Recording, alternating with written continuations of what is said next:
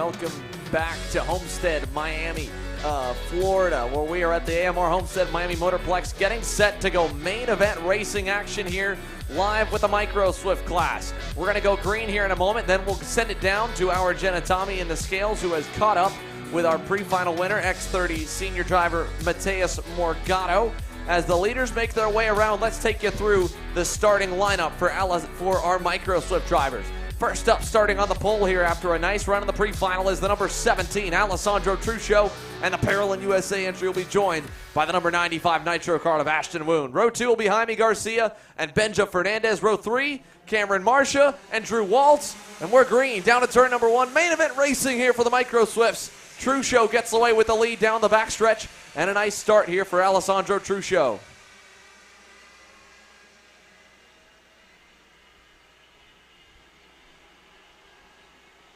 Headed into turn number 4 there, Garcia able to follow into second. Woon slots to third. Looks to be fourth on the racetrack. That might be Cameron Marcia, but I'm not 100% sure. We'll confirm it in a moment as Truccio leads them out of turn number 8. Down the long straightaway here. And again, live from AMR Motorplex, Kart Chasers coverage of the SuperKarts USA Winter Series, round number 3 with the Micro Swift class. Side by side through turn number 9. That was for about third on the racetrack. Jaime Garcia, Benja Fernandez, and Ashton Woon all engaged in a fight here as the first lap comes to be completed. Your leader, Alessandro Truccio, 4 car lengths up on Woon. Then Garcia. Fernandez has fallen to 5th. He's right behind Cameron Marcia. 1 lap completed, actually 2 laps completed shown on the screen. 20 laps to go here in Micro Swift. My name's Xander Clemens in the booth, joined by SKUSA's voice and the voice of karting, Rob Howard. And Rob, we've just gotten going. Truccio, a lot of confidence. It's looking a lot like the first 2 rounds here in the opening couple laps. Yeah, I feel like somebody's just replaying what we saw back in January. Truccio in that Parallel USA machine out front, and the drivers around him need to watch out. They cannot let him pull away like he did before. See it all the time, right? Confidence and momentum. When you get those first big wins, we've watched, of course, Alessandro grow over the last couple of years here running these major events. He's been over to run some WSK races in Europe as well. That's only going to help his experience and the way he's going to prepare for these races. But that confidence, getting those 2 victories to start the Winter Series, paying off here once again. He knows this racetrack as well. He's strongly out in the lead. And unless the drivers running in second and third and fourth and fifth really want to reel him in and work together, we may see him just stretching away. Well, while we watch him in the battle for second, it looks like our Jenna Tommy is getting ready to talk to our X30 Senior pre-final winner and championship point leader, Mateus Morgado. Jenna?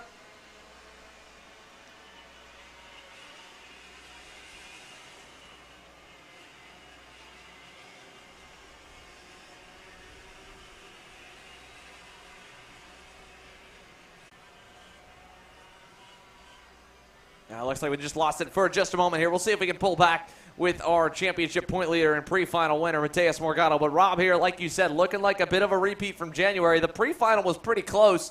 He's kind of holding this nice little cushion of half a second back to the group behind him as Woon, Garcia, and Marcia try to close. Little change for 5th that time. Rocco Simone able to get by Benja Fernandez to crack the top 5. Yeah, big thing right now is that Ashton Woon and Jaime Garcia are actually working together. They both turned 54.5s. Cameron Marcia behind them, 54.5 as well. He actually went purple. Truccio by himself, 54.7. This is the key. If they don't want to let him get away, they have to work together right now. They got to push. They got to stay in the draft because otherwise it's going to allow Truccio to stretch away. It was 0.7 of a second last time by. And again, Truccio leads them down into turn number 9. Behind them, though, it's second, third, 4th, 5th, and 6th. You add in Rocco Simone and Benja Fernandez, who qualified 2 seconds back then to Pasha Ali in the 7th position. Ali a lot quicker than we saw back here in January. A strong run here to P7, but otherwise we're seeing some pretty interesting racing here. They are reeling in Truccio a little bit, maybe a 0.5 last time by, but Simone went quick, as did Fernandez. Xander, 1.5 seconds separating the top 6 drivers. Yeah, close group there altogether from second, especially back to 6th. Like you said, Rob, it's only 1.6 seconds front to back. They're not super far away from Truccio, and last time, 0.5 better, so Maybe they can work together and close, but right now, a little problem for Cameron Marsha. His hand in the air. I don't think he liked the way that went down. Rob, did you get a better view of that? I didn't. I think I saw exactly what you saw, just the hand in the air, kind of laying the blame, right? I didn't like that bump. Probably a bump and run coming through turn number 8. I will say this. We talked about the victories from Alessandro Truchot and the confidence and momentum he got from January. He wasn't the only guy to win races in January. Ashton Woon was running out west at Tucson as well. He scored a victory there. So Ashton Woon's got that confidence too. You know, both these drivers, P1 and P2, and make that push forward. I think that's why Truchot's not stretching away. And in fact, Woon over a tenth of a second quicker. Look at P2 and P3. They have locked together alongside Jaime Garcia. And that gap between first and second noticeably closer than it was a lap ago. Yeah, nice run in the works here for Ashton Woon. I mean, Woon was very close at the end of that pre-final. You know, again, he had gotten to the bumper, kind of made a move or two, closed on it, just couldn't fully get the job done. But he showed a lot of promise going into this main event. And right now, again, like you said, Rob, hot off that COTA win. You know, some good runs to the Winter Series in years past, including in January. Now he is hunting down the driver who has dominated so far the micro class in the SKUSA Winter Series. Indeed, Woon just went purple for a second. Now it's Rocco Simoni. So top 4 drivers now separated by just 1.2 seconds. Everybody trying to tighten things up as they work their way out of 2 over to turn number 3. It's Truchot still the leader, but again, Woon a little bit quicker. I like Simoni coming in there a little further back here as well to pick 4 drivers. He's bringing Benja Fernandez with him as well. 1.4 seconds separate the top 5. The issue for Cameron Marsha that he was not happy about has dropped him back. He's lost the lead group. He's gone at least 3 seconds back in 6th. Luke Giglio in the 7th position. Troy Ferguson up 4 spots to 8th. Kai Mars up 2 to 9th. And Drew Waltz rounding out the top 10. But we have ourselves a 5-driver battle that's going to go because we got a long way to go, Xander. Much longer races for our cadet categories, mini and micro. 20 laps in duration. Only 7 laps down, 13 laps still to go. Yeah, plenty of time still to come here for the micro Swift drivers as they rocket down the pack straight away. Headed through turn 1 and 2. This time, again, it's no different than any part of the middle of any race where they're really starting to hopefully hit their peak or get too near, get near the peak of the tires and the setup that they've got on the car, and they're hitting some good laps. You can see Truchot, I haven't seen him really turn around much at all. He's been focused on just pounding some clean laps out. Obviously the same for the drivers behind that are chasing him. All the two. He's 5 seconds back now from the lead, nearly 3.5 seconds back from Benja Fernandez's rear bumpers. So by them just kind of staying single file, even though they're hunting each other down and may want to pass when they get close enough, it's naturally gapping them out from the rest of the field, which is safe when they do start battling. Interesting you talked about Alessandro Truchot not looking back. I had noticed that as well. Ideally, he's got one of his coaches on the side up the straightaway. He's being told what kind of a gap he has to a certain extent. Next time by, he's going to realize no gap whatsoever because Ashton Woon is there now. He's on the rear bumper. Does he pounce over in turn number 8 the first time through? He does not. He'll tuck back in. 4 drivers in the lead group. They're going to try to drop Benja Fernandez from further back, but we have ourselves a great scrap right now for the lead. A little further back in the field, another great 5-driver fight there, a little further back in the field. I want to say that maybe back at around 6th, 7th, 8th, and 9th, and maybe 7th on back. It might be. Oh, and right on screen. Driver over. Wow. Big contact coming into turn number 8. I think that's Kai Mars in the number 23 Trinity Karting Group entry.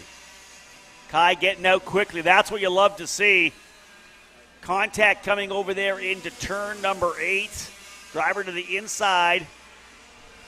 And that contact set that driver up and over quickly. But Xander, again, that's the minute that driver can crawl back out and get up, that's that one thing that everybody kind of lets go of that collective holding of the breath, right? Man. Well, there was action going all over the racetrack here. Ashton Woon just got to the lead. Now we're watching him just lose it. Truchot back by side, 3 wide for second. Wow, Jaime Garcia, aggressive move. And look at that, Benja Fernandez all the way down to the bottom to second. All the while, Truchot's lead back up to 5 car lengths. We're right back to where we started, except now Benja Fernandez finds himself into second. What just happened there? I took the spot. I believe here comes Ashton Woon back to the inside again. All that work to reel in Alessandro Truchot. They throw it away. And Truchot comes back to line with an 0.8 of a second lead once again. A quick look down the order, indeed. Kai Mars, the 23, was the driver. And Pasha Ali is out as well. Was it Ali and Mars are potentially going at it there? I don't know, but Pasha Ali. I don't know. I mean, he was right around the 8th spot, right around 8th or 9th with Troy Ferguson. I think Ferguson was the driver that he was side by side with when he flipped. I don't know what happened to Pasha on the same lap, but obviously our camera guys, they were trying to catch everything that was going on. We missed the battle for the lead. We caught the massive flip, then got back, caught the next pass for the lead. I mean, there's just, you never really know. I mean, micro racing, you know, they say maybe the karting or especially the junior classes in karting or like college or high school football. Well, I don't know what you call micro racing because there is just unpredictability everywhere. I always love watching the micros. They put a lot of great racing, always a lot of passes. They get aggressive on it. As you said before, they always want to be leading the race. Let's see what happens, whether or not the drivers can reset again here, because they did set up and they worked together. They were able to reel in Truchot over the first half of the race. We're into the second half now, 11 laps down, 9 more laps remaining. Truchot out to a 9/10 of a second lead, a 54.212 his fast lap. Let's see what happens when Woon and Fernandez and Garcia can press that reset button. They've got about 6/10 of a second on Rocco Simone. You can see those drivers trying to line back up again, second, third, and fourth. Fourth, most definitely on Fernandez. That's Jaime Garcia. He is right there. So third and fourth are lined up and ready to go. It's whether or not Woon, all alone essentially on the track, no draft whatsoever from in front of him. Can he get up to Truchot? 53.817 turns his fast lap. Very similar to Woon's. Benja Fernandez, though, getting help from Garcia. Both those drivers 53.6s. 1.1 second back now for Fernandez with 8 laps to go. Yeah, I like the way this is shaping up here. I mean, I think that if they get that good bit of momentum, they might be able to really start to close. Jaime Garcia and Fernandez need to get up there, help Woon. Woon himself, I mean, he's 1 or 2 good laps away from really getting into the slipstream of Alessandro Truchot and closing the gap quickly. So we'll just have to see how it all comes together. Out of turn number 9 here, there's another nice little bump from Garcia to Fernandez. And through 10 and 11, 7 to go this time. We'll take a look at the lap chart, see if they've made any headway. I think Woon at least is cutting a little bit. I don't know if 3rd and 4th are coming because Garcia's going to go. Yeah, there's the move to the inside of 1 for Garcia. He was a pusher. Now he wants to be the pushy. And no, this is the move here that's going to end them. No, back to the inside goes Benja Fernandez. And you get the over-under both those corners. I got to think that, yeah, they're going to lose a lot of gap. That's going to bring Rocco Simone back to them. Just can't do that because you have a lap like this where you don't get through 1 cleanly because one driver makes the move. You don't get through 2 as cleanly as possible because you're trying to go 2 by 2. I bet you they were. Let's see what the gap is between Woon and Fernandez. They were back by 0.8 of a second last time by. How bad will it be this time? Because they've really got Simone coming. It may be over a second now back to Woon. Truchot still leading by 0.7 of a second. Yeah, look at this gap. They were only 0.8 of a second back before they started gapping. Where are they now? 0.9 behind Truchot, 2.4. They literally lost 1.6 seconds to second place on that lap, battling it out like they were in turns 1 and 2. Well, you can say one thing now. We definitely got a heck of a podium fight up for grabs here with Rocco Simone getting into it. Cameron Marshall was way out of the fight. He could definitely get there. He's only about a 4-car length gap back from Fernandez. So now it's Simone in the parallel, then Fernandez, then Garcia, and then Marcia. 3, 4, 5, and 6 all the while up front. Ashton Woon was making some headway on Alessandro Truchot. That's kind of subsided for the moment. Lost 2/10 last lap, and it's back to an 8/10 lead. And they seem to go back and forth, right? Yeah. Truchot will put a good lap in. Woon will put a good lap in. It's still less than a second between first and second. 14 down, 6 to go. You're watching the fight right now here for 3rd, 4th, 5th, and 6th. That is Fernandez, Simone, Garcia, and Marcia. As Xander had said, this is the fight for the final step of the podium. 1 and 2 look pretty locked and loaded. Another great lap there for Truchot, his best actually of the race at a 53.7. He stretches the lead to over a second. But this scrap here is pretty good right now. Rocco Simone trying to get himself up. I think it's Fernandez into the P3 position now. The 91 in there as well. That is Simone. He runs in 4th. Garcia 5th, Marcia 6th. Yeah, again, we'll see here. Fernandez leads them out of turn number 8. Gets a nice exit, so you won't have to worry about a move into 9. Here's Marcia making a move on Garcia, or was. He pulled back in, so no move from Cameron Marcia. 5 laps to go. Make it 4 this time by, Rob. And it's still anyone's guess as to which of these 4 drivers comes away with a podium here today. I agree. I just think there's so much more to be done here with 4 laps remaining. You can see that Fernandez trying to use that pole speed that he had earlier today to stretch away. Simone has got Garcia right behind him. That's key potentially for those 2 drivers to work their way back up. And Marshall looks like he's ready to clean up. He's kind of waiting to see what happens, trying to get up there himself. We've seen similar races so far where somebody has been able to work through the actions of others. Right now it's still Fernandez running P3. Simone thinking about the inside of turn 8. Oh, he pushed wide through. Not enough of an over-under for Fernandez, but moves Simone in the Parallel USA entry. He'll try to go to the inside. Doesn't hold it. Fernandez back. And we got Marcia up and over. Another flip for 5th. This time it's Marcia together with, that's Garcia. Garcia. On top of Garcia. He pirouetted. My mistake. It looked like he might have gone up and over. And you can see a close-in shot, 5th and 6th. Now going to drop all the way down to probably about 23rd and 22nd with 3 laps to go, Rob. I mean, it was bound to – they were racing hard. I mean, not that it was bound to happen, but you know sometimes when you get those big packs and guys are going back and forth as much as they were, the risk of something like that happening here in the closing stages was definitely there. Yeah, I agree with you on that. Benja Fernandez is going to be the benefactor of that accident there, the incident there, as Rocco Simone is in 4th position, but he's about a half a second back. Yellow flags flying in what is one of the primary overtaking opportunities, but there's really no challenge right now within the top 10, although all the way back to the top 10. Luke Giglio and Lucas Carrega could be battling it out for 9th. Otherwise, everything clean and green out front here for Alessandro Truchot. It's a 1.6 second advantage over Ashton Woon with just a couple laps to go. And in fact, Truchot will see the white flag next time by. The first of 8 main events going in the books here for you. We say hello to those of you who have subscribed to the premium content here on Kart Chaser. The main events of round number 3 of this year's SuperKarts USA Winter Series here in Homestead. My name is Rob Howden, of course, joined by Xander Clements. And Truchot looking to try to go 3 for 3 in main event action. Swept everything back in January, qualifying pre-finals and finals. And I'll tell you, unofficially, we don't have the spreadsheet, but a win here will very, very likely give him the championship and wrapped it up a day early. It'll about lock it up. I mean, again, like you said, he's been perfect all season long. Just phenomenal.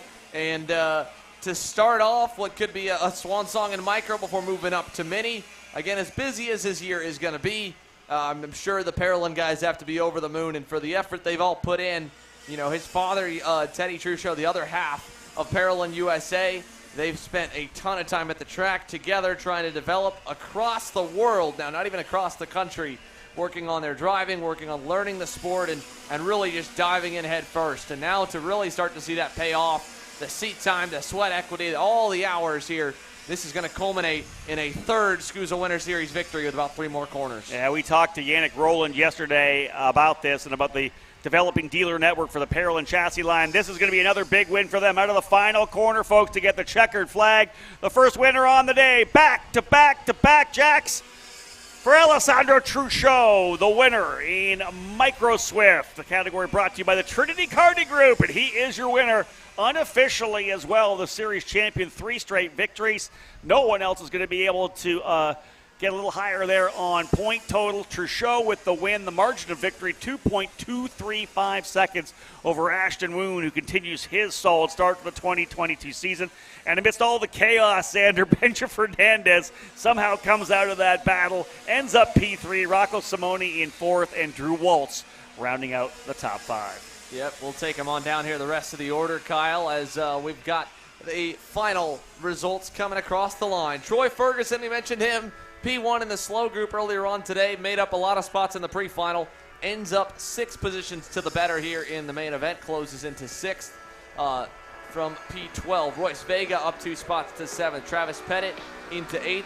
Lucas Carrega up 15 positions to the back of the grid to 9th. Nice top 10 there for Lucas. And rounding the top 10, Sammy Martinez, who also started deep in the field there, Rob, 8 positions gained to get to 10th. Yeah, you know what? That was just good racing. We saw a lot of passes back and forth. It seemed to me like probably anybody within that top 6 could have won. Truchot, of course, taking advantage. We know he has the speed. We know Benja Fernandez has the speed, putting the Kart Republic on the pole earlier today. But for Truchot, he seemed to be in the right place at the right time. Even when he got lost a couple of spots, he was there when things got crazy. He's able to come through a 2.2-second win, and kudos to Alessandro Truchot and Pearland USA for another victory here in the Micro Swift category. Really everything you want to start the main events here on Kart Chaser and round 3 of the SuperKarts USA Winter Series. Anyway, wheel-to-wheel action, 7 more races to go. Yeah, can't wait for it here. And again, Chase Jones, who joined us from MPG Motorsports and World Power Carts, going to be joining us here after the break to help us call the KA100 Junior and KA100 Senior races. Stick with us, folks. As Rob said, there's plenty more racing still to come. We're just getting started here, live from Homestead, Florida. It's the SuperKarts USA Winter Series, round number 3.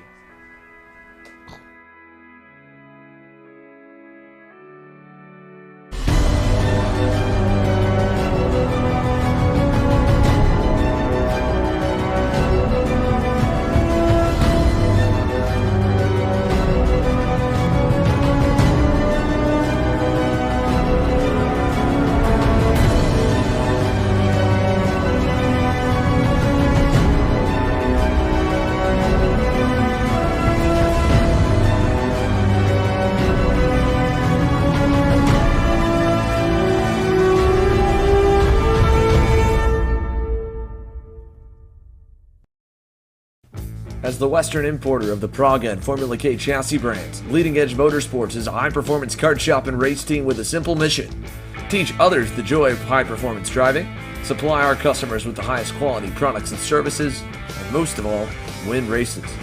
With our remarkable racing inventory, expert services, and top-ranked national-level team to back it up, we'll help to get your new kart racing package up and running fast. From arrive and drive service to kart preparation and driver coaching to the parts you need to get you back on the racetrack, Leading Edge Motorsports is the industry answer. Are you looking to up your web presence and digital footprint? Here at Novice Web, we help businesses elevate their value through custom software development, responsive website design, e-commerce, and ALML services. Our customer-focused engineers have over 10 years of experience. Let Novice Web design your first online impression. Overdrive Motorsports is more than just another full-service kart shop. Beyond our excellent service and more than 20 years of experience, we also offer a number of aftermarket parts and upgrades, such as our own proprietary pedal kit and the only aftermarket rock shifter mount in North America. Check us out online at odkarts.com.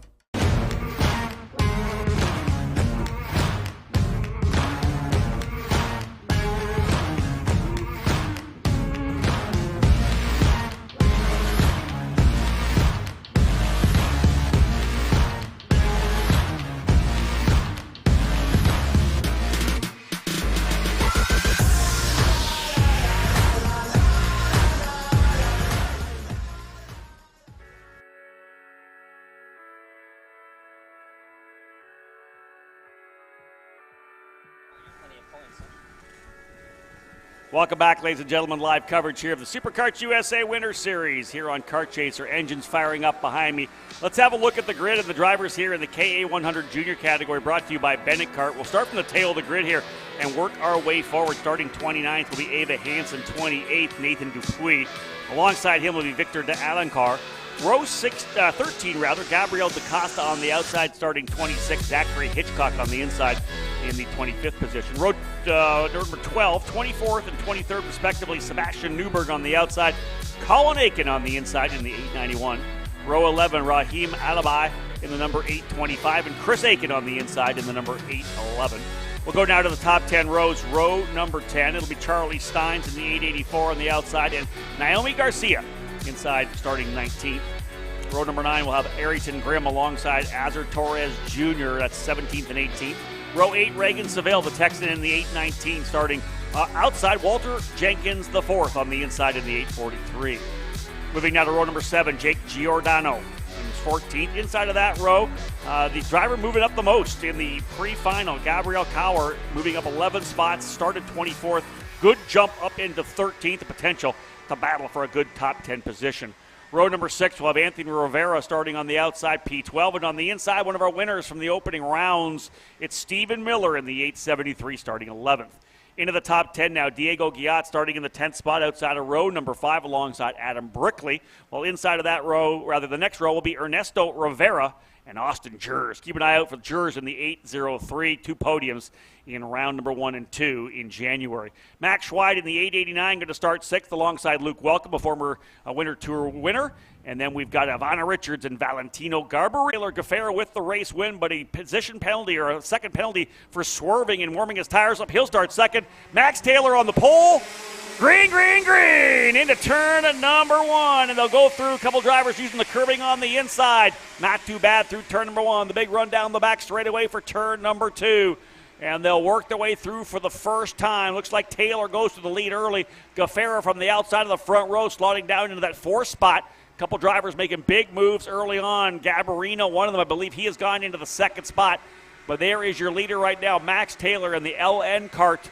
Good start for Taylor. Sliding their way through now turns 7 and 8. One of the drivers having trouble coming out of turn 8, and that was Gaffera. He loses a ton of ground, does not get the bite. He's going to fall probably outside the top 10. Contact coming out of that corner. Wow, we are shuffling things around here in KA100 Junior. Let's get this first lap in the books, and we'll restack the deck to see what happens. 2-driver breakaway. Max Taylor and Ivana Richards out front into 1 and 2. Gabarino 3rd. Luke Welcome in 4th. 5th is Austin Jers. 6th is Stephen Miller. 7th, Caleb Gaffera. 8th is Adam Brickley. 9th, Ernesto Rivera. And 10th is Diego Guillat. Not a lot of huge movers in the opening run, except for maybe Stephen Miller, who was able to go up from 11th to 6th. Good start for him. There's a move for the lead early on, and that is Richards. Ivana Richards goes to P1. Wow. Some aggressive racing up front. Taylor's going to lose another spot. That's Valentino Garbarino around the outside. So a lot of early action here. Drivers settling into position. Top 3 drivers trying to stretch out, but they were dicing it out pretty aggressively. Here they come across the line. And the leader is Ivana Richards. She's got a half a second advantage over Garbarino. Max Taylor 3rd, Austin Jers in 4th. 3 spots, Gaffera goes purple. He's back up to 5th. And once again, joining us here in the booth, Chase Jones from Will Power Car. Chase, how do you classify those opening couple laps? Anything less than hectic? Oh man, it's definitely top 2 here. If they're smart here, they'll work together and try to create a gap. You know, that's what you want to do. You only want to race 1 kart compared to 6 or 7. So, you know, second place gets a tow and pushes the leader away. I think those 2 is going to come out with the 1st and 2nd podium spots. Yeah, that's Ivana Richards and Valentino Garbarino. If they work together, indeed, they could stretch away. And we see that all the time, right? You'll have a lead pack of 6, right? Front 5 want to drop the guy on the end. You always want to drop the guy from the peloton, if we use kind of a cycling term.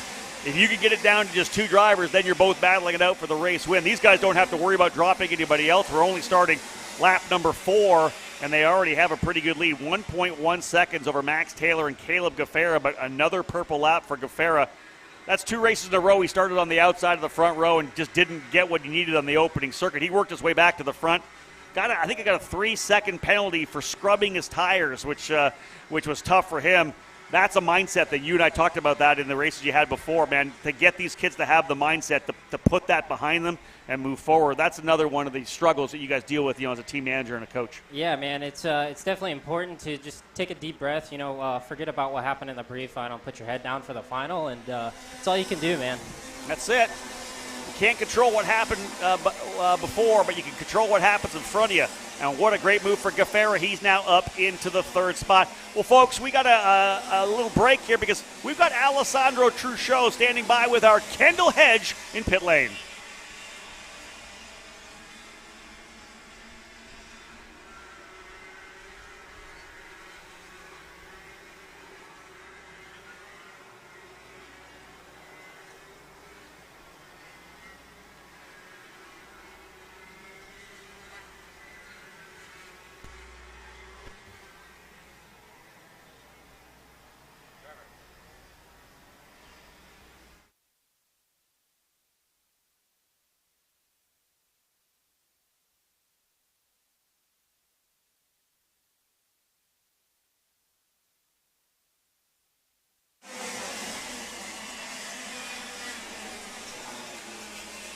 Thanks, Kendall. Good stuff there for Alessandro Truchot.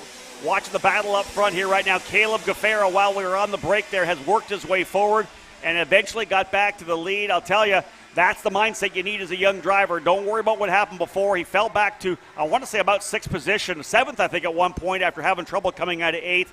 But Chase, like you said, great run for him to get forward. That kart's obviously good early on. He goes back to P1 already. Oh, absolutely. I think he's just got that mindset where, he's got his adrenaline up and he's just zoned in right now, just pounding out laps. And, I think he's definitely got the pace to maybe stretch out the lead here and maybe hold on to this one. I don't disagree with you. Let's see as the lap times keep coming down. Yeah, another purple lap, right when you see it happen. No one out in front of him. Clear racetrack, 51.223. Look at the fast laps of other guys, Chase. 51.8, 51.9, 51.5. He's literally a half a second faster than everybody behind him right now. It's like Gaffera shot out of a cannon in the opening part of this race. That kart set up. The only thing I always get worried about when you're that much faster over the first maybe half of the race, what's the kart going to be like at the end? Did you go too high on the tire pressure? Right, and as a driver, you can kind of help manage that towards the end. You start feeling the kart to go away. You start backing up your corner, and like I said, just relax and start, hitting your lines. Adjusting to the track, adjusting to the kart change. Really good drivers like Norberg and those guys are very experienced in that aspect. So. We'll see if he falls off. There he goes. He goes purple again. And especially if you have a lead like that, right? If he uses these opening laps to build up, 3, 4, 5 seconds, like you said, you back the corner up. You're not rolling so much corner speed. You kind of manage those tires a little bit. And you go to a guy like a Norberg or a Jarsakrak or some of these guys who know how to manage their tires. They may a less experienced driver is going to burn them off. These guys are going to be able to take care of it over the second half of the race. Yeah, drivers, sometimes have the tendency, they start feeling the kart to go away. And they actually do the opposite, start overdriving it, trying to make the kart, do more than what it's capable of. And, just backing that corner up and just rolling the corners nice and smooth and keeping that front end underneath of you is the main thing. Sound advice from Chase Jones from Will Power Kart. Great to have him on board with us here right now. Gaffera P1, Garbarino in second. The gap between first and second, 1.351 seconds. And it looks like Gaffera backing it down a little bit there. Still quicker than most of the drivers behind him. The only guy quicker was Garbarino. Max Taylor runs P3. Austin Jers fourth. Richards, who led early, back to fifth. Stephen Miller in sixth spot. Luke Welcome in seventh. Ernesto Rivera eighth. Diego Guillat ninth. And Anthony Rivera rounding out the top 10. You're seeing this scrap right now for second, third, fourth, and fifth. Line them up. Garbarino, Taylor, Jers, and Richards, and we're not even to the halfway point. 22 laps for the drivers here in KA 100 Junior, so a long way to go, not even to the halfway point, and everybody here kind of feeling each other out. What's going to happen here? They're seeing Gaffera up the road. Can he match those times? Does a 51 flat? Yeah, another 2/10, 3/10 quicker than Max Taylor, so Gaffera doing a good job managing those tires, and you probably say the same thing, Chase. Not going purple again. Backed it down a bit, maybe a couple of tenths of a second. Manageable speed for Gaffera right now. Again, 3/10 faster than Taylor last lap. Yeah, man, he's just on a rail right now, and his mindset is on point for sure. Hitting those marks coming through turn number 8. You can see the same. We're not going to see the same kind of cleanness or maybe relaxation there for second, third, fourth, and fifth, because as the laps start ticking down, some of these guys are going to start getting maybe a little more anxious. A driver like Ivana Richards in fifth or Garbarino in fourth. They don't want to be back there. They want to make sure they're on the podium when we wrap up today here, round 3 of this year's Winter Series. Again, we say hello to all of you subscribers for the premium content here on Kart Chaser. Good to have you with us. Live coverage on what is a gorgeous day right now here in Homestead. I think coming in here, we were talking about potentially 20 to 30% chance of rain. Well, we're looking really nice here now. 80 degrees trackside, and look at the battle. I knew it was going to happen. Austin Jers has gone to second, and that's that dive in. Xander and I talked about it at the very start of the day, the excitement of going into the infield there in turn number 4. You open up the entry to get really in there, to get cleanly into the infield, and that obviously allows people to go down the inside And that's what Austin Jers did right there to Max Taylor. So Austin Jers has gone to second. And one of the things about Austin, and Chase, you want a driver who's got speed number one, but consistency number two. This would be the third straight podium as well for Austin Jers. Although Caleb Gaffera is looking really good as the potential race winner. Man, Jers is having a great winter series so far. Oh, absolutely. He's a good talent for sure. And, he's made a good mark in the series and throughout the country, really. He's definitely one of the top talents in the class. And it's interesting because the consistency is about the speed you have. It's about what you can do with the kart. But again, I always say the consistency is a lot about mindset too, right? Because you have to make the right decisions. Consistency is about not getting yourself into a bad spot, not putting yourself into a bad situation. And when you're trying to overtake, kind of doing that risk-reward kind of thing. That was a really good move for Jers on the inside of turn number 4. He ends up benefiting and could be another podium finish, as I said. Yeah, he's got really good situational awareness. Agreed. He knows what he's capable of doing. He knows that good passes, bad passes. He knows how to keep that momentum rolling. So I really thought Max Taylor here was going to sit back in the seat and have a good run at it, and it looks like Jers capitalized on a couple of hiccups there from Taylor, and is starting to stretch the gap there. You can see that Taylor got into the curbing a little bit there coming through turn number 1 with the right rear, upset the car a little bit, and that allowed Gabarino there. I don't think that Ivana Richards has done either. Look a little further back to Luke Welcome and Stephen Miller. Miller just turned his fast lap, actually, a 51.171, quicker than Welcome and quicker than Richards. Gabarino really quicker than everybody else in the top 7. Stephen Miller, who is right behind Luke Welcome, they're about a second behind Ivana Richards. If they start racing, Max Taylor and Garbarino do, I think Richards is coming in. I think Welcome will be in there. I think Miller will be in there. If they start battling for P3, provided Jers can pull away, we're going to see a fight, I think, for the final podium position. Yeah, Rob, you know just as like I do. I mean, you know how much time is wasted when passing and defending, so I wouldn't be surprised if this gap gets closed up very soon. Hold on, we're now 13 laps in. About 9 to go on a 22-lapper. Max Taylor does not want to see this potential podium situation pull away from him. He's had a really good day so far. Started off the weekend strongly. And I always like the fact that we get to come back on Sunday and do it all over again. Drivers get to learn from Saturday to be better on Sunday. The racing's a lot of the times a bit even closer as drivers kind of dial things in. Those who are maybe off, able to catch up on some stuff. You obviously, Chase, sit down with your drivers. You go over the data. It's always learning, right? Especially with the drivers in the junior category. There's always an opportunity to dial things in. Who do we got here right now? Let's go back down to Kendall Head. She's on pit lane with one of our drivers getting set to go in KA100 Senior.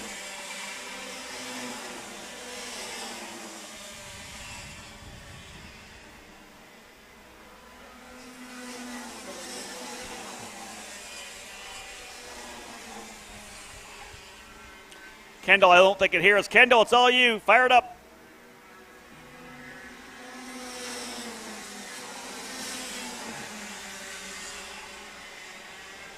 Working on our communication, trying to get it down to Kendall. Pretty loud down there on pit lane. She's not able to hear us right now. We'll get down to her when we possibly can. Maybe we'll send her something quickly to get her fired up here. Otherwise, the racing continuing on track, watching that battle a little further back.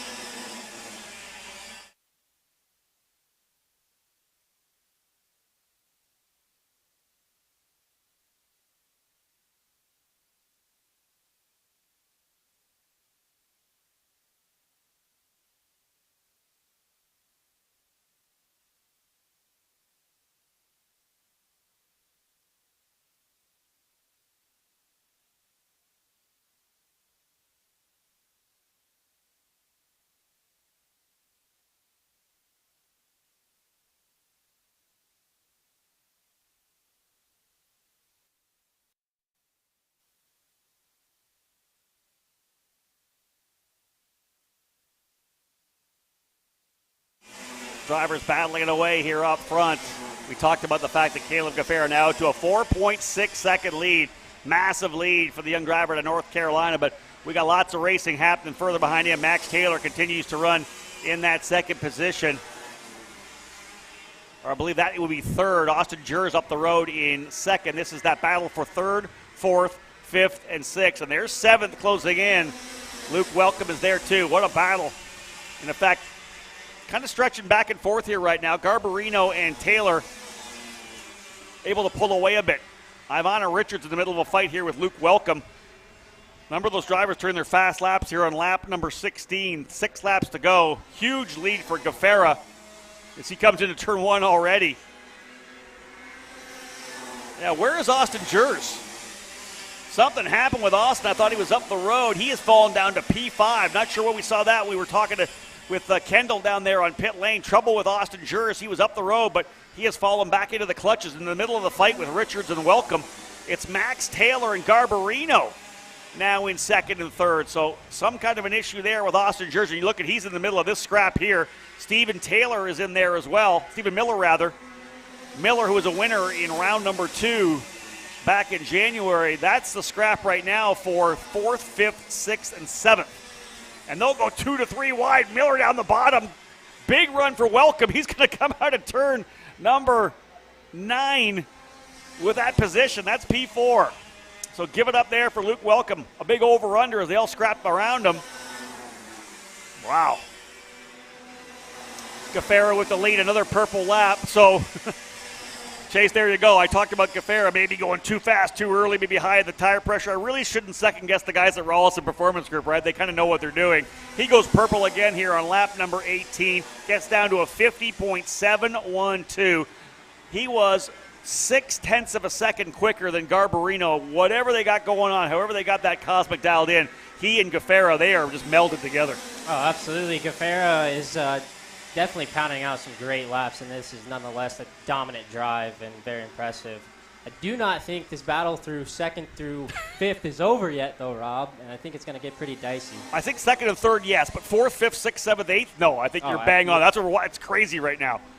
Because Garbarino and Taylor, I don't think they're done either. They're literally nose to tail coming through turn number 1. But here comes the next group. Luke Welcome's been able to go out to 4th, but 5th, 6th, 7th, 8th, 9th, and 10th are coming in here as well. They're only a half-second backs. Max Schweid and Ivana Richards again, who led early. She's back into the 10th position. Yeah, these guys are scrapping hardcore. This is the fight here for 2nd and 3rd. The 804 of Garbarino and the 830 of Max Taylor. The Tony Kart and the Lando Norris. They'll work their way down into turn number 9. And Garbarino holding on to the position. 6.6 seconds the lead for Gafera as he comes into turn number 1. He could probably put it on cruise control right now. 0.2 off of his fast lap. Wow, what a lead. How about 6.9 seconds? Really strong battle here for 2nd. I think is going to wind things down. Here's the rest of the guys coming through. 5th on back. Austin Jers, who was 2nd for a time, having some issues. He's back in 5th. In fact, he's fallen away from Luke Welcome, who stretched away. Behind Jers is Diego Guillat. He's up 4 spots. Stephen Miller up 4. Anthony Rivera up 4. Number of drivers falling further back. But this is the scrap we're watching through the infield section of the racetrack here. That's up in front of Stephen Miller, Austin Jers, Diego Guillat, as we said.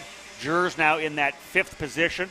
Still a top 5. We expected it was going to be 3 straight podiums, but he is still running in the 5th spot. White flag flying for Caleb Gafera. And the Rawlison Performance Group, Cosmic. Gafera looking for another victory here in KA 100. 50.698 his fast lap, just 50 to 50.8, 0.2 off. This kid's in cruise control right now. Definitely one of the exciting young junior drivers here in American karting. Caleb Gafera out of North Carolina for Rawlison Performance Group. Joined the team late last season for the USPKS event, I believe at GoPro. Sean for them at the opening round there when he joined the team. Of course, went to the Rock Vegas and SuperKarts USA Super Nationals, was strong there as well. Got the season started to a race win. And here he comes onto the front straightaway. Big doubles for Caleb Gafera as he wins here in KA 100 Junior. A dominant win at that. What's it end up being over this fight for 2nd and 3rd? Max Taylor coming out against Garbarino, 8.2 seconds the win for Gafera. Taylor in 2nd, Garbarino 3rd, Luke Welcome 4th, Austin Jers in 5th. He was 2nd for a time, an issue we missed He ends up going back to P5. Diego Guillat in 6th. Stephen Miller 7th. Anthony Rivera, Max Schweid, and Ivana Richards rounding out the top 10. But, you know, Chase, when you're dealing with a young driver, and you've obviously dealt with this, when you get that first win, right, it just changes the driver. This isn't Caleb Gaffera's first win, but when you start stacking them on top of each other, the amount of confidence you get in your team, in your mechanic, and all the decisions that are made, this is really big for a driver. Yeah, absolutely, Rob. You know, as a driver, when you know you have that complete package and you get that first win out of the way, you know, everyone says it's the hardest one to get, and then the other one, you know, come easier, Yep. right? But when you have that confidence in your package and your driving ability, you know, it's very, you know, hard to beat that. You know, you walk up to the grid with a mindset, you know, ready to win, believing in your package. You know, you just saw Caleb. He did everything perfect and put it all together with a dominant run. Especially after having the issue at the start and falling back to 7th place, right? Not letting it get into his head and mix him up, and he had to battle his way or make some poor decisions, just kind of worked his way back forward. That's a big run, I think, even with that pushback, and maybe even bigger because of the pushback. Yeah, absolutely. I mean, he fell back early, but like I said, he just hunkered down in the seat and did everything right there. Got her done.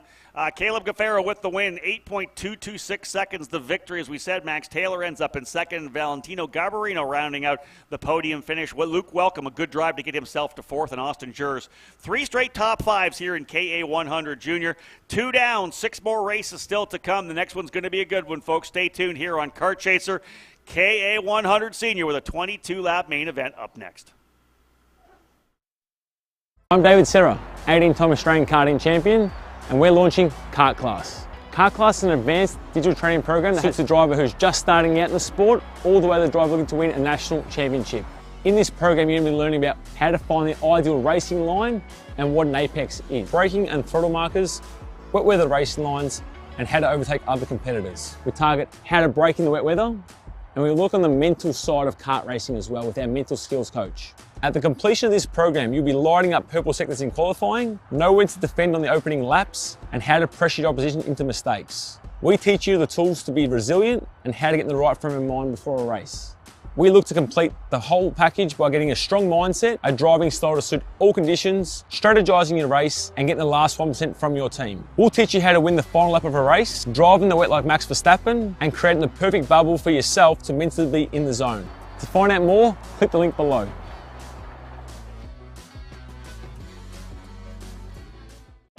Kart Store USA is a kart parts supplier that racers and retailers can count on when they need reliable advice and service. We focus on servicing all racers with honesty and pride while maintaining customer satisfaction. We carry a full stock of Kart Republic and Tony Kart chassis, as well as IAMI and Vortex Rock engines. We've also got a host of other parts available and in stock, such as products from Rev Performance Materials, Jecco Racing Seats, and more. We have a 100% satisfaction guarantee, and on top of that, if your order exceeds $200, shipping is on us. Check out all we have to offer today by visiting us online at kartstore-usa.com. If you're looking for top-grade equipment, look no further than Rev Performance Materials engine mounts, sprockets, and arcade chains. Available online now at revperformancematerials.com and through a dealer near you. The highest quality material, built to the highest quality standards. Rev Performance Materials.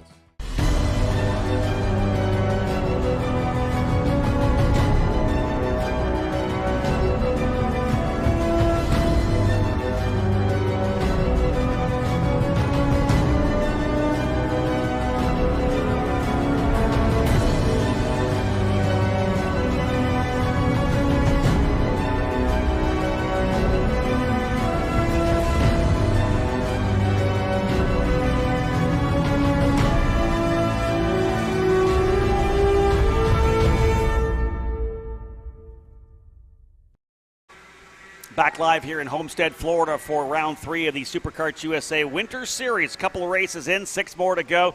KA100 Senior ready to fire things up here right now. Let's have a look at the grid as the drivers get set to go. Colin Lloyd, your pre-final winner. Going to start on the pole position. It was a wild finish there in that race. Colin Lloyd on the pole alongside Carson Morgan. Row 2, we'll see Jeremy Fletcher alongside Peyton Phillips, while row 3 will have Aiden Rudolph and Nicholas Terlecki. Row 4, Josh Holtz and Nikita Panaris, and rounding out the top 10, It'll be Jake Walker and Finnegan Bailiff. On row number 6, we'll see Connor Fair and Hernandez. Row number 8, Nicholas Bazzani and Alex Dancho. And row 9, Kieran Rogers and Nikolai Dukov. Drivers in position. We're going to get set to go. KA100 Senior is green, green, green. Oh, driver sawing on the wheel through turn number 1. Everybody clean and green. Fletcher looking to the inside, working their way down into turn number 2. Does he come out with the lead? He does. It's actually 3 wide through turn 2. Fletcher goes P1. Morgan up into that second position. You can see the chaos further back. Everybody fighting for a spot as they dive into the infield through turn number 4. And then the double apex left-hand 5 and 6 back to 7. And the first of the 2 hairpins, turn number 8. A couple drivers diving to the apex. That'll ruin a bit of their exit speed, and that's going to allow the front 2 drivers to stretch away here.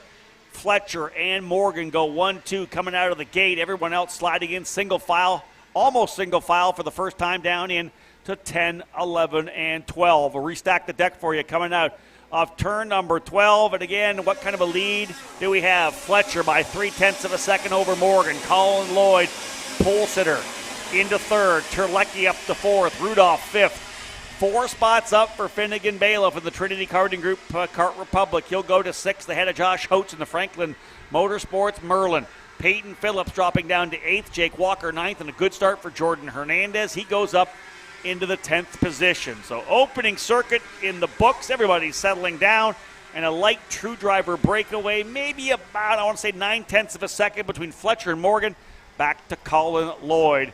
You see the gap they have there. Then a fight back as well to a 5th position because I think Finnegan Bailiff Chase able to get by Aiden Rudolph. Yeah, I was actually watching him those opening laps, and he made very good moves there at the beginning. And as you can see, he's already up 4 spots there.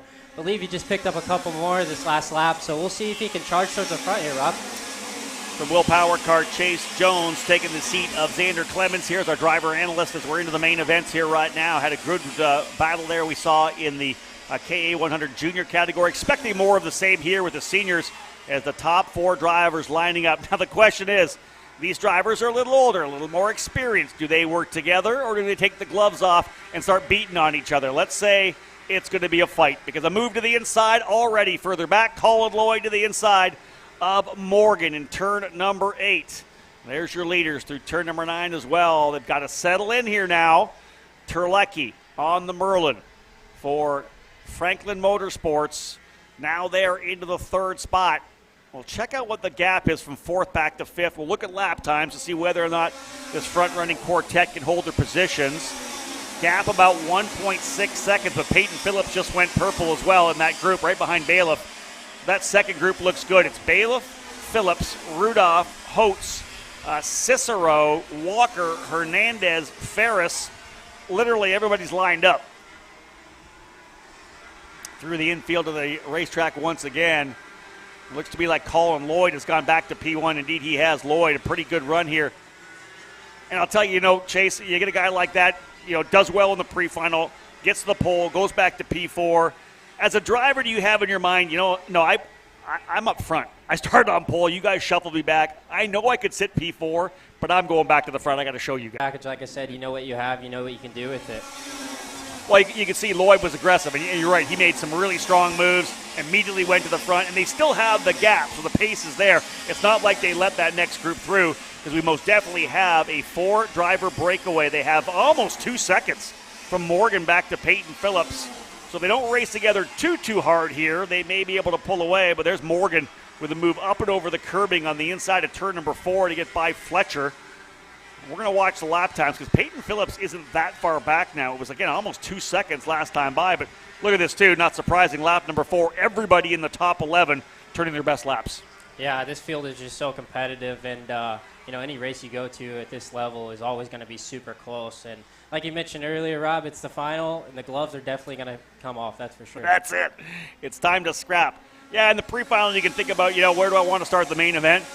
Checkers or wreckers here, essentially. You just got to go to the front and get the job done, especially when we're talking about round 3 of the championship. And Carson Morgan pulling away, watching that second group here right now with Aiden Rudolph. But you can see Colin Lloyd and Carson Morgan lining it up a little bit. And I'll tell you, Chase, I'm sure you'd say the same thing for a rookie. Fast everywhere he goes, and I fully expect him to be in contention for podium every time he shows up for a race.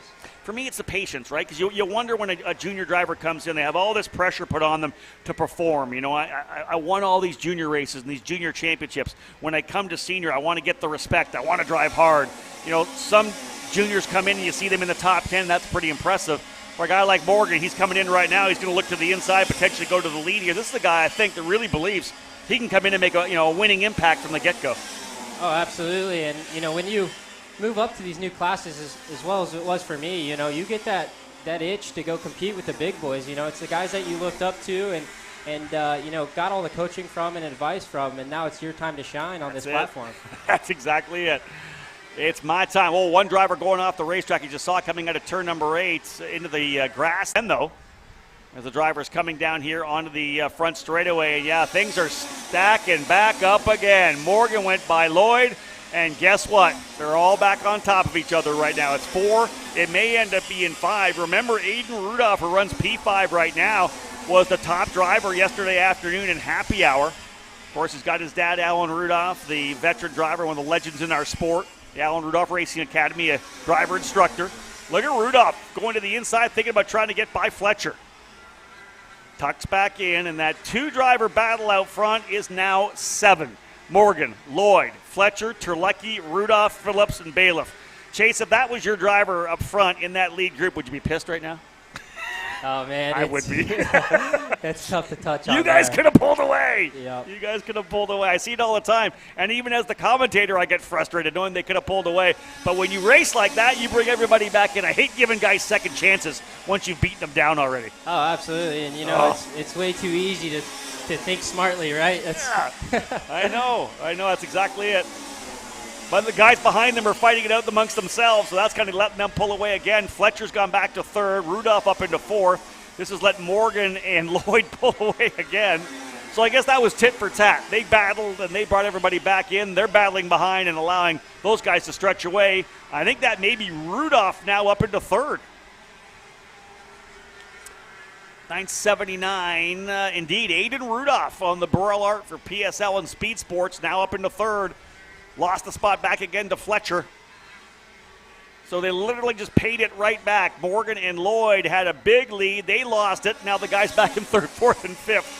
Aiden Rudolph and Jeremy Fletcher. Peyton Phillips as well. So impressive. 2 of them out of Texas, 1 out of Florida. Oh, look at this here. Oh, that was aggressive for Peyton Phillips to the inside of Rudolph. Aiden Rudolph in the 979. He's looking really strong. Couple of passes there, going to dial back in. But look at Peyton Phillips. He's worked his way back into P3. I like this run for Peyton Phillips. Chase, solid advancement forward.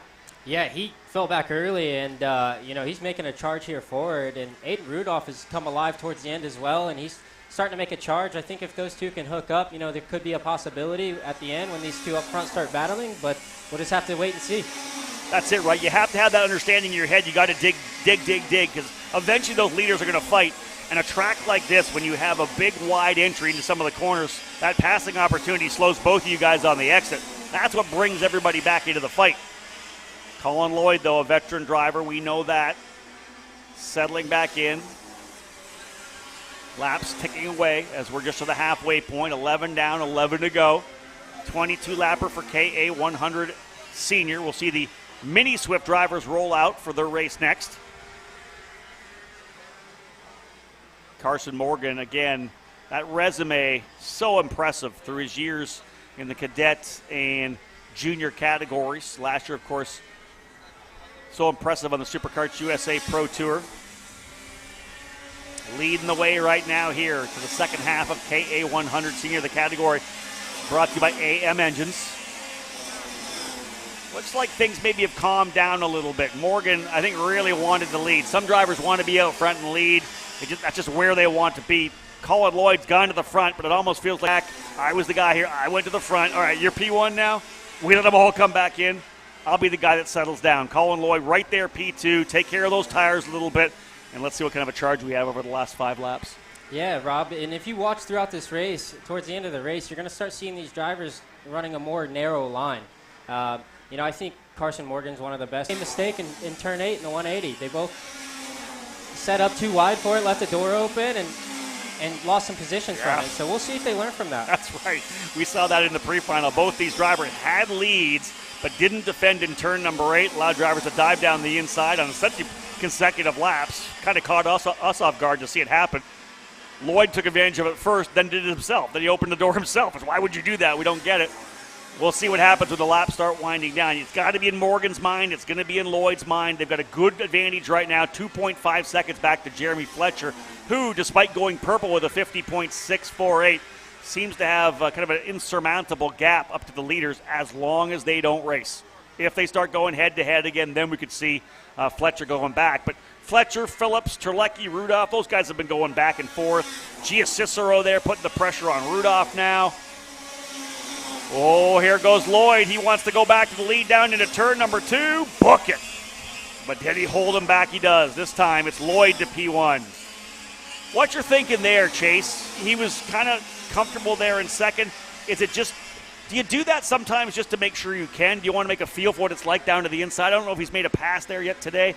Is that why you do it, to test the waters? Yeah, I think another standpoint on that, too, is just let that guy know that you're still there. You know, he's not going to run away with it. I'd be very curious to see if Fletcher and Phillips can continue to work with each other and possibly close this gap towards the end. I really like that concept because you see a lot of times when a driver will be all over a guy, for the entire race, but then just doesn't have it at the end for some reason. Like, what, did you never have it? Or just this last lap he didn't have it, right? Did the car go away? I do like the concept of saying, hey, you know what? Not only am I still here, I can pass you if I want to, right? That's a bit of that mental game we talked about. Not so much the stability of one guy, but the game's being played by the other guy. Yeah, and it only takes one mistake. If Carson Morgan makes one mistake here and he gets a gap, Colin Lloyd can run his own laps and continue to maintain that. So being out in the lead has its pros and cons, but I think for Lloyd right now, he's sitting pretty comfortable, but Morgan's definitely going to come back with a fight, and I think Fletcher and Phillips are going to be right there. Here's another question I have for you, and you're right, they're closing up. Remember, it was 2.5 seconds a while. Now it's 1.5 seconds with 7 to go. Fletcher was quicker significantly, 0.4 of a second quicker than Colin Lloyd last time by, so Fletcher, the man on the move right now, that gap leading is stretching. When you're running behind someone like Colin Lloyd was, do you, and you're in that draft, you're kind of biding your time, you're not doing full throttle, right? You're rolling it a little bit. Do you have the feel that you can pull away? Like, you know what I mean? Like pass? Because it looks to me like Colin might have thought he could pull away there. Can you have that feeling when you're right behind him? Man, I feel like you always got to try, right? You never know unless you do it. And, if you have a gap between the people behind you, it's not so much of a risk, right? So, Lloyd, I think definitely is comfortable out front. It looks like Morgan just had an issue that, he just went underneath of Lloyd. So Fletcher and Phillips are going to be right there. Oh, wow. There it is. And look, Fletcher's going to go to second. These guys had a 1.5 second lead. Lloyd had just gone purple, and a move to the inside there from Morgan in turn number 8 has brought them all back into the fight. Morgan now leads, Fletcher second. It's Lloyd in third. What is happening right now? Peyton Phillips in there as well. Everything just changed in a matter of about 3 corners. I was going to say that Lloyd's really good through the infield. Morgan stuffs it in turn number 8. And Chase, we got ourselves a brand new race. It's not a 2-driver battle now. It's a 5-driver battle. Flip the script. Totally different mindset. Yeah, and right here, I was getting ready to mention, if I'm in the second, third, and fourth spot, you've got to pay attention where Morgan's at. He's getting a little bit of gap, but those guys start battling. It's just going to give the win to Morgan, just like what just happened now. Right there. Yep. Yeah, 100% right there. Peyton Phillips to the inside of Colin Lloyd. And now Morgan and Fletcher are the guys that are pulling away. How quickly things change when you make a move like that. It's a move at this racetrack where when you make the pass, you lose so much exit speed that it brings everybody back up. And that corner leads into a long straightaway as well. And the best way to make a straightaway longer is not to go deeper into the corner. It's getting on the throttle earlier. But when you make a mistake and you're on the throttle so much later, you just can't capitalize on your top speed at the end of the straightaway. Yeah, and it definitely ruins the whole lap, right? So it's going to take the momentum a whole another lap just to get what you lost back. Yeah, they're going to hope that Fletcher's going to try something here to get them back in, because you can see right now that Peyton Phillips now in third, Colin Lloyd in fourth. Gia Cicero, good for her. She has worked her way up to P5. It's been a good day for Cicero and the Rawlison Performance Group crew, but here we go. We're into the final laps of this one. Less than 4 to go. It'll be 3 laps remaining at the line, and we have set ourselves up for a tremendous battle. It's whether or not Fletcher will try early. These are the two young drivers. These were the two best juniors at the end of the season last year. Pro Tour champions, Super National double winner, and now they're looking to star on the final lap of round 3 of the Winter Series. Rob Howden alongside Chase Jones here in the Kart Chaser booth for what should be a good final.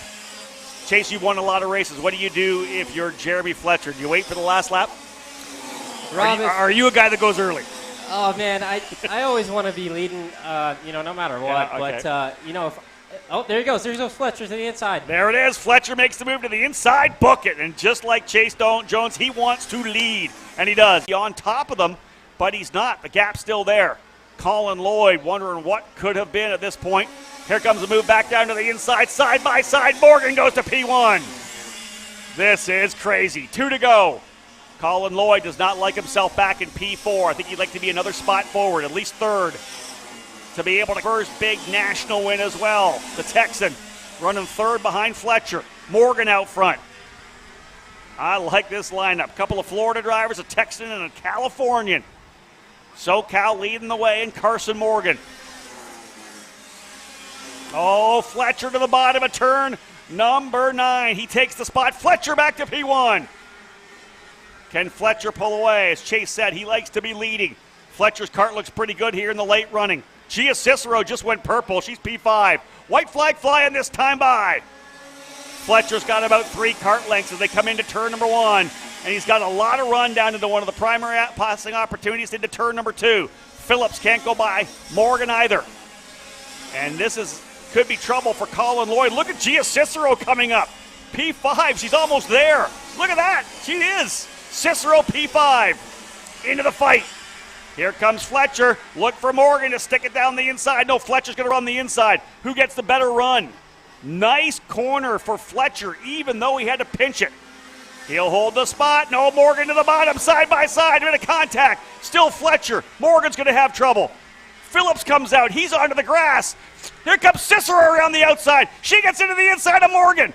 Cicero side by side. Here comes Lloyd to the bottom of the racetrack as well. It's going to be a drag race to the line. 3 wide. Who's going to take it across the line? Carson Morgan. Morgan with the win. Wow. What a race. Top 7 to within a half a second at the line. Morgan wins by 42 thousandths of a second. Colin Lloyd somehow fights his way back into 3rd.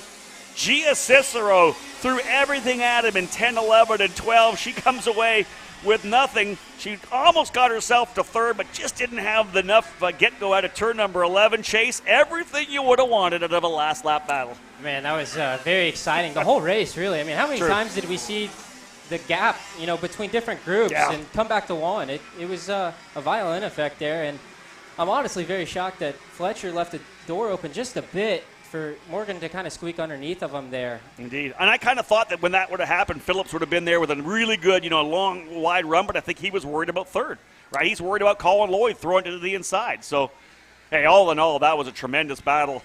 Morgan coming out with it. Fletcher led coming out of turn number 8, lost it in 9. They were side by side. Phillips, I think, could have probably won it had he not drove off the racetrack, because he was off on the outside at 9.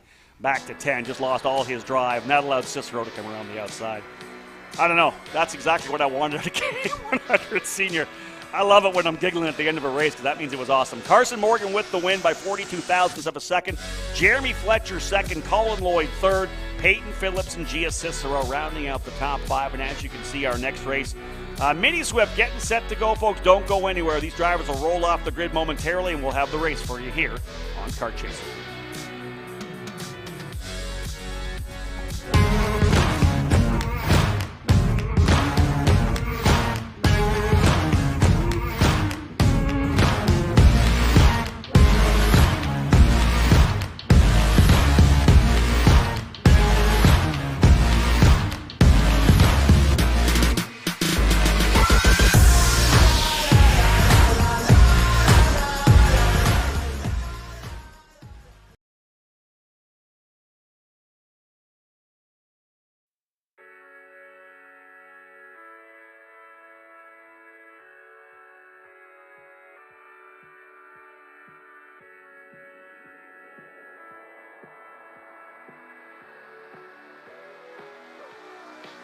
Man.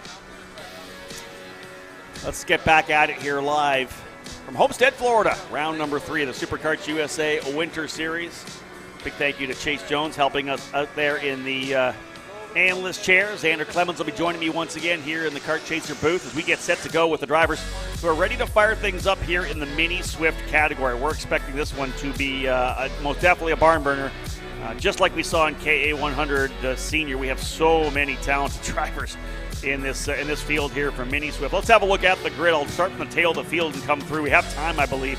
41 drivers set to go. Jackson Wolney going to start at the tail of the field. Jordan Pulchlopek in the number 143, starting 20th outside of row 20 alongside Javier Rodriguez. Row number 19, Nathan Holy and João Pereira. On row number, 18, I guess, Ethan Sky Majanenix. I'll work on that one. Antoine Lemieux starting 35th. Orlando Barbera starting 34th alongside Jackson Pearsall, while up to row number 16, it's Jace Petty and Alexander Vanchev. On row 15, Edward Kennedy on the outside, Tristan Murphy on the inside, and on row 14, Pierce Wade and Carson Weinberg will be on that row. Look out for the 187 of Carson Weinberg on that CRG. We know that Carson has the speed to work forward, so that may be a driver to put your eyes on. Row 13, Felipe Jesus Benito on the outside and Juan Jose Paramo on the inside. Aiden Akotra and Alan Bonilla will be on row number 12. Row 11, Phaeton Sarapan and Ty Fisher. Into the top 20 now, row 10, Michael McGahee, the driver who made the most moves in the pre-final, working his way up from 39th to 20th. McGahee's in the 161 alongside Luis Umana. Jackson Tovo and Asser Oxtein will be on row 9. Row 8, Beckham Tupakov and Sarah Bradley. Here we are, the drivers we've seen up front, Max Weiland and Giamatea Rousseau right there as well. Max Cristia, and then inside of that row alongside Rousseau will be Devin Waltz. Into the top 10 now, Ethan Tovo on the outside, Bronson Kustas on the inside. Row number 4, Lucas Palacio and Salvador De La Vecchia. On row 3, Gabriel Ballon in the 118 and Tyler Roberts in the 199. In the top 2 rows, Keelan Harvick on the outside in the 162, starting 4th. Oliver Weldon on the inside in the 104. 39 drivers in the field. Front row, Isaac Malkit on the outside. Kai Johnson, Xander pre-final winner on the inside. It's time to go racing for the drivers here in Mini Swift, the category brought to you by DNJ Intermodal Services. Hold on, folks. This one's going to be good. Yeah, this one should be fantastic. Obviously, we were just treated to do one heck of a finish here in KA Senior, an absolute barn burner, and it has been one almost all season. And oh my goodness, looks like that's Malkit. Yeah, Malkit turned by Keelan Harvick. Granted, he was warming his tires, and I think Harvick was probably getting shoved, but that'll wave off the start. It'll also give our Kendall Hedge and Trevor Blue some time. They're going to try and pull Carson Morgan, Jeremy Fletcher, see if we can get a word with our top finishers from that wild KA Senior finish. But first here, a wild attempted start for the Minis. Yeah, they came onto the front straightaway, and Isaac Malkit was warming the tires up a little bit there, coming up to the line, and looked to me like kind of got a little bit too sideways and maybe a little tap in the back from Keelan Harvick, and around it went. They pressed the reset button, will push him back forward. I wonder whether or not they'll allow Malkit to go back to his position. He's further back in the pack right now. I'm sure he's going to try to go up the outside once we line things back up again. He'll have a couple opportunities to do it. Try to get back up to his position. They're definitely not going to make it easy for him. Yeah, it's going to be a little bit awkward there for him to work his way around. Let's see. The problem is when he hits that commitment line, he's got to get up there before then. I think we're just about to pass it if we haven't already. And he's got himself back to the spot. We'll see what the SKUSA officials say there. Tough to get all the way through the 40 drivers we have in the field. Malkit does get back to his position. I would expect him to keep things straight this time through. But again, Kai Johnson, after a very impressive run in the pre-final, starting on the pole position. We'll see what happens. They get back into position. Indeed, yeah, Malkit there. Looks like we're set to go. Aaron Lyken's getting ready to throw that green. They're into their staging lanes, nice and slow up to the start-finish line. Green, green, green, and we are underway, and Malkit gets a good run to the outside. Johnson going to tuck into the inside as well. 2x2 coming out of the corner. Couple of drivers together midway through the corner there. They're going to go back up and over. Xander, I want to say probably 5 drivers involved all total. Leaders, though, coming out of turn number 3 over to turn 4, and Kai Johnson setting the pace. Yeah, that was pretty messy there in the midfield here. 41 Mini Swift drivers going into a tight turn corner. Really not the tightest one that we go to, one of the more open. first sectors of the racetrack, but nonetheless, they ended up coming together. Maybe that was the problem. It's so inviting and such a fast and flowing corner. You're thinking you can make it 3 wide, and if you can make it 3, well, why not 4? Speaking of which, 3 drivers down the inside on Johnson right there, and so now Oliver Weldon leads. One of the parallel entries, I think that might be Jackson Wolney on by as well into second. I'm not sure exactly what we've got, but we've got a big-time shakeup. 4-driver lead group. It is Weldon showing the way to turn number 1. It's Tyler Roberts, Keelan Harvick, and then Kai Johnson there in 4th. Yeah, so there's your front-running 4 drivers who are stretched away here. Weldon, Roberts, Harvick, and Johnson. And they will, I would say, try to pull away, but no, I think we're going to go side by side. The parallel driver, Tyler Roberts, now goes into P1 in the 199. He has worked his way forward. Let's see what kind of a gap we have back to the next driver. Lucas Palacio in 5th across the line. Gabriel Balog in the 6th spot. Bronson Kustis in 7th. But Xander, a 4-driver breakaway right now. Knowing Mini, though, we're not going to work together long enough for the rest of the field not to close back in. No, not at all. I mean, already we've shuffled the leader back twice here in the first lap and a half. So you can bet that there will definitely be no holds barred and no friends here at the beginning of this main event. It's a long main here, 18 laps. We've seen chaos and calamity today. We've also seen a little bit of tame racing. Let's go back to some more chaos. Here comes Keelan Harvick to the lead in turn 1. Hey, how many times did we say that last year? Harvick to the lead, because there's a guy in the Mini Swift category last year who always wanted to lead. He did not want to run second. He likes to be up front, and we're seeing it again here as he's starting his first year in the Mini Swift category. Keelan Harvick in the Hunt Brothers Pizza Machine on the parallel going to P1. Robert slotting into 2nd. Weldon runs in 3rd. Johnson 4th. Malkit 5th. We'll see if Isaac Malkit can get himself back up there to make it 5 drivers up front. Right now, still top 4 running together. Yeah, 4-driver group up front. Really down to 3 as there's been a little bit of a drop-off for Johnson. But still, Keelan Harvick going to come through to lead his first lap, looking for that first Supercarts USA or Pro National level mini win. He won in Daytona about a month and a half ago for the WKA Kart Week, where about half of the top contenders in the nation were there. Now on the full national circuit here. He had a decent run in January, looking a lot better here in February, and was running up front when him and Kai Johnson came together, coming out of turn number 4. In the pre-final, Harvick was banging wheels with Carson Weinberg, who has really not had a good start whatsoever. He is all the way down, up.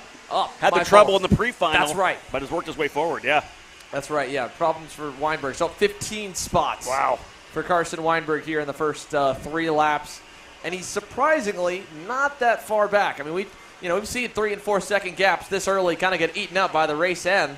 I think if they battle enough for the lead, there's a good chance we see Carson Weinberg, CRG, close back up to the top group. Yeah, I don't disagree with you. He's fighting his way to potentially get into the top 10. Some good lap times. We'll see what happens as they continue to work forward here. But right now, as you said, 3-driver breakaway, and I'm a little bit surprised by the lack of pace here for Kai Johnson. But to be honest, he's kind of been dropped out of the draft, and that does play a bit of a role in the long straightaways here in this Mini Swift category. He's P4 right now. And in fact, he better watch out because he may have Lucas Palacio and Isaac Malkit closing up on him for that 4th position.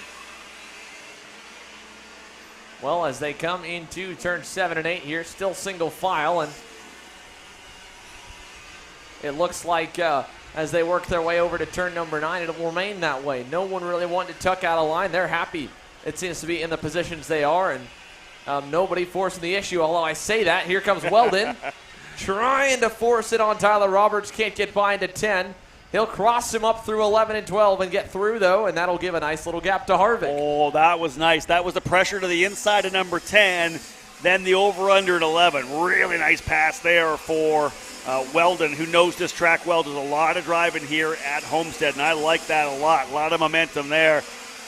Not so much track time here for Tyler Roberts, so maybe learning a little bit there right now. They'll have to work together to get back up here on Harvick, who just went purple with a 53.032 for Keelan Harvick. 0.7 of a second was the lead last time by. You can see it on the screen there. Probably about 6 or 7 kart lengths as well, as Harvick, your leader now. Weldon's going to need some help, I think, from Tyler Roberts. We'll look at lap times, but the 2 of those drivers working together much better to try to close back up, because Kai Johnson, Lucas Palacio, and Isaac Malkit just turned their fastest lap times. Well, as they continue to try and hunt back down, the Hunt Brothers Pizza parallel number 162 of Keelan Harvick We'll be, again, sending it down to our Kendall Hedge in just a moment. I see the scales have let through. We're going to talk to some of our top finishers here. First up, looks like she's got Jeremy Fletcher. Kendall, take it away here. Obviously, wild race in KA100 Senior.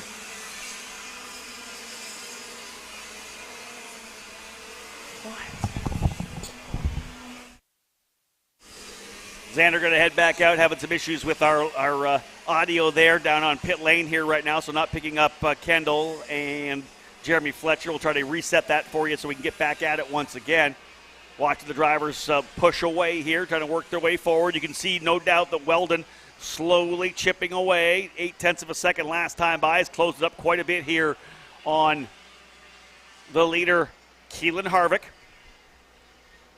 Again, down the front straight. The gap was 0.8. Make it 0.3 as Weldon goes purple. Fast lap out of Oliver Weldon. First driver into the 52s. And he's joined by Carson Weinberg. A great drive here by Weinberg right now. He goes purple. He's up into 9th position. Weinberg up 18 spots. He is digging here. And we'll keep this battle for the lead looming on your screen. It looks like we got our audio sorted. Kendall down with Jeremy Fletcher. You got us? Jeremy, 400ths of a second. It's heartbreaking. What's going on through your head right now? I mean, I'm happy I finished clean. Crazy last lap. Ended up off the track. Almost hit a cooler. Just crazy finish. Happy it was that close and got back in the mix after they had such a big gap. Yeah, what did you do to make that gap back up? Me and Peyton Phillips worked really good together. They just started battling, and we were right there. Yeah, well, it's unfortunate, but hopefully you'll have a better day tomorrow. Yep, at least we're still in the championship. Yep. Back to you in the booth, Xander. Thank you. Thank you so much, Kendall. That was a wild one for sure, Xander, and a great run, as we said, for Jeremy Fletcher. Everybody there in that battle, really, our drivers we're going to be talking about all year long. That's what I love about the Winter Series, right? Kind of a taste of what we're going to see on the national circuit. Definitely a taste of what we'll see on the national circuit here, and we're still keeping our close eye on this fight for the lead when it comes. Oliver Weldon trying to get there on Keelan Harvick. He's gotten to the bumper now with just the halfway mark a lap away. We've also got some more of the contenders down with Kendall. Next up we've got, as we keep our eyes on this battle, Colin Lloyd, local kid who was up front for the first half of KA Senior and somehow ended up unscathed, but across the line in that mix for KA. Kendall, take it away. Crossed the line in third, but apparently both the two front runners had a bumper penalty, so you ended up taking the win home. How do you feel right now? Honestly, I feel amazing. This is my first year in senior. I'm only 14. I feel amazed. Yeah, that's amazing, only being 14, but all these guys are young too, but it was good competition. What was going on through that race? It was really competitive. In the beginning, me and Karsten were trying to pull away. Unfortunately, we made a move and made contact. Fletcher and somebody else caught up, and it just went off from there. Yeah, well, you got really lucky with the P1, so congratulations, Colin. Back to you in the booth, Xander. Great stuff, Kendall. I'll tell you this, Xander, pretty incredible, the fact that the KA100 senior category, it's almost like a young man's game right now, battling it in there, right? Wow, it's just to see some of these kids, these juniors, Colin Lloyd, obviously, he's just 14 years of age, and he ends up getting the win. We didn't know about that. A couple of pushback bumper penalties. Whew, I can't say it surprises me because that was some pretty aggressive racing. No, that was pretty gnarly, for sure. And I mean, to see obviously how elated that kid is. Great family, really cool to see kind of what a semi-privateer operation, a small budding team now. We've also got Carson Morgan, who was first across the line in that one. He has had a topsy-turvy couple main events here in KA100 Senior. Still in the championship fight, though. Kendall, what do you got? You crossed the line, P1, but it didn't work out that way. Do you know when your bumper came loose? Yeah, actually I think it came loose like the first two corners because I got brake checked. So half side went in. It's just really unfortunate when something like that happens because we won on track and we didn't really crash anyone. Can you explain the last couple corners of the last lap? Oh, yeah. So, the car started falling off in the end. So in the middle of the race, I had to make a pass in the hairpin and we took the lead. And then I was super slow out front, so everyone was just catching me. And then Fletcher passed me. It was one to go. And then I went to the inside, and I just, drove him wide to the curb. And, I was just racing, and he would do the same, I'm sure. And then he flew off the track, and then he came back on. And then the last 2 corners, it was just like a curb mob, and then no one was there. Well, it sucks that it happened, but with the unforeseen circumstances, but you ran a great race. Do you think you're going to come back tomorrow and do it again? Oh, yeah, I think we'll be all right. Okay, well, good luck tomorrow, and thank you. Back to you in the booth, Xander. Let's have a look at the on-track action here right now. A couple of great interviews down there with Kendall. Keelan Harvick leading the way, but only 0.3 of a second up on Oliver Weldon. Oliver's been digging, Xander, as we've had these interviews. Goes purple last time by, 52.715. Slowly but surely chipping away at the lead. It's about 1.5 lengths right now. Still 8 laps to go, 12 laps in to a 20-lapper. We got ourselves a pretty good battle here. Once they start fighting, don't count out Tyler Roberts. He's only a half second back.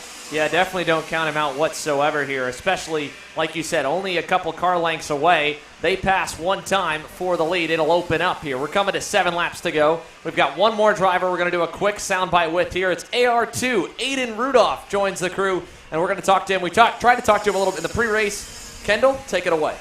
Well, you crossed the line 6 and ended up getting second. Do you know how that happened? I don't know. That last lap was pretty crazy. Luckily, I have the GoPro footage of that, so I'll edit it down and post it later. That'll be pretty funny content. Yeah, of course. What was your favorite part of the race? Because it was pretty hectic. Honestly, the first couple of laps, I was rolling. I was rolling up on the top 4, whatever was in front of me. And then I got passed by Cicero, and me and her tag teamed, and we got to catch up, and then the last couple of laps was pretty interesting. Yeah, overall, was it a pretty clean race? Yeah, totally. Well, besides the people that got bumper penalties, but... Okay, well, congratulations on getting second. Thank you. Back to you in the booth, Xander. Thank you, Kendall. Here we come on back, and we have seen this battle looming. Still no change for the lead yet, Rob. Half a cart length back to Oliver Weldon. He has not shown his hand. It's, again, almost like poker at this point in the race with the two of them. Tyler Roberts just kind of looming there in the catbird seat. He closes up really nicely into 4, but, if you're Oliver Weldon, do you want to go before the 2-to-go signal? We've seen guys win it by defending on the final lap nicely. We've also seen some last lap scenarios like in KA Senior where, you could have been anywhere and come away with the checkers. Well, let's put it this way. The top 3 drivers have a 2.7 second lead over Lucas Palacio, who's up 4 spots from 8th to 4th. So they've got the gap to play with. There's 6 laps to go. It was interesting, Xander, when I was chatting with Chase Jones there. He said when you're battling a guy like this, he likes to be able to make at least one pass so the guy up front knows you can make the pass, right? You don't want to just sit there and second the whole time. Maybe you make the pass, maybe you don't. We've seen a lot of times in Mini where the guys can't pull the trigger on the last couple of laps. Make the move by, see if you got it, and you know that Keelan Harvick's going to try to go back by you because he likes to lead so much. I think the Weldon's still lining him up. I'd like to see him go by to try it. But Weldon, he's a savvy young driver. He's got a lot of poise. We've got Tyler Roberts coming in. I just love the fact that we got the suspense right now. We're not sure what's going to happen. Well, I think Keelan Harvick, even into turns 7 and 8, is taking a little bit of a narrower line than Oliver Weldon. So he's already slightly defending, but still running the normal racing line where he's getting a decent exit coming out. But he's just making sure he's like, don't think I've got a wide open gap or, opportunity for you. You really don't. You're going to have to force the issue if you want to even try and get by me, and that's if you get close enough, because a cart length and a half away like he is right now is not close enough to get by. And with only 4 laps to go, Harvick just needs to keep on clicking out consistent lap times like he did that time by. Only gave up 0.04 of a second. There's parts of the lap, like you said, Rob, where it seems like Oliver could and maybe should at least pull the trigger once to, maybe rattle Keelan Harvick a little bit, throw off his game plan. But he hasn't, And again, this sector right here, this is the only time they seem really close. It's through turn 7 and 8. And after that, it just kind of opens to that 1 cart length bubble. I would bet that Tyler Roberts would like to see one pass as well to really lock himself there. He is there, but it seems to be like a length off. Right now they have 3.3 seconds on Palacio. They continue to pull away by about 3 to 0.4 of a second a lap, so they're only stretching that gap. You can see that Tyler Roberts just can kind of hang there. I don't know that he has what it takes to battle it. Here it is, final lap. No, they're throwing the white flag here. I thought it was supposed to be 20 laps, but we're throwing the white flag like it's an 18-lapper. I'm not really. All right, white flag's flying. We'll see the checkered flag next time by. Harvick just went P1. White flag flying. They'll work their way out of the infield section. Harvick has the lead. Weldon's got to pull the trigger here pretty soon. They'll work their way in. Weldon backs it up a bit. He wants to get a better run out of the corner. Harvick strong through turn number 8 over to 9. Tyler Roberts looking to capitalize as well. He's just not there, Xander, right now. Now, Weldon got a bad exit there out of turn number 8. He was trying to open up the corner, and he popped the curb on the inside coming out, and that's what really hurt the momentum. It'll have to be a massive tow down the front stretch. I don't think he'll get there. Keelan Harvick, Mini Swift win number 1. There it is, and it happened at the SKUSA Winter Series. The driver was one of the dominant factors last year in Micro Swift. In his rookie season here in Mini, gets a victory in the Winter Series as he takes the triumph by just over a tenth of a second from Oliver Weldon. Tyler Roberts coming home in third, Kai Johnson fourth, Lucas Palacio in fifth. Johnson able to slip by Palacio in the final circuit. Waiting for live timing to update here for us. And again, checkered flag flying, 18-lap distance. Look at Carson Weinberg. Started 27th. Xander, he just drove up to 6th position. He'll be a driver to watch for tomorrow, but that is a tremendous drive by Carson Weinberg. Yeah, phenomenal drive up. Like you said, Rob, 21 positions. Biggest mover by far. I will say Jackson Wolney actually up 22 technically, but started a little bit further back. There were some more DNFs that'll definitely help out the 188 of Jackson, who started tail end. Charlie drove up to 19th. But overall, heck of a performance by Carson Weinberg and the Speed Concepts Racing CRG.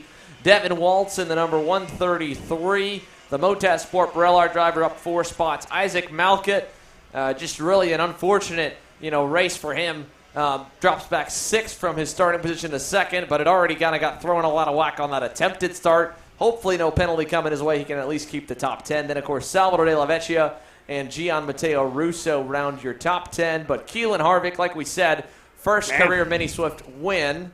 And, we thought we might have a couple more laps out of it. Ultimately, 18. Yeah, and Weldon didn't pull the trigger at all during the race. Wasn't able to do it on the final circuit either. Didn't get out of turn number 8, as you had detailed. Good run, though, for Tyler Roberts. He's up 2 spots. Onto the podium again. Great drive for Harvick, Weldon, and Roberts, unofficially your top 3. So there we are, folks, halfway through the main events. 4 more to come for you. We'll shift some gears. Next time, Pro and Master Shifter up next. We'll follow with X30 Junior, Master, and Senior. Stay with us. More to come. Just a very quick break here on Kart Chaser.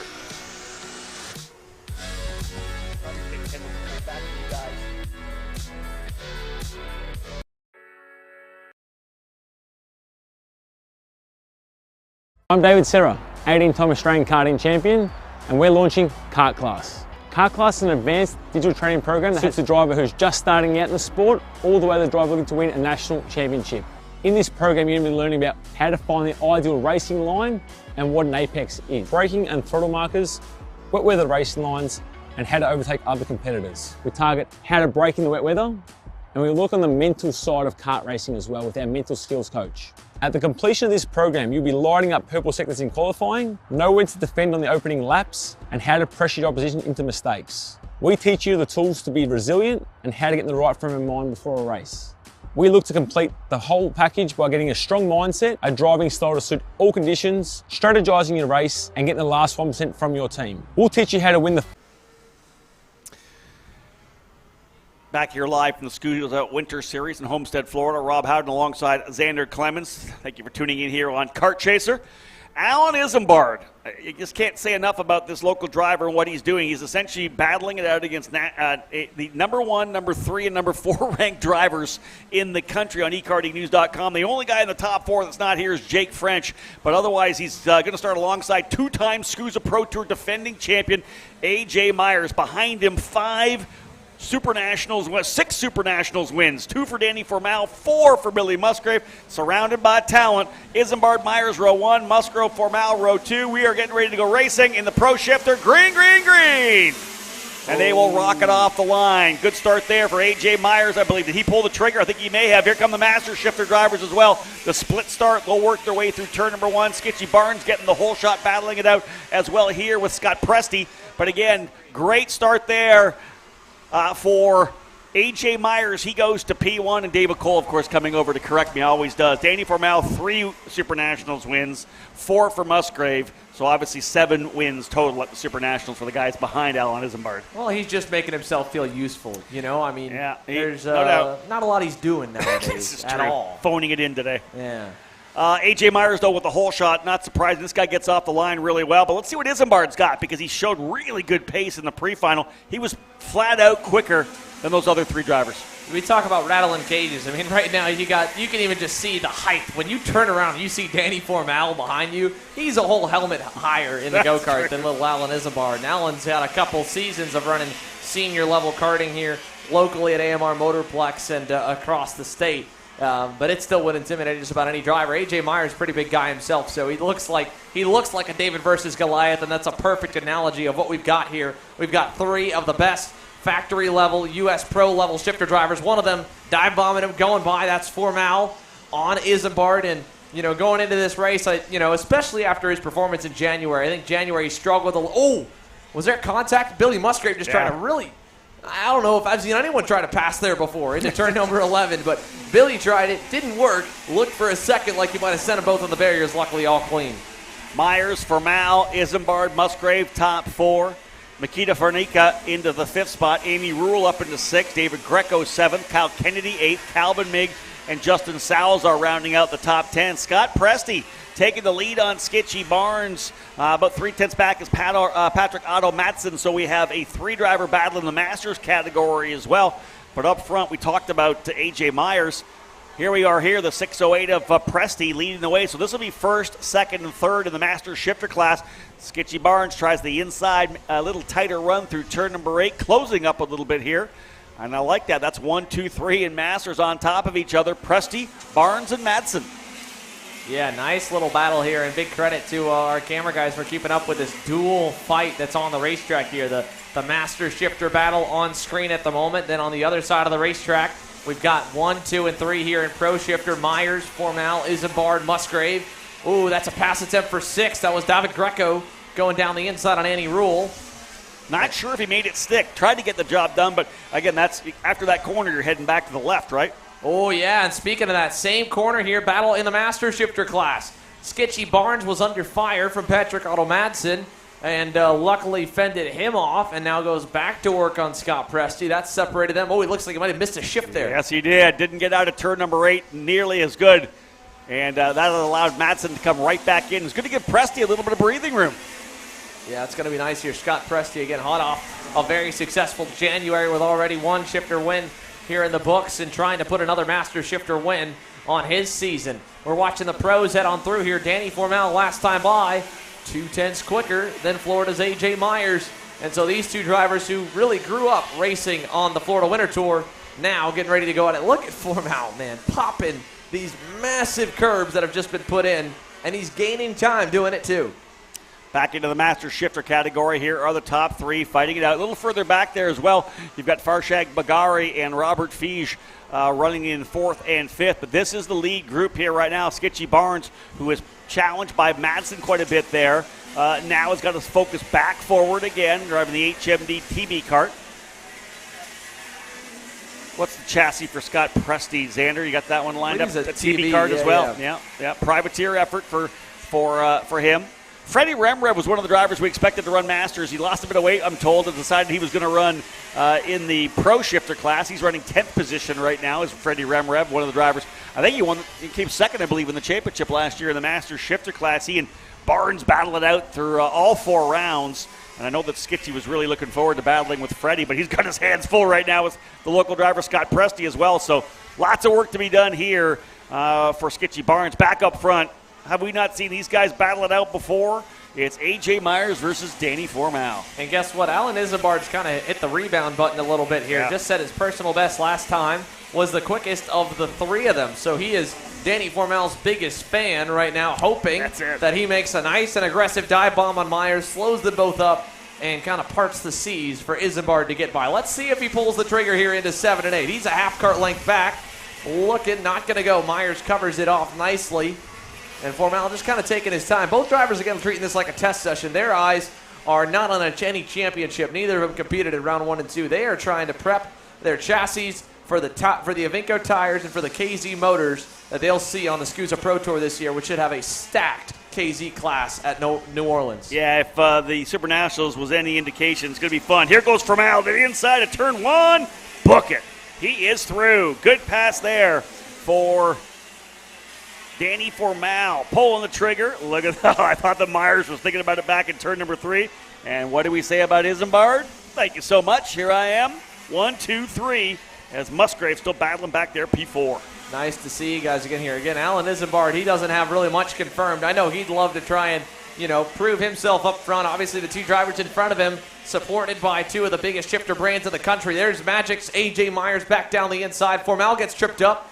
Isambard's trying to make a name for himself. He's got a great opportunity in front of him to try and pull off a win against 2 of the nation and arguably 2 world-level drivers here in A.J. Myers and Danny Formal. And if he really could outrace them, not just outpace them here at his home track, but outbattle these guys, I'm sure he would get a little bit more help to try and run the full Pro Tours. Oh, look at Formal. And look at Isambard following him through in P2, but no, right back on the inside of P number 4 comes Myers. And here's Musgrave back on the scene as well. This is really great stuff for Alan Isambard. This is a chance to race with obviously the best shifter car drivers in the country right now, and he is more than keeping up his own, showing what he's got. I like this for Isambard. It's really good racing, and the other guys raced him clean right now too, which is great. I love the racing we're seeing and how close these guys are in pro shifter. I hope this level of parity comes when we get to New Orleans here in just a month and a quarter time as they come down the front stretch. Here we go again. This time Myers back on Formal. Formal drives him down. Here comes Isambard. Almost. Not enough. And Myers now going to go on the slight defensive into 2. And again, Billy Musgrave, you said, joining in. We look back. David Greco is about 4.5 seconds down the road as, Isambard contact against the big man, Danny Formal, and sends him back to 3rd. We'll see what happens here after this one. That may have been a pushback, too. You never know for Isambard. He made some pretty aggressive contact. But the gap was there. He was going to the inside. I don't think Formal figured he was going to throw it down there. Isambard gets a good run out of turn number 9. This has given Myers a little bit of a gap right now. Probably, I'm going to say maybe 3 or 4 tenths of a second when they roll out of 12 here back to the line. Myers is the kind of guy you don't want to give that kind of gap to, but I got to think that Isambard's still one of the fastest guys on the racetrack. Formal went purple back on lap 7, but we've seen some really good laps out of Isambard. His fast lap is actually quicker than that of Myers. Yeah, I would definitely say so here because you can already see on screen how much he's tightening back up to A.J. Myers. I think Myers knows he doesn't really have the pace right now that Isambard and Formal do, and that is why he is fighting so hard, passing back every lap for the lead.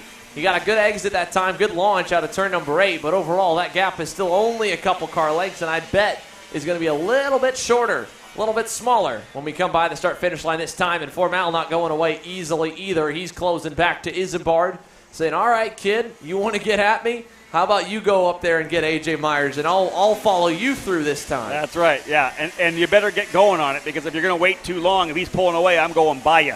And in fact, last time by, Myers just turned his fast lap of 46.976, almost a full tenth of a second quicker than Isambard. The gap now closing up to 6 tenths. And you got to think that Formal will get a bit aggressive, but Isambard closing it back down. It looks like about 5 kart lengths. Isambard got to stretch all of that local knowledge. He's just not getting out of turn number 8 well. Yeah, here goes Formal. He'll go back to the inside and say, listen, we can't let this happen. You can't let him pull away. Isambard just not able to get out of turn number 8, almost like he was trying to run defensive there, thinking that maybe Formal would try it, and that has allowed Myers to pull away. It was 6 tenths of a second last time by. This time as they come across the stripe, significantly more in total as Danny Formal has now worked his way up into second. That good pass there. So Formal P2, Isambard in 3rd. It's Musgrave 4th, way back to David Greco, who has got himself up into 5th ahead of Fernica. Amy Rule 7th, Kyle Kennedy 8th, Calvin Ming 9th, Skitchy Barnes the leader, 10th overall, but Barnes leading by 1.6 seconds over Patrick Otto Madsen. Barnes able to get back by Scott Presti a couple of laps ago. But this is it. Look at this, 7 tenths of a second. A.J. Myers goes green, his personal best lap time. 10 down. It'll be halfway this time by as he comes to the stripe. And Myers, Xander, leading the way over Formal. Yeah, we'll see here. We've still got plenty of time left. I mean, we're a little past halfway. And Myers able to hit his best lap of the session and the overall quickest time, putting him 9/10 up, but he's not terribly far down the road. If the piece falls off or Formal finds more, I mean, they could get there, but I don't know. Again, you definitely won't be banking on a mistake out of either one of those two drivers. I mean, they've just got too much talent. They're in the seat enough, really, for a level that they're at, that you won't see those kinds of little bobbles that we may see in the Mini, the Micro, some of the KA classes where out of nowhere, a Mario Barrios goes wide out of turn number 9 or something. Yeah, but let's be real. What's going on here? A.J. Myers just went purple, 46.672, the number 1 ranked driver in the country, 2-time defending SKUSA Pro Tour champion. You give him a second advantage, you're done. You're flat out done. He's not going to make any mistakes. He's the best driver in the country right now on that Magic Cart, which we know is a fantastic chassis. You just can't let this happen. They're going to fight for second and third and fourth right now.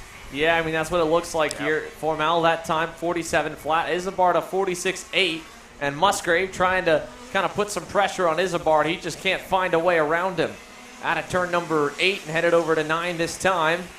Musgrave's attempt at the pass kind of hurt him. Yeah. I was going to say, not a good 7-8 right there. No. He gave it up in 7 and just couldn't get it rotated in 8. You know, and Billy, obviously Billy's run this track a few times with the SKUSA Winter Series, but not a local guy here. He seems to be trying to pass where nobody else is passing, and it's really biting him. Whereas here, nice little pass, little hip check on the way by, but a clean move there for Isambard. Here's Billy trying to go by in Formal as well. He overcooks it, though. Parked it on the exit. Yeah. And over-under for Formal. Got a little bit of the curbing on the inside there. Isambard's gone to second with a pass. A little bit of contact, as you said, coming through 1.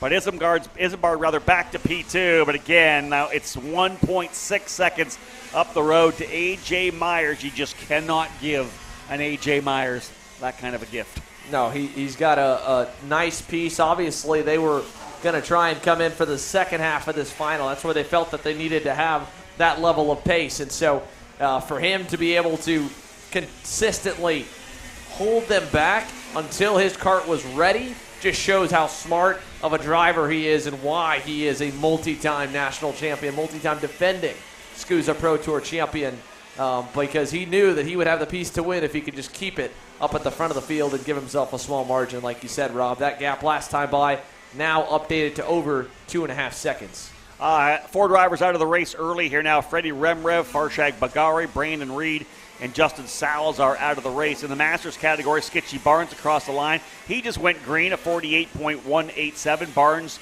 leading the way. He's got almost a second over Patrick Otto Madsen. Scott Presti runs in 3rd. Robert Fiege and Ken Schilling battling it out there in 4th and 5th. And Morn Van Tak, the final driver in the Masters category. Myers leading by 2.2 seconds. As there's Danny Formal, his head down, trying to close back up on Alan Isambard. Both drivers turning 147 flats last time by. They pulled a bit of a gap here on Billy Musgrave as well. It looks to me like with 5 to go, things that kind of settled into maybe this is where they're going to finish. Yeah, I don't see us having much movement there for the pro class. We look back at the master shifter class. Skitchy Barnes has done a nice job kind of making sure that he pulls away enough to put himself in a safe margin. I mean, across the line that time by for Skitchy, or at least coming to across the line, he's a little further back. I think our timing just dipped out on it because he's headed through turns 2, 3, and 4. Barnes back to Patrick Otto Madsen, about 2 seconds here with 5 laps to go. Or about a second, actually, for Skitchy over Madsen. We watch Alan Isambard here on your screen. Again, currently second. You see Formal there just come into view. And just ahead of him, A.J. Myers. Billy Musgrave that time set his best of the race. Yeah, he's closing. He could get back to Formal. It could be a small podium. Wait, whoa. Where'd he go? Oh, no. Way back. Something just happened. A 46.6. Musgrave went 0.3 quicker than Formal, and as we're looking for him on the screen, he fell back a ton, lost at least a second there. Something must have happened. Not sure what it was for Musgrave, but he fell back in P4. That has kind of settled things down with 4 to go. I thought, okay, we're picking up Skitchy Barnes. There's Skitchy, the leader in the Masters category. Behind him, Patrick Otto Madsen. But, man, trouble there for Musgrave. Not sure what it was. So, again, watching our Masters drivers here coming out of turn number 8. Scott Barnes in the Hardin Motorsports Group TB kart machine. national number 2 last year, the Superkarts USA Pro Tour Master Shifter. He'll be back again, going for the number 1 plate this year. Barnes had some success already this year at the WK Kart Week at Daytona. And we'll see him back again at the Rock Island Grand Prix on Labor Day, going after multiple rocks. Wants this championship here as well in the SKUSA Winter Series. Leading the points coming in after a strong run in the January races. But you can see the national number 2 plate. And there's that driver running second in the Formula K, the AMR Motorsports machine for Patrick Otto Madsen. We'll look at lap times between those 2 drivers because I don't know if it's done yet. Madsen was quicker by about a 10th last time by, but just 2 laps remaining, Xander. Yeah, just 2 laps to go here. Not a ton of time to really make up any kind of gap around the racetrack. Madsen, that time, did make up a lot out of 9 because it looked like Barnes, again, had an issue getting out of the corner. So we'll see as they come to get the 2 to go signal for their race, about 30 seconds back from the pros. 2 laps left in Master Shifter. Skitchy Barnes, 2 kart lengths up on Patrick Otto Madsen. We're not focusing on the pro battle at the moment because it is so well in place. AJ Myers, 3 seconds up the road from Alan Isambard. Isambard another 2 of his own back to Danny Formal. There's Myers. White flag in the air. He's almost caught the end of the Master Shifter battle, but he will come up about a few laps short from putting those guys 1 lap down. Keeps his racetrack nice and clear for the final circuit. Rob, I mean, you've said it. EKN's ranked number 1, 2-time defending consecutive SKUSA Pro Tour champion, remaining with a winning program, and he is just adding a lot more momentum that already is coming in. It's just going to stack even more so going to New Orleans. Yeah. The Superkarts USA flags right with the American flags. We are in sunny Homestead, Florida. The wind's blowing a little bit over 78 degrees right now. It got up as high as 81, but we got that nice ocean breeze down in South Florida, and man, it is a beautiful day for racing. 3 main events to come. X30 Juniors up next. Stick with us.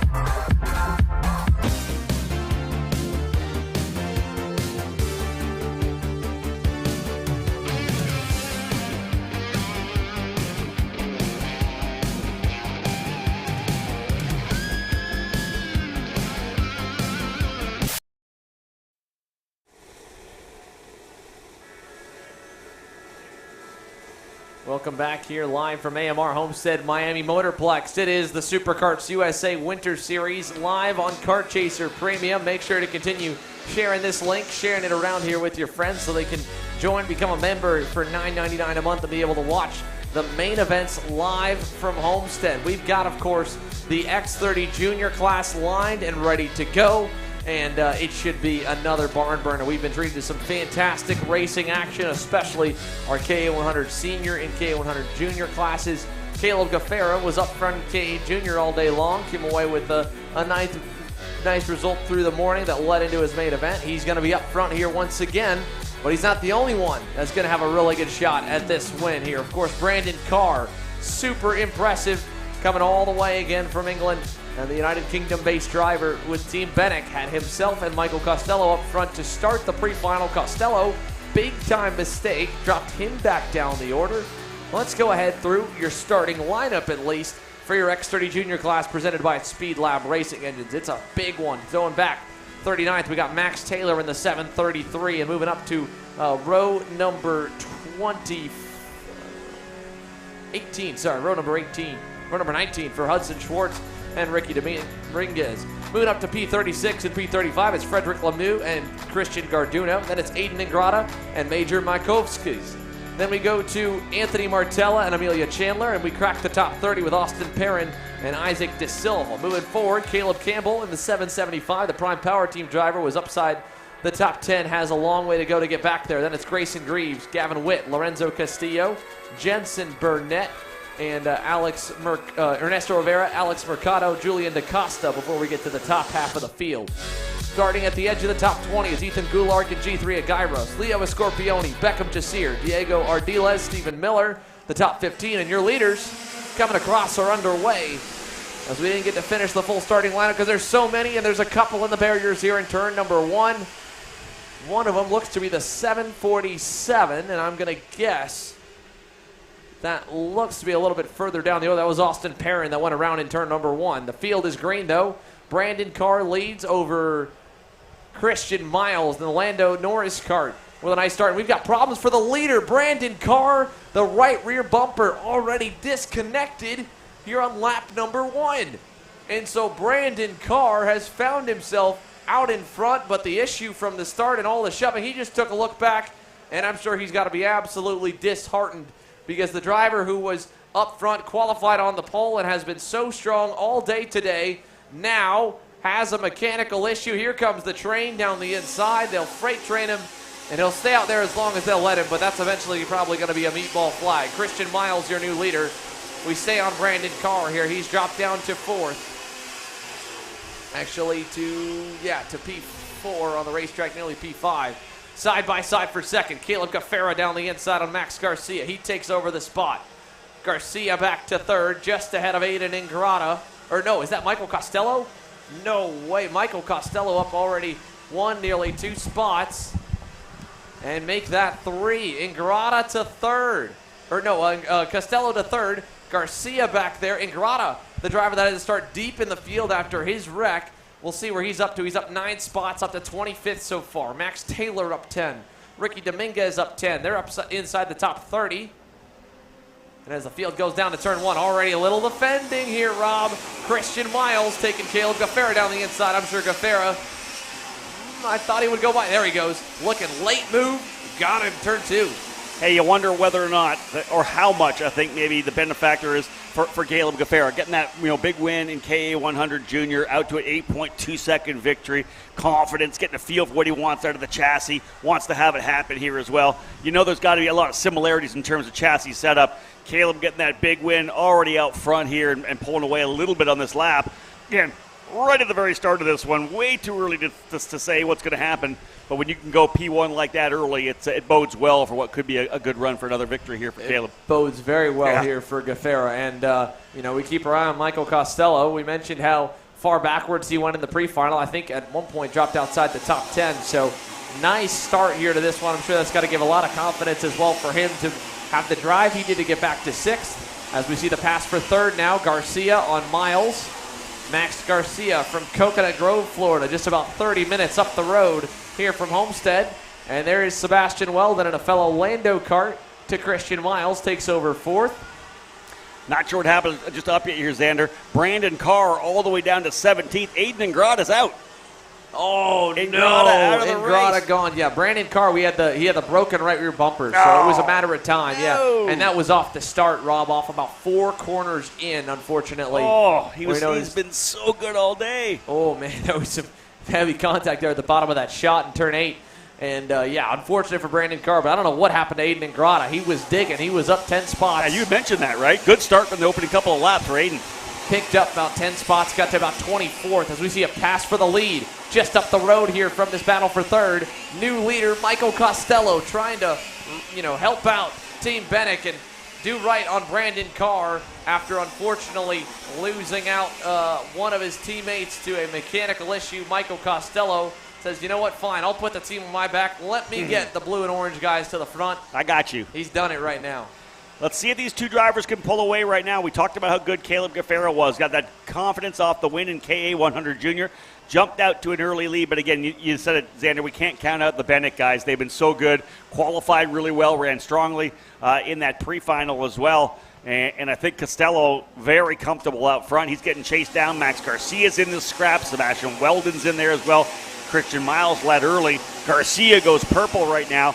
But again, what can Costello do as the leader? Does he have the pace to pull away, or is everybody else going to close up a little bit?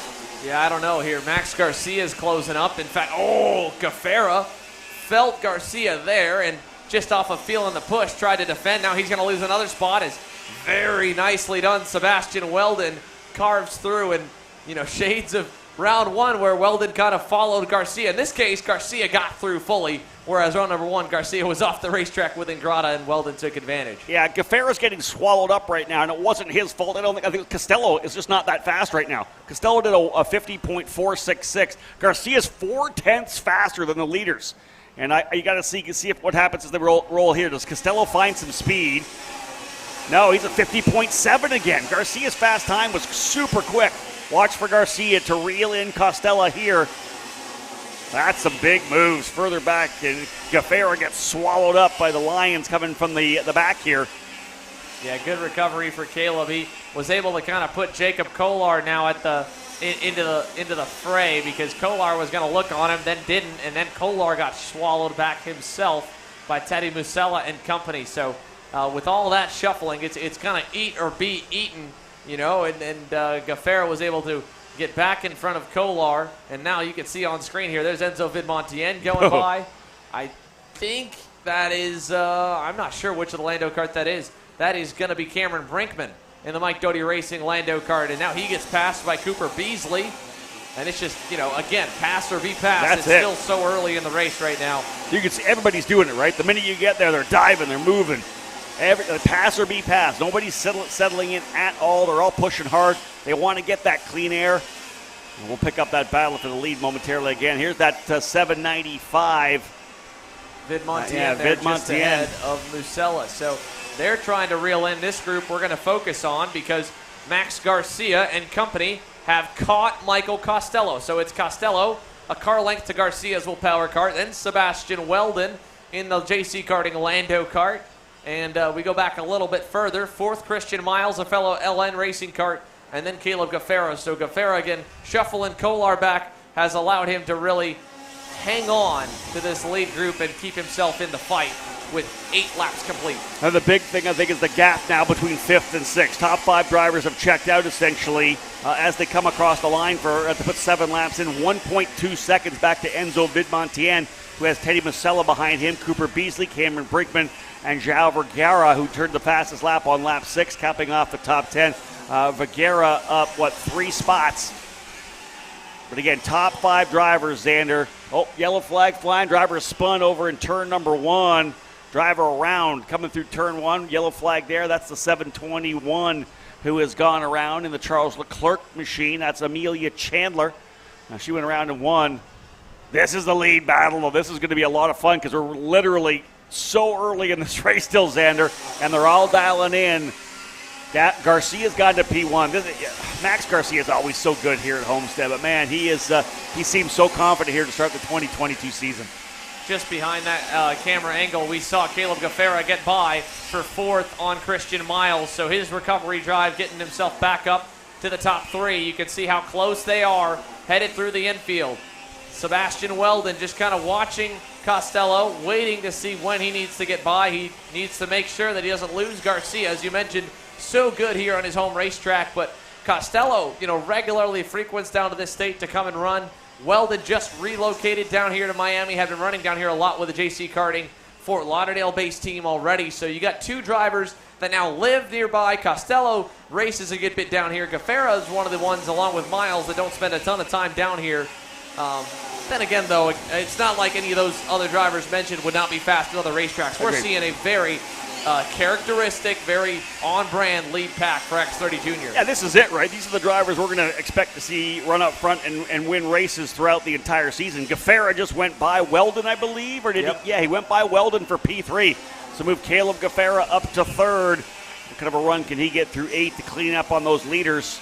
Definitely gets a good drive out of the corner. So things are dialing up a little bit here at the front for KA100 Junior, the category, rather X30 Junior. Speed Lab Racing Engines, Xander, the sponsor of the class. And look at that, Garcia, Costella, and Weldon last time by all went green.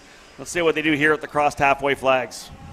Yeah, let's see here. Down the front stretch at the halfway mark. That time, Gafera, purple, 49.440, 2/10 quicker than Garcia, and about 2.5 or 3.5 quicker than Costello. Now, to Costello's credit, while it didn't seem like he was the fastest, he's been able to hang in this pack the entire time. Both of the Lando Norris carts of Weldon and Miles are struggling, and Costello that time was on the defensive from Gafera, and he still kind of is.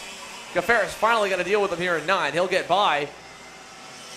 That was textbook. Yeah. In that corner, that's textbook. Just being able to push just wide enough. The driver can't do the over-under. You hold the apex. That was a nice pass. And again, right for Costello. Don't overcook it, right? Don't lose another spot. He was able to tuck back in front of Sebastian Weldon, held the position. Now he can go back to work. And if all goes well, Costello holds on to Gafera, and they'll reel in Garcia, and we start fighting again. Again, Caleb Gafera, Max Garcia, two drivers that have raced against each other, been compared against each other nearly since they're both, especially really since Max Garcia's debut on the micro national 100%, team. yeah. I mean, both of them, very parallel stories from their micro championship battle on the Pro Tour. Then in mini, both of them move up. Both of them get a little more support. Gafera goes with PSL karting. Garcia gets help with Will Power Karts operation. And then they're neck and neck. And now here we are moving up. Gafera finding a new home with RPG back at the end of 2021. Garcia moving forward with the MPG Motorsports and then the Trinity Karting Group partnership that's running him this weekend. Two drivers that have raced against each other, been compared against each other year after year after year. You think they know what they're going to do? Isn't it awesome we get that, though? We get these, career-long rivalries where they battle each other as they work their way up. Sometimes driver will move up early, whatever it may be. Max and Caleb seem to be kind of on that same level, working their way up, and now they're going to be able to battle here with Michael Costello. The front three drivers pulling away a little bit right now from Sebastian Weldon and Christian Miles. The two drivers on those Lando karts. Out front, though, Garcia still setting the pace. Costello's most definitely leveraging the opportunity to stay here with Gafera and fight things off. But there's a pass there, another. That's essentially back-to-back turn 8 passes, or turn 9 passes rather, for Gafera. He goes to the lead. A strong move to the inside of Garcia. That was a weird pass. It was tough to see there at the beginning. I don't know if Garcia got a little bit of help from Gafera or if he just messed up under braking going into the corner, because it looked like midway through the cart just stepped out on him and Gafera got down the inside, and now he's going to drop to second as Costello gets by. Gafera gets a nice and healthy gap now of about maybe 4 car lengths. Very similar to what we saw in KA100 Junior when Gafera got shuffled back to about 7th, clawed his way back forward, ended up pulling away to a decent win. Same thing here. We saw him get shuffled to the outside and really fall back quite a ways. Luckily to put the elbows up and get himself back into P5, and then again, press the reset, clawed his way back forward, was able to get a pass done there on Max Garcia a lap ago. So now 14 laps into a 22-lapper for X30 Junior. Caleb Gafera now the leader, and Costello taking full advantage of the hold-up of momentum for Max Garcia as well. And here comes Weldon again. He and Miles going back at it. Weldon now loses the spot. Miles to the inside at turn number 1. Yeah, a lot of shuffling back and forth there. A lot of drivers that honestly are pretty evenly matched in speed, and it's one of those things. Sometimes you see the front-running X30 seniors do that, but very rarely do you see them just trade positions for the sake of trading positions when they know that the leader is borderline out of reach. They may just be like, you know what, I'll wait and I'll go a little bit later because I want to get to the top guy. And at the moment, Gafera benefiting from all this passing and not working together. I'm going to guarantee that gap will be at least up to a second this time by. Agreed. Yeah, this is kind of a little beneficial here for Max Garcia, who, again, as Chase and I talked about, having to kind of rekindle, re-get that momentum, having lost a couple of spots. You get pushed out of the lane a bit. Maybe the tires get a bit dirty and getting some of the marbles on the outside of the racetrack. Get that momentum back up and get back at it again. Garcia now 2/10 behind Costello. But it is, as you said, a 1-second advantage now for Caleb Gafera with 6 laps to go. 16 laps in, Gafera in the Rolison Performance Group machine out front. trying to see if he can't sweep the day in the junior categories. Pretty solid lead. And here comes Garcia. Xander right back at Costello again. He'll look to the inside of turn number 9. Book it. He is through. Move Garcia back to second. And here comes Christian Miles again. Yeah, Garcia's going to have to be perfect here. He looks a little bit better than Costello last time by. Garcia matched Gaffera. So let's see what the gap is. 5 laps to go. Gaffera, 49.6. Garcia is 1.4 seconds back. Costello's glued to the bumper. If he pushes him, they're going to gain on those straightaways. He needs to push him in the right spots, though. Not right there when he knocked him in the middle of the corner in 2 and 3. Yeah, you just lose out on it, right? The driver, if you're hitting him going into the corner, the driver's going to roll in a lot more wheel. You're going to lose gap. You got to make the guy in front of you go faster, not push him through the corner. Same thing here in turn number 8. You got to let him get through there, and you got to help him down the straightaway. 1.392 was the exact gap last time by, and Gaffera trying to let these guys fight it out behind him. Yeah, and again, they have done just that here. Garcia getting back in front. Now they've gotten a little bit of a gap because just at the edge of the screen earlier this lap in turn 4, you saw the Lando karts go side by side again. That was Sebastian Weldon trying to get by on Christian Miles, ultimately unsuccessful. So as they come by the stripe here, 4 to go. That gap did get chipped down a tenth of a second. Needs to be a little bit more per lap for Garcia and Costello to get there, but they've got an outside shot at running down Gaffera. They've got to be perfect. I mean, absolutely perfect, Rob. We're talking 2-3 tenths a lap. Oh, red flag. Whoa. Look at a red flag right now on the racetrack. Red flag on track. Aaron Likens aggressively out there. Not sure what happened on the racetrack right now, but we do have red. Drivers will bring their carts to a stop here on the front straightaway. Red Looks flag. to be in the final corner for a moment. It looked like that's where the wreck was. See someone running over here towards the infield turn number 8. So there's been an incident on the racetrack now. Red flag has been flown. Caleb Gaffera with the lead by 1.2 seconds. We've got 18 laps in the books, 4 to go. Looks like the incident may be down in turn number 9. As you can see, SKUSA officials heading down there to the area of the incident. I think maybe the drivers are going to head to pit lane. I think they'll probably they call got this. them on the front stretch. It looked like that. I thought they were going to go to pit lane. They're down here on the front straightaway. We're down.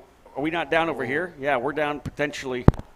We stopped the drivers on the front stretch. Yeah. The incident over here is just off screen. Copy. Heading into turn number 10. Oh, so someone, David Cole saying somebody potentially claiming, talking about a back injury. Anytime one of the drivers says their back is sore, whatever may happen, we immediately go red. And so, indeed, red flag has flown. Drivers have all come to a stop here on the start-finish line. You see them there. And drivers, again, as Xander had mentioned earlier, the minute we go red, you have to get away from your cart. You cannot touch your cart, can't work on your cart whatsoever. You need to back away from the machine.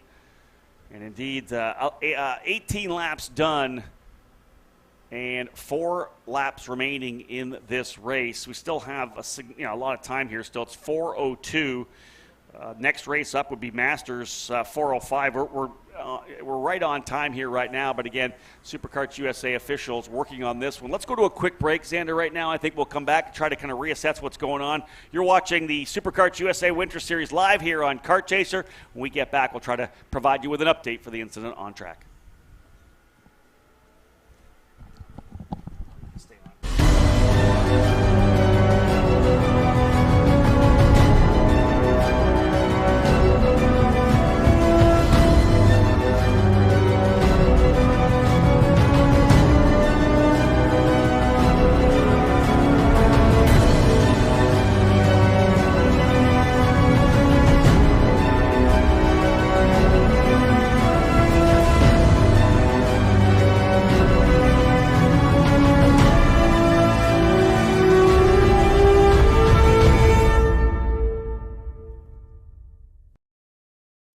As the Western importer of the Praga and Formula K chassis brands, Leading Edge Motorsports is a high-performance kart shop and race team with a simple mission: teach others the joy of high-performance driving, supply our customers with the highest quality products and services, and most of all, win races. With our remarkable racing inventory, expert services, and top-ranked national-level team to back it up, we'll help to get your new kart racing package up and running fast. From arrive and drive service to kart preparation and driver coaching to the parts you need to get you back on the racetrack, Leading Edge Motorsports is the industry answer.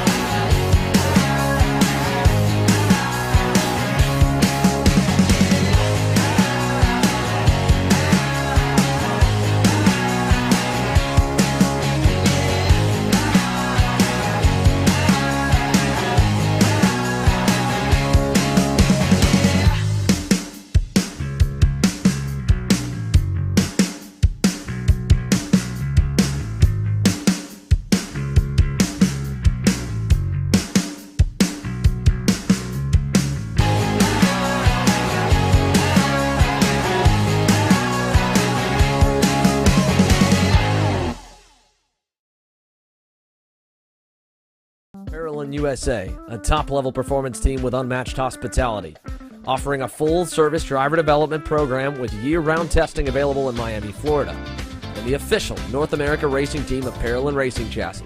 Chassis and parts available at ParalleLUSA.com.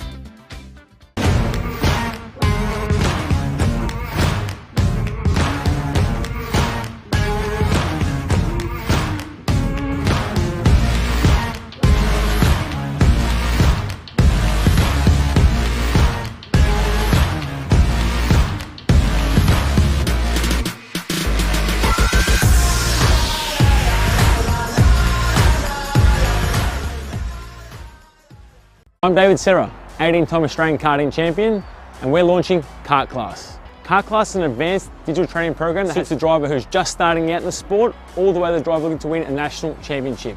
In this program, you're going to be learning about how to find the ideal racing line and what an apex is, braking and throttle markers, wet weather racing lines, and how to overtake other competitors. We target how to brake in the wet weather, and we look on the mental side of kart racing as well with our mental skills coach. At the completion of this program, you'll be lighting up purple sectors in qualifying, know when to defend on the opening laps, and how to pressure your opposition into mistakes. We teach you the tools to be resilient and how to get in the right frame of mind before a race. We look to complete the whole package by getting a strong mindset, a driving style to suit all conditions, strategizing your race, and getting the last 1% from your team. We'll teach you how to win the final lap of a race, driving the wet like Max Verstappen, and creating the perfect bubble for yourself to mentally be in the zone. To find out more, click the link below.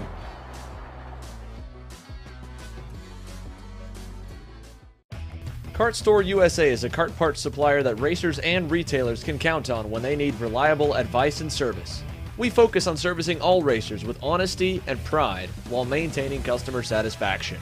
We carry a full stock of Kart Republic and Tony Kart chassis, as well as IAMI and Vortex Rock engines. We've also got a host of other parts available and in stock, such as products from Rev Performance Materials, Jekko Racing Seats, and more.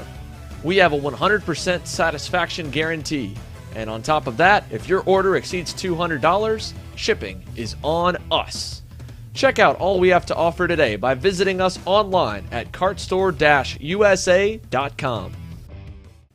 As the Western importer of the Praga and Formula K chassis brands, Leading Edge Motorsports is a high-performance kart shop and race team with a simple mission: teach others the joy of high-performance driving, supply our customers with the highest quality products and services, and most of all, win races.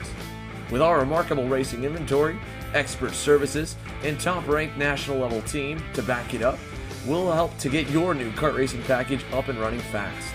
From arrive and drive service to kart preparation and driver coaching to the parts you need to get you back on the racetrack, Leading Edge Motorsports is the industry answer. So, now that we've announced everywhere that we're going to be going to live stream races in 2022, let's go over how you guys can watch and where you can watch. At each race we go to, we'll be going live beginning with the first class on track and qualifying, all the way through to the end of the day with main events and podiums, with some sessions free to watch and some of it part of our $10 per month subscription plan. For every qualifying session, heat race, pre-final, and or last chance qualifier, you'll be able to watch free on our YouTube page, our Facebook page, and the Series of Promoters Facebook pages as well. Then, if you want to watch the main events live, you'll be able to do that on our YouTube channel's premium subscription for $10 per month. And if you can't afford to do it, you'll be able to watch the replay of the main events for free after the race weekend's over. To sign up for our $10 per month premium subscription on YouTube, it's super simple. As long as you're signed into your YouTube account, go to our page, hit the join button, put in your payment information, and you'll notice even at the bottom, YouTube doesn't bill you until the 30th day of the first month.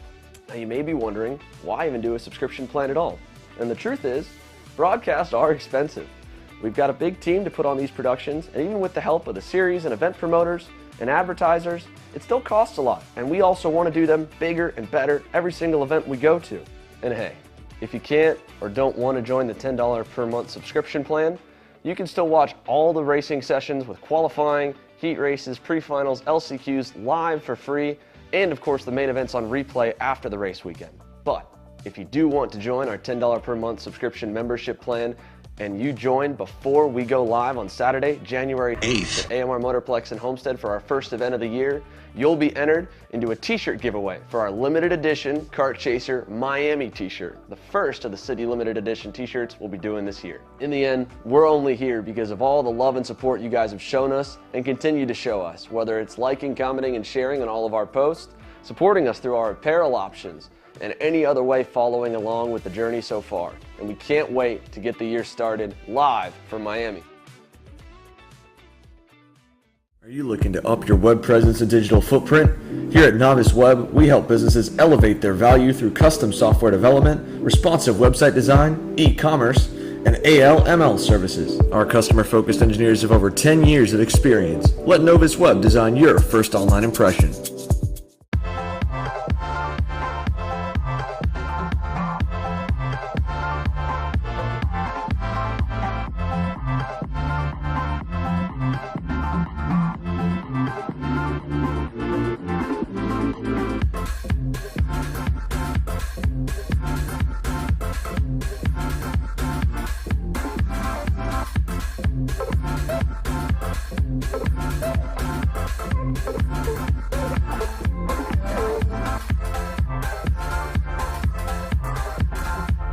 Overdrive Motorsports is more than just another full-service kart shop. Beyond our excellent service and more than 20 years of experience, we also offer a number of aftermarket parts and upgrades, such as our own proprietary pedal kit and the only aftermarket rock shifter mount in North America. Check us out online at odkarts.com.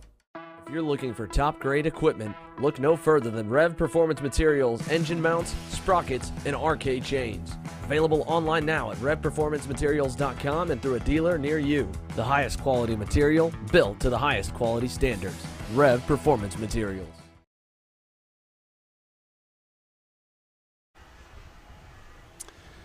We're back live here again from the SuperKarts USA Winter Series here at Homestead. Just a couple of races still to go. X30 Junior, when we last were here, we had an incident involving one of our drivers. That driver we saw sitting up before getting into the EMT trailer. So good to see that. I believe it was Ethan Goulart. So we'll try to get an update on Ethan. But the bottom line is that the SKUSA race officials electing to call that event 18 laps in, 4 laps remaining. It has been deemed finished. So Caleb Gaffera getting the race win there. And we're getting back at it here again. Right at it, Xander. We've got the drivers in X30 Masters getting set to roll. Only 2 more races to cap off the day, X30 Master and X30 Senior. Masters drivers getting set to go. Rawlson Performance Group, the sponsor of the category. Danilo Ramalho will start on the pole position alongside Luis Schiavo. Row 2 will be Diego Rodriguez and Mario Barrios. Row 3, Michel Garrido and Dan Breitenstein. Row 4, Yuri Gaspar and S.H. Moon and Tom Gerstner. Capping off the field of 9, and they'll work their way through turn number 1. We're underway with the penultimate race of round 3 of the SuperKarts USA Winter Series. Drivers settling in and working their way out of turn number 3 into turn number 4. First time rolling into the inner loop, and it's Danilo Ramalho getting the hole shot to start things off. He goes to P1. Luis Schiavo slotting into second position, I believe. Yeah, indeed, it looks like Pro Tour champion from last year, Mario Barrios, up into third. Yeah, nice start there for the field to at least everybody cleanly make it through packed together for the half a lap so far. A little bit of a gap beginning to form from Barrios up to the top 2. We've seen Schiavo obviously get shuffled back in that pre-final. He's got a much cleaner start this time from the outside lane. As they come down to turn number 1 here, 1 lap complete, plenty more still to go with 21 laps in total. And the pack, I mean, it got as big as almost 5 drivers in the pre-final, then spread out at the very end, which was kind of interesting to see because for a lot of Masters racing, you'd think with the experience and what we see a lot of the time is them just kind of waiting and maybe being spread out early on, and they're saving that last little burst of energy, and a burst of effort for the final 5 laps. But the pre-final is about the opposite of that, Rob. Yeah, no doubt. And we'll see what happens here. Again, they saw what happened there, right? A little bit of a storyline. We'll see what happens here with Luis Schiavo. He fell back and scrapped his way forward. Danilo Romalho is pretty I want to say static, but was able to get himself back out front because we know Mario Barrios led a couple of laps in that pre-final too. We'll see how it plays out. Barrios now into the 3rd spot, but to be honest, you talked about that lead group. We've got it again. Romalho, Schiavo, Barrios, Rodriguez, and Garrido. 1.3. Dan Breitenstein staying with them right now here as well too. 1.6 back. So essentially about 7 drivers in the lead group here. We would expect, based on the pace we've seen, it to probably roll down to maybe about 5 when it's all said and done. Yeah, definitely. I think we'll drop a few off this pack. I don't know which ones it will be, though, because, I mean, there have been a lot of comers and goers in this class. Just today alone, we thought Barrios would be really quick. He had a great start, then faded. Now here's Schiavo looking for the lead, going to take it in turn number 9. I mean, he was not hot and cold, just kind of up and down by happenstance in that pre-final. Although I wouldn't say he was an outright quickest, the outright quickest driver, because you got to give a lot of credit to Danilo Romalho. And as the leaders come down the front straightaway here, the Alessandro's Racing USA Tony Karts, they're 4th and 5th across the line. Here we go with Schiavo down to turn number 2. And Romalho right on the bumper with a 4-car length gap. Yeah, a couple drivers trying to pull away a little bit. Barrios in there as well. It's a bit of a gap between 3rd and 4th now, about a half a second. Dan Breitenstein was trying to hang with these guys at the tail of that group, but he did a 50.5. Leaders doing a 50.2, so kind of gapping about 0.3 of a second a lap for Breitenstein to fall back a little bit in P6. Leaders trying to stretch away to be Diego Rodriguez and Michel Garrido running in 4th and 5th, and this is where, depending on how things shake down, we could see a 3-driver breakaway with Schiavo, Romalho, and Barrios. Yeah, we'll see what happens here now with Schiavo leading his 2nd lap of the main event, and Romalho's still there. Barrios feeling the flow a little bit. Nice run. Here comes Romalho back on Schiavo to turn 2. He'll get by, and that'll back them up to the front bumper of the SKUSA Pro Tour champ. And we've seen Barrios get aggressive here early on. We saw him go all the way to the front here in the pre-final before fading at the end. Let's see if he gets another shot to go forward here in turn 7 and 8 on Schiavo or Romalho. Not enough there, and loses about a kart length on the exit as the field heads towards turn number 9. More passing for the lead. Schiavo back on Romalho. Again, they're battling early. This is very early here in the main event. If I were Barrios, I'd be just hanging out here P3 right now because they just keep going back and forth. Take care of the tires a little bit. Get comfortable. Right now, I'm not sure what happened there, but Romalho falling back a little bit, back into the clutches of Barrios again. And you can 100% believe that Diego Rodriguez likes to see these guys battling there as well. But here is Barrios again right on the rear bumper of Romalho. This has allowed Schiavo to pull out a bit of a lead. He probably has 3 or 4 kart lengths out of 3 into 4. Here's that shot as the guys go into the infield there into 4. The 5 and 6 combination through the little right-hand kink, turn number 7, right straight to the apex of turn 8. And Schiavo, that's probably the biggest lead we've seen out of Schiavo all day. Yeah, definitely a big-time gap for Luis Schiavo comparatively here. About maybe 0.7 of a second. Barrios again for the 2nd time today on his own. Misses the exit of turn number... and he's going to wheel hop there with Diego Rodriguez. Take them both wide, lose 2 more spots. I mean, he's shaking his head. We're shaking our head up here, but this time more in disbelief. Wow, he went again, and it's off on the exit of turn number 9, like you're trying to carry a bunch of speed through it. It doesn't make any sense. It's a weird place to go off. I mean, we had an interview. We talked with Hannah Greenemeyer yesterday during Friday practice, and she said, my favorite corner's got to be that back hairpin. You can send it deep, and I've kind of oversent it a few times and high-centered, but I don't know if anyone's gone that deep, and multiple times, too, pushing and then gone wide. And, I mean, you see how much it hurt him because then he goes over the sleeping policemen, which are concreted into the racetrack now, just poured concrete bumps, then through the dirt, and then through all the gravel and terrible marbles off the racing surface and he rejoins, and I mean, his tires are probably dirty for the next 2 laps. And literally just didn't want to give it up either. Came off and went through, went through 10, 11, and 12. Like you said, battle it out there with Rodriguez. That allowed Garrido to get through on the inside. That was just a really messy couple of corners for Mario Barrios, who looked like, to me, like he was kind of biding his time in P3. I don't know why you would be pushing that hard knowing that the guys up front were battling. Maybe he was thinking that Schiavo was getting away and he had to kind of get on it and be able to get by. Tough one for him as Romalho, again, just went purple. He's going to close back up on Schiavo here. So I think just a little more patience for Barrios might have paid off as, again, Romalho right back on the rear bumper of Schiavo, and now it's a 2-driver breakaway. Yeah, again, like you said, now a 2-driver breakaway, especially with the help of Barrios. When he re-entered, he not only drove the 4th-place driver wide to try and hang on to 3rd, but then forced Garrido in 5th to have to go by. And look at this. Schiavo letting Romalho go by pulling down the inside. I mean, I thought micro racing was unpredictable. Wow, these guys were supposed to know what to expect out of them. Maybe Schiavo wants to run second, wants to get a feel for it here. That's a bit of a surprise to me, for sure. They have over a 1.5 second gap on Michel Garrido. It was almost 2 seconds, actually, last time by. Barrios just went purple. 49.844. He goes purple. He's closed back up on Dan Breitenstein right now, but he's 2.8 seconds back.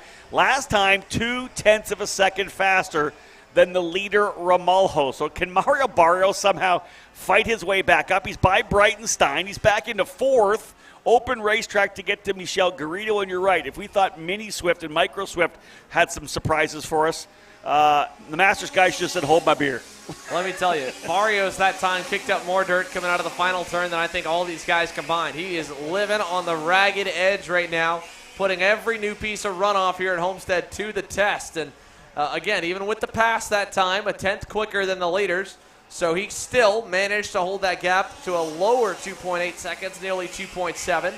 Obviously pulling away from Breitenstein. The next driver will be Garrido. And we go back to the top 2 here who, again, I don't know what went over for Schiavo to just, pull over and let Romalho by, because, to be honest, he's not that much quicker than Romalho. If anything, Romalho's got a little bit on him. I don't know if I'd want to give up that spot no matter what lap it was, because at this point, one mistake from Schiavo, that gap opens up, and goodbye, race win. Yeah, I agree. I would 100% stayed out front. There you go, right there, almost 0.2 of a second. Romalho quicker. Barrios now still 0.3 of a second back. He was faster, slower than everybody up front. Yeah, so Barrios still 0.7 behind Michel Garrido.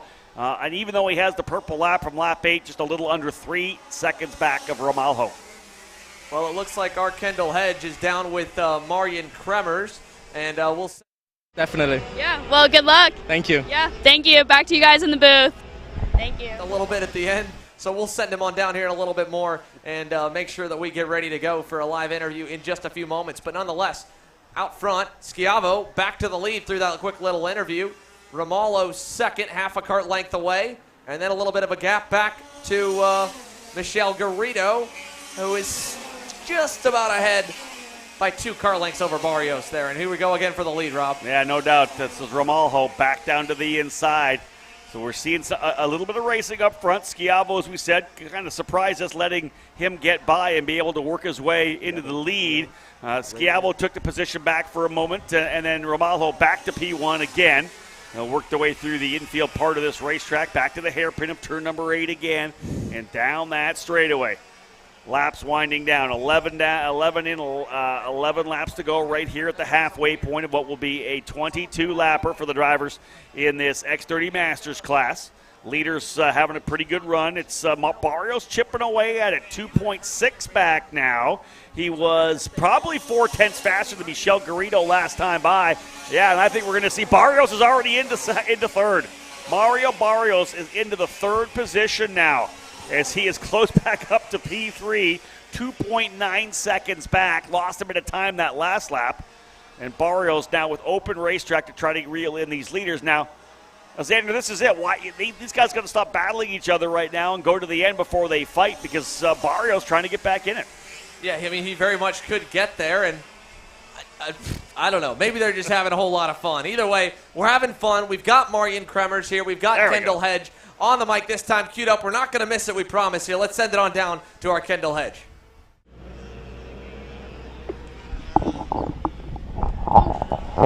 So you qualified 9th today and then ended up picking 4 spots in the pre-final. How do you think the rest of the day is going to go for you?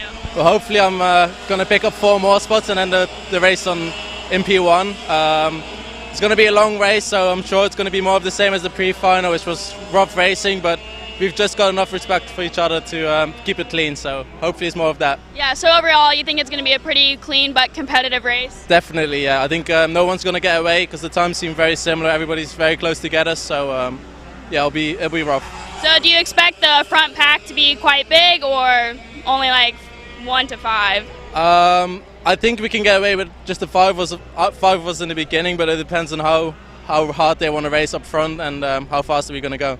Do you think that the track layout, like the temperature, it caused anything to change? No, I don't think so. It's a little bit cooler than it was this afternoon, but the times seem to be quite the same, so I don't think it will change much. Well, good luck tonight. Thank you. Thank you, and back to you guys in the booth. Good stuff, Kendall. And there's Marion Kremer's little insight to potentially what we may see for X30 Senior. Xander, let's have a look at here again. Ramalho and Schiavo pulling away. Barrios, who it seemed like he was catching up a little bit, doesn't seem to have the pace. 3.3 seconds back now. Yeah, 3.3 seconds back here. 8 laps to go. I don't think, like you said, we'll see anyone else join Ramalho and Schiavo, but these drivers, you know, they've played nice. They've let each other go. They've also thrown some haymakers here before we even got to the halfway mark. So we could see a lot of shuffling, could see not a lot, could see some fireworks. You just don't know right now with this Rollison Performance Group X30 Master Class. 7 laps to go, though, before we get to it. And it's kind of opened up 2 car lengths now back. Yeah, looking at the lap times, Ramalho back down to a 49.8, really very, very similar to his best lap, which was back on lap number 10. In fact, literally 4 or 5 thousandths of a second off his best lap. So Ramalho's machine is doing everything he wants it to do right now. Schiavo looks like he's really, really patient. They're pulling away consistently from Mario Barrios faster by a couple of tenths. So this is most definitely a 2-driver fight to the end of this one between Ramalho and Schiavo. Barrios holding on to 3rd. He's got a full second on Michel Garrido, and Dan Breitenstein actually only has about a little over half a second ahead of Diego Rodriguez, so we may see a fight before it's all said and done for P5. Nonetheless, the battle we're seeing, again, it's for this race win. Ramalho versus Schiavo, 6 laps to go, X30 Master. 6 laps to go here, and just that gap staying the same as all we've watched. We've gone through the order. We've kind of gone all the way about it here. There's not many changes. There was a bit of a gap near the back that started with Tom Gerstner and SH Moon. And as we watch them come out of turn number 8, kart length and a half, 1 lap driver potentially in SH Moon that they may get to before this one's over, if I'm not mistaken. Last time by was 43 seconds back, so only 6 seconds up the road. We've got Diego Ramos lined up here with our Kendall Hedge. Let's send it on down to another one of the top drivers and the other Brazilian who starts near the front of the field. Hi, I'm with Diego Ramos, and you didn't have a great qualifying today. You qualified 12th, but ended up picking up 8 spots in the pre-final. How do you think the rest of the night's going to go? Yeah, I had not a good quali. I only did 1 lap, but I had a good pre-final, and I have speed, and I will try my best to get more spot in the final and get more points for the championship. And do you think you still have a good shot at the championship for the final today and tomorrow included? Yeah, it's long, the point, but I will try my best to get a Morgado, but yeah. Yeah. Well, good luck today. Thank you. Back to you guys in the booth. A tremendous driver, Diego Ramos. A long shot, obviously, to try to get the job done, but you never know what can happen. Again, we're only in round number 3. All it takes is for Morgado to have some trouble, opens the door for Ramos to get right back into this thing, right? We're a long way from being done in X30 Senior. And we've seen it, obviously, that it could come all the way down to post-race tech inspection. I mean, if Alessandro DeTullio squish is 0.02 under versus 0.01 over, I mean, this is a way different championship points battle we're talking about here today. So that said, we've got a battle finally starting to loom. Schiavo closer than he's been in a few laps. This time by 3 to go. Ramalho still leads. We're going to send it down because Kendall Hedge has gotten herself one more driver before the end of this. We'll go side by side. Ryan Norberg in his return to action finds himself on the front row of today's main event. Kendall? I'm here with Ryan Norberg. And Ryan, the pre-final was kind of crazy for everyone. Everyone was really close together. How do you think the final is going to go? I think it'll go the same way. I mean, everybody right now is really tight, and the speeds are pretty fast for everybody. So I think we're going to see a tight battle with everybody this whole race. Hopefully, though, I can get out front and pull away early and not have to deal with that. But it's racing. You never know what happens. Yeah. Did you have to make any changes to the go-kart after the pre-final, or just kept it the same? We made changes. We always make changes. You always got to be striving for better. So made a little bit of stuff. Hopefully, it's enough. All right, well, sounds good, and good luck today. Thank you. Thank you. Back to you guys. Xander, wise words from a 4-time Supercarts USA champion, right? You're always trying to make some changes. Even if they're small, make a little bit of a change to try to see if you can't get a little closer. Definitely here. And speaking of champions going at it, 2 laps left. Let's see, will we finally see that battle fully come together? Luis Schiavo needs to get closer, Rob. He's not close enough, even for a really aggressive driver. 2 car lengths back right now. I mean, I don't know if he can get there. Got to roll some speed through turn number 4, lining him up. Looked like he goes a little late on the apex coming in to the inner loop there, the 5 and 6. You can see how much he lost coming through 5 and 6. Throws it in deep, a little bit of a push, mid-corner understeer coming out of turn number 8 back to 9, and that's going to give Ramalho a little bit of breathing room down into the apex of that second hairpin. But again, white flag will fly this next time by. This will be the final circuit. A little bit different approach to 10, 11, and 12, trying to maximize some exit speed for Luis Schiavo. But look at the advantage coming across the line. 0.2 of a second, 3 kart lengths down to turn number 2. Schiavo's got to dig down deep if he wants to throw anything here at Ramalho. He's definitely going to have to try and get after it here. Final lap. I think that gap's gotten bigger than it's been in a long time here. And again, Schiavo was, as you mentioned, throwing it in deep. I think probably overdriving just a touch. We'll see how deep and how much he closes here into turn number 8. Gets a better exit, but it's still not close enough really for a dive to 9. He's looking, thought about it. he didn't want to kill him there. Yeah. He decided to give him that one. Showed him the dummy on that one to the inside. Here they come to the final couple of corners here right now. They'll come through 10, 11, and 12. I don't know that he's close enough or onto the front straightaway. Definitely not. Danilo Ramalho will win in X30 Masters double checker from Aaron Likens. The margin of victory just under 0.2 of a second, 0.198. Schiavo does go purple in the final circuit. Too little.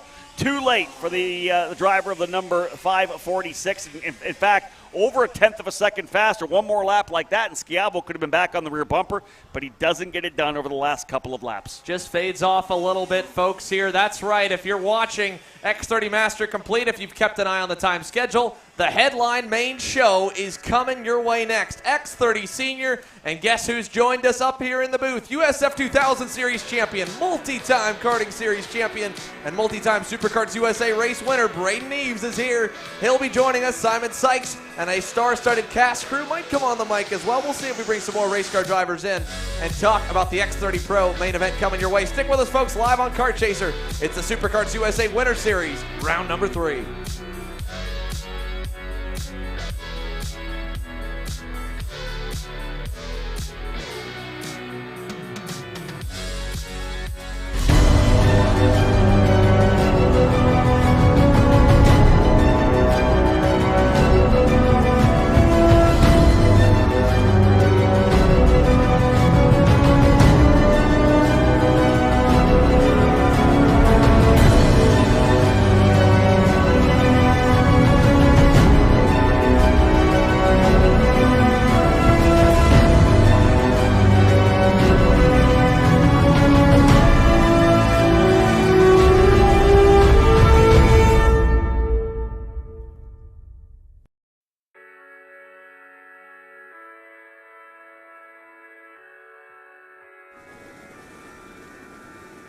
Well, welcome back here live from Homestead, the Supercarts USA Winter Series, round number 3 main for the X30 Senior class. Coming your way, 39 drivers here as they make their way off the starting grid and will start to make their way out to the racetrack. It'll be time for one full half warm-up lap, I should say. I can't say full warm-up lap because they're going to need to form up here early on in the circuit. But the starting grid coming up, Here we go. Let's go ahead and take you in front to back to make sure we at least talk about the guys we'll be seeing at the front of this 40-cart helm. First up, starting on the pole, your pre-final winner and championship points leader, Matheus Morgado. And to his outside, again, we mentioned it plenty of times over, his return after a month-and-a-half break, Ryan Norberg. Row 2, a couple of pretty impressive drivers. The driver who could go for Rookie of the Year this year, Carson Morgan, starting on the inside, Diego Ramos on the outside, P4. Moving to row number 3, making his first Superkarts USA start of 2022, what should be one of many, Marjan Kremmers from the Netherlands. And PSL karting starts to the inside of Alessandro De Tullio. Former Florida Winter Series winner Aaron Benoit starting 7th alongside Paul Bocuse in the 371. Hannah Greenemeyer, your reigning Superkarts USA Pro Tour champion, starts to the inside of the edge of the top 10 to her outside the number 308 RPM Tony Kart of Paulie Massimino. Quickly going back here, Rob. That's your top 10. There's plenty more. Here we are. We're about to go green. Hold on, folks. The drivers getting into their staging lanes. We're getting ready to go underway with X30 Senior. Green, green, green as they race into turn number 1. 2, 3 wide, a bit further back. Leaders tucking in nicely. They'll go 2 wide out of the corner, down back to the turn 2 corner. They're out of turn 2 to 3, and it's a great start there for Ryan Norberg. He goes P1. Driver slotting in right behind him as well. Morgado goes into the second spot. Xander, what a start for Ryan Norberg. Norberg had the nose out in front here. Braden, I mean, you were watching them. You've seen a few guys be able to kind of, not necessarily bully, but definitely strong-arm their way to the lead from the outside row. Would you say that was clean enough? Yeah, it was a really clean start. It's always hectic at this circuit on the first lap. Everyone got through cleanly and pretty even gaps between all the drivers. So we'll see how they all pan out in the next couple of laps. Well, let's see it here, Rob.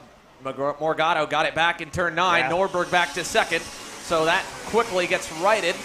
And it's a long line of go-karts here, probably about 7 or 8 deep before we get back to Hannah Greenemeyer there at the edge. Yeah, and there we go, Norberg back by again. It was a good move from Morgado to the inside of the hairpin, turn number 9. Right back at it here in turn number 2 goes Ryan Norberg. As people are kind of slotting in here right now, Ramos goes into that third spot. And again, this is all about the opening couple of laps, drivers getting into a row, kind of stretching away a little bit. You always kind of see that opening group stretch away, whatever it may be, 5, 6, maybe 8 drivers. Then you can start to go to work, and we're seeing that happen a little deeper in the field. De Tullio starting to get a little aggressive here as well, as we have a couple of drivers together further back. But nonetheless, up front, Ryan Norberg in the 303 Rollison goes back to P1. Braden, you were pointing out, I think I saw the same thing there as we saw a couple yellow flags were waving over in the back section and a meatball flag for someone. Yeah, it looked like a Paralyn cart there spinning around coming out of the hairpin. Not sure who that was. It looked like I think that was De Tullio. Yeah, No. Alessandro De Tullio. He's dropping down fast. Came across the line there in 17th with a pirouette coming out of turn 9. And they are still all over Norberg here in the infield, Rob. 3-driver breakaway right now. Norberg, Morgado, and Ramos with a little bit of room in there. Morgado shoves his way by down the inside. Norberg will go back to 3. They had a bit of a gap as Ramos has now gone to second. Norberg into third. That is Aaron Benoit having a really good run here. He is up into the 4 spot. Hannah Greenemeyer went purple last time by, solidifying her position inside the top 10. Paul Bocuse, Cole Morgan, Nate Cicero, and Carson Morgan rounding out the early top 10. Well, Braden, I mean, you've seen it here in the last few races you've run in the X30 Senior class. Ryan Norberg's only been able to have a couple RPG teammates.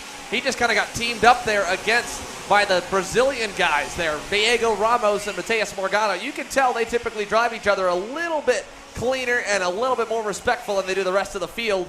Not that they're disrespectful in any way, but I don't see Diego Ramos pulling a big move. Oh, maybe. I take that one back. Diego Ramos, your new leader out of turn 8, Rob. Yeah, he said, what do you say, Xander? No.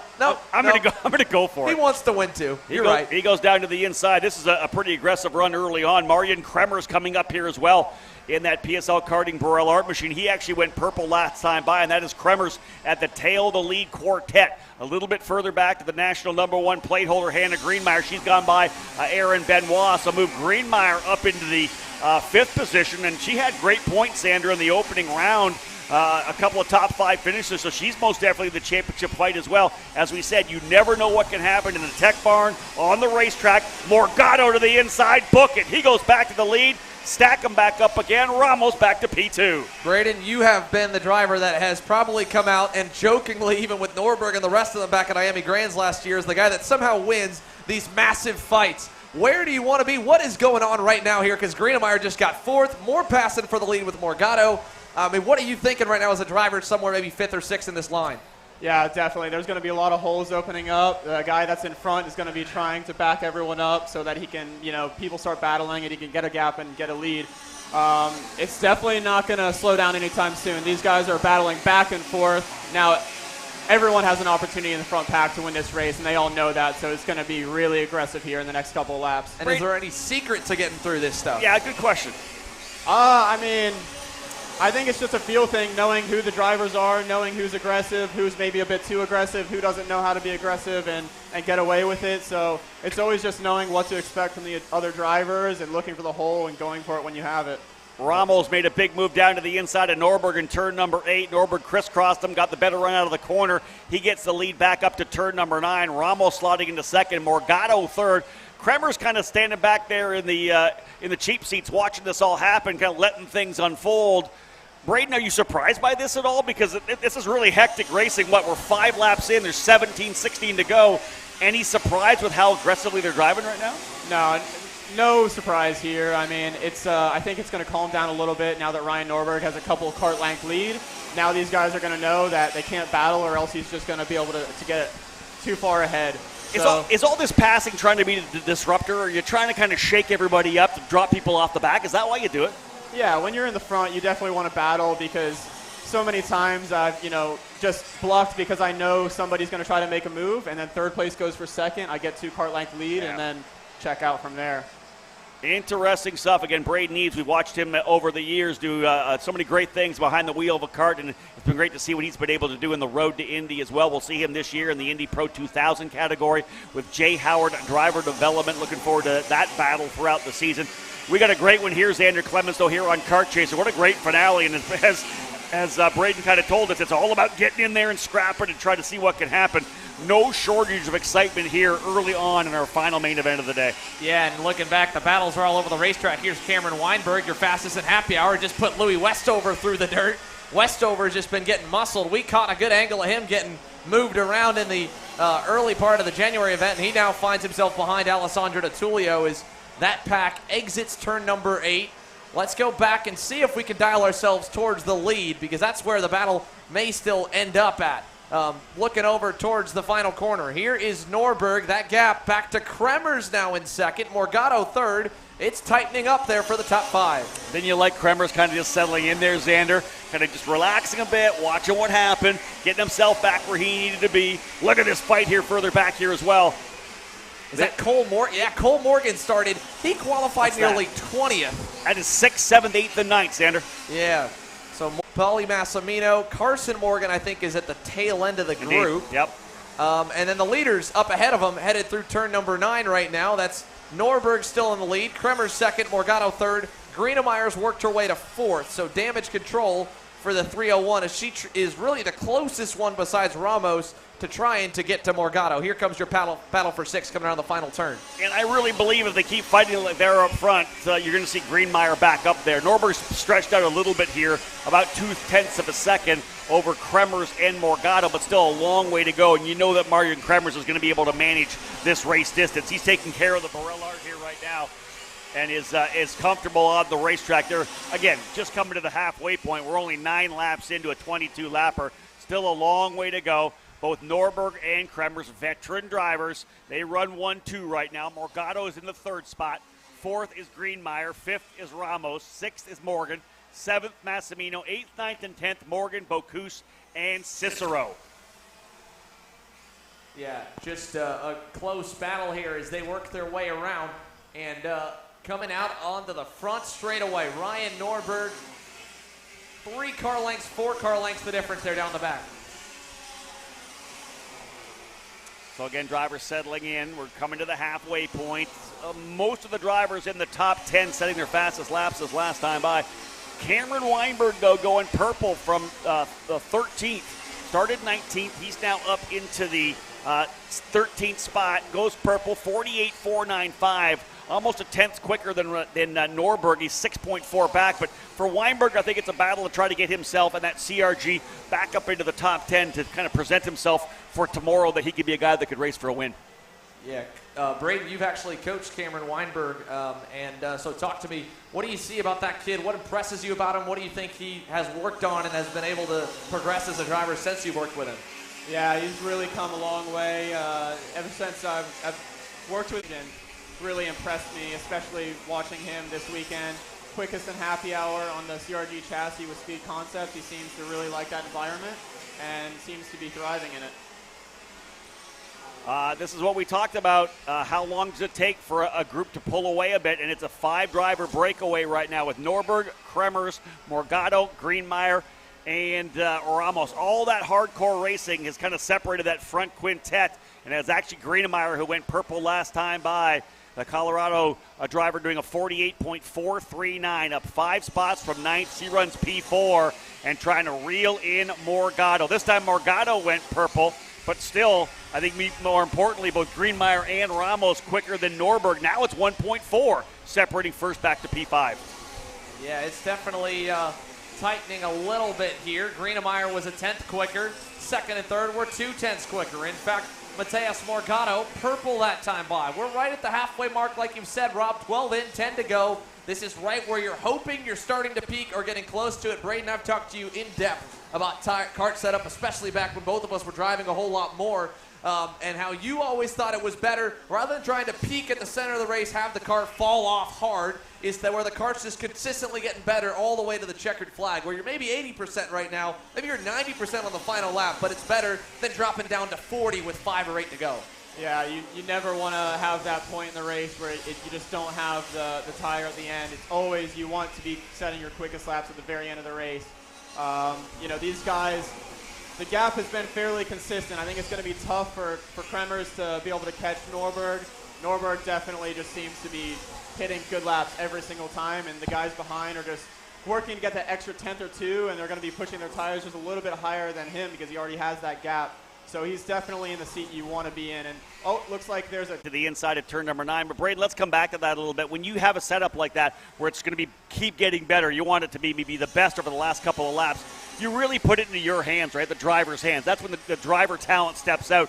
When your kart's not great midway through, but you're the one that's able to run it back to the front, and it's so good at the end. Yeah, I mean, it's basically you're setting the tire pressure real low, and you're going out, and it's like hang on for the first couple of laps. Yeah. Try not to lose too many positions because you know when it comes to you, it'll be there and everything will be perfect. Yeah. But it's just trying to hang on to those positions in the opening and not to lose too much.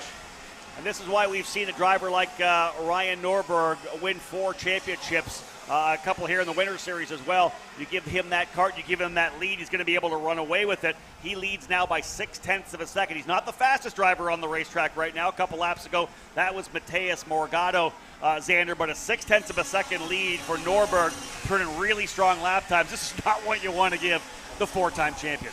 Now let's see here. I'm trying to make sure our timing updated here that time, because if I'm not mistaken, the lap before is what we were on, where Morgado, even while he passed Marian Kremers, was a 0.5 quicker. No, that was, I guess, that lap time by lap 14 completed. There's 15, 0.5 better. And as they come across here, Norberg lost a lot more there through the infield. What was going on right there, I'm not sure, but now that gap is down to 2 car lengths back to Mateus Morgado. You're right. That's it was a massive gap at one point. Now it's almost just about a kart length, maybe 2, coming out of 9 over to turn number 10, 11, and 12. Not sure what happened there. Whether or not it was Norberg that fell off or Morgado just nailed it. Again, Braden talked about having that kart come in the way you want it. Let's see what happens here. What do you see there, Braden? It looked like you kind of got a bit of a better eye on it than we did. Yeah, I don't know. It just seems like maybe a bit of commentator's curse. As soon as I said that he was looking pretty, I don't know. It looks like Morgado has just absolutely dropped a couple tenths there. I mean, he's left Greenmeyer behind. He's running down Norberg. Seems like his car is just absolutely on rails right now, and he's sitting pretty right now. Yeah, Norberg knows it too. Yeah, 0.4 quicker last time by. Norberg knows he's coming. Here we go, down to turn number 9. Ramos going by on Greenmeyer. So both of the Brazilian drivers coming on late. Kremers the one that's fallen off the hardest right now. He's back to 5th. You mentioned Greenmeyer. She went up to 3rd, now back to 4th again. And Norberg, that mistake or that bobble, whatever that was, obviously he took a few looks back, was a little more defensive that lap, slowed the pace down, then picked it back up, found his groove again here with 5 to go, pulled that gap back to 3 car lengths. Let's come to Braden Eves again. How much can you do that, Braden? Can you slow down a bit, take care of the tires, and bring them back a little bit? Is that something you can do in a kart? Yeah, you try to manage the gap. You know, obviously you see somebody reeling you in behind, and you're definitely going to be pushing as hard as you can. You're always pushing, trying to make no mistakes, but you know, it's always just about trying to be consistent, not step a foot wrong, and you know, when you have that track position, you know you can lose a little bit of time, and they can catch you a little bit, and you'll still be all right. You're still in the fight always. Let's see what kind of lead Norberg has. He rolls out of turn number 12 right now. Last time by was .377. He was about 0.2 of a second faster than Morgado. He'll come across the line to put lap 18, I believe, in the books right now, or lap 17. Waiting for it to update. Indeed, Norberg leading by 0.3 of a second, and a bit quicker again that last time by. These are two drivers at the top of their game right now, pushing super hard. Both drivers really getting it to work late in the run, and a handful of laps left to go. Morgado looked a little bit better out of 8 that time by, and last time when it finally did update, about halfway through the lap on the timing monitor, he was 1/100th quicker. So a little bit of advantage to Morgado. Coming down to 3 to go this time. Braden, you're seeing the gap right here. Let's say things aside of who's a little bit quicker. Maybe Morgado knows he's got about a 0.5 of pace. Would you rather be out front and knowing the little, or would you rather be the guy hunting and applying the pressure?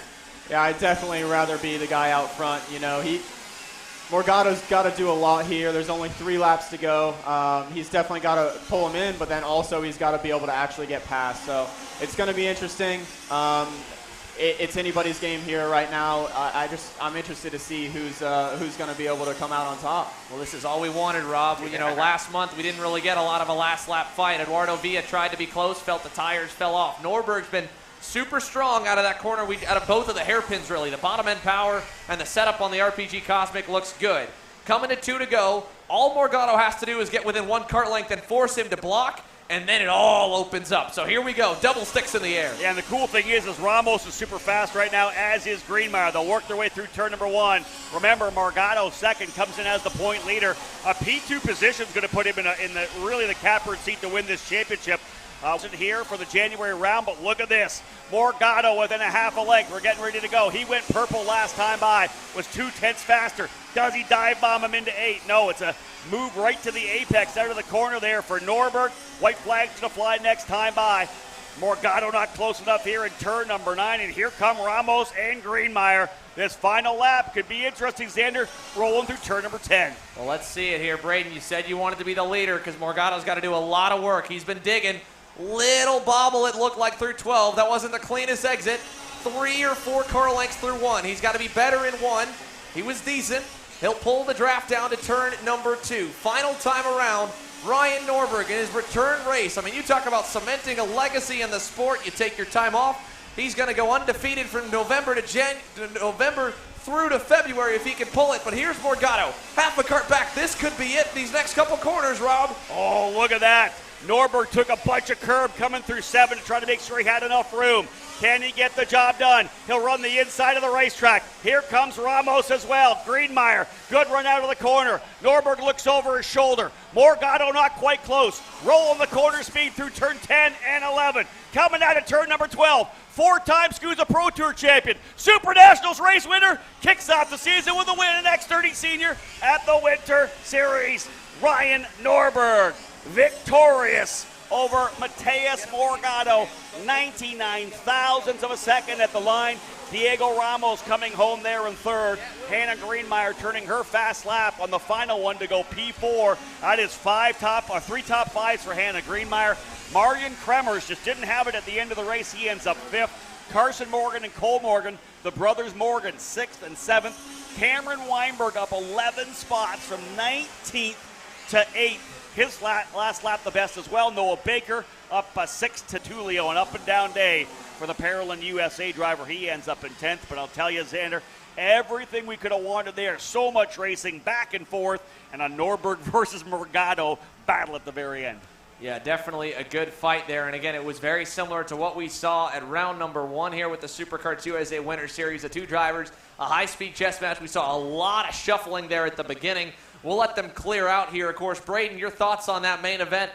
pretty good. I mean, it didn't have a crazy bit of fireworks or chaos or tears at the end, but I thought overall that was a pretty entertaining final. Yeah, it was interesting. There was definitely quite a few guys that looked like they were the pace of the field at different points of that race. There was definitely a lot of battling going on.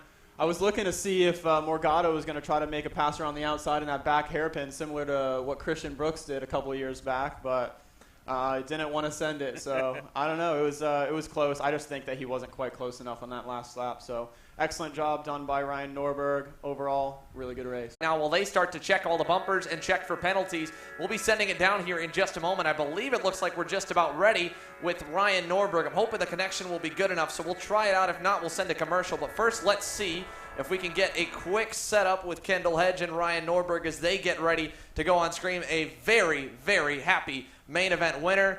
Kendall, it looks like it's good enough and it will hold. Why don't you take it away? All right, was when we thought it would here. We'll send it to commercial, Rob. Braden Eves, thank you so much for coming on in the booth with us here. We'll get set. We'll get ready to go live with our post-race interviews in just a moment. All right, thanks, Xander. We'll be right back. I'm David Serra, 18-time Australian karting champion, and we're launching Kart Class. Kart Class is an advanced digital training program that suits a driver who's just starting out in the sport, all the way to the driver looking to win a national championship. In this program, you're going to be learning about how to find the ideal racing line and what an apex is, braking and throttle markers, wet weather racing lines, and how to overtake other competitors. We target how to brake in the wet weather, and we look on the mental side of kart racing as well with our mental skills coach. At the completion of this program, you'll be lighting up purple sectors in qualifying, know when to defend on the opening laps, and how to pressure your opposition into mistakes. We teach you the tools to be resilient and how to get in the right frame of mind before a race. We look to complete the whole package by getting a strong mindset, a driving style to suit all conditions, strategizing your race, and getting the last 1% from your team. We'll teach you how to win the final lap of a race, driving the wet like Max Verstappen, and creating the perfect bubble for yourself to mentally be in the zone. To find out more, click the link below.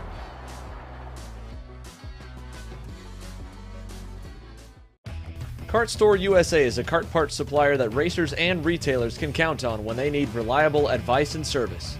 We focus on servicing all racers with honesty and pride while maintaining customer satisfaction.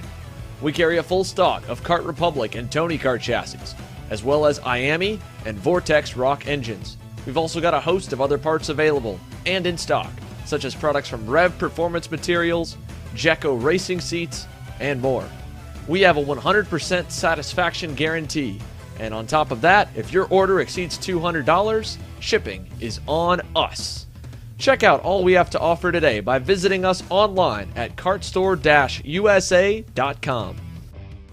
If you're looking for top-grade equipment, look no further than Rev Performance Materials engine mounts, sprockets, and arcade chains. Available online now at revperformancematerials.com and through a dealer near you. The highest quality material, built to the highest quality standards. Rev Performance Materials.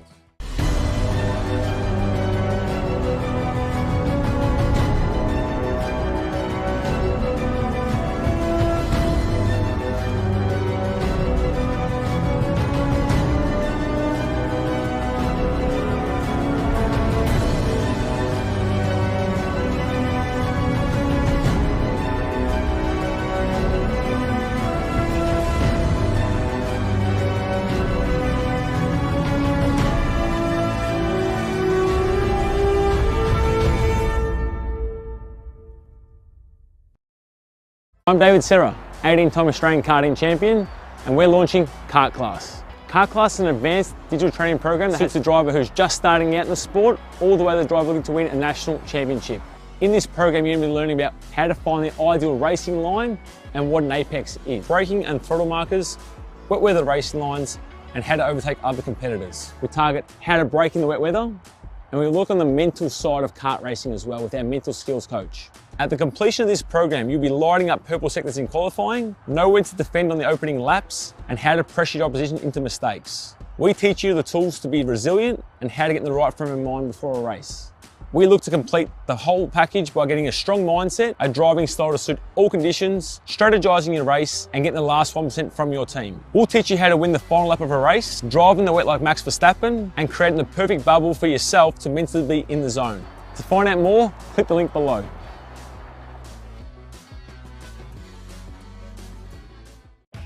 Kart Store USA is a kart parts supplier that racers and retailers can count on when they need reliable advice and service. We focus on servicing all racers with honesty and pride while maintaining customer satisfaction. We carry a full stock of Kart Republic and Tony Kart chassis, as well as IAMI and Vortex Rock engines. We've also got a host of other parts available and in stock, such as products from Rev Performance Materials, Jekko Racing Seats, and more. We have a 100% satisfaction guarantee, and on top of that, if your order exceeds $200, shipping is on us. Check out all we have to offer today by visiting us online at kartstore-usa.com. If you're looking for top-grade equipment, look no further than Rev Performance Materials engine mounts, sprockets, and arcade chains. Available online now at revperformancematerials.com and through a dealer near you. The highest quality material, built to the highest quality standards. Rev Performance Materials.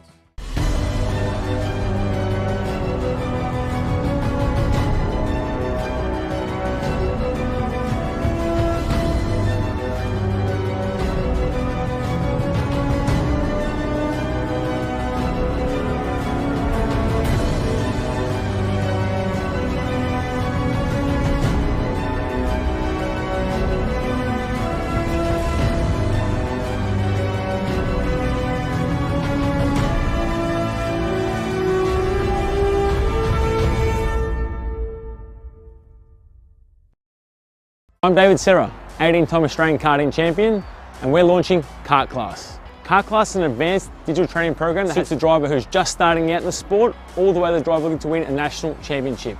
In this program, you're going to be learning about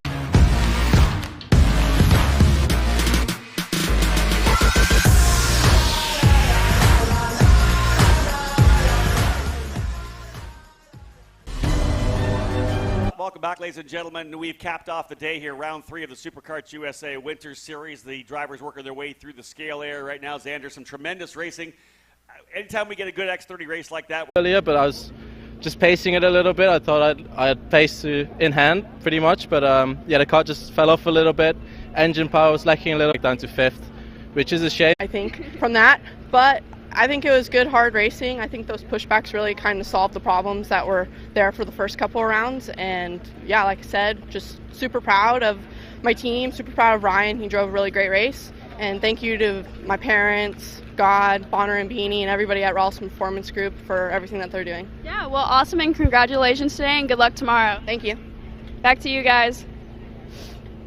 Consistency. I mean, she has been kind of the model for that, almost all winter series. We talked to her back in January, and she was like, I kind of muck it up usually the first 2 rounds of the championship, and it makes it where I'm driving from behind in the final 2. Now she's got another top 5 result, and I think a 3rd, either a 4th or a 5th in the first 2 rounds.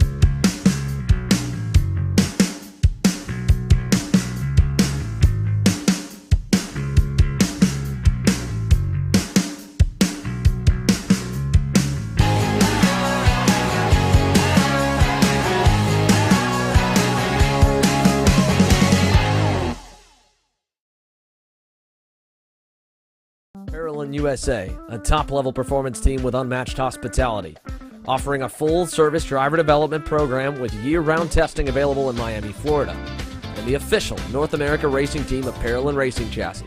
Chassis and parts available at ParalleLUSA.com.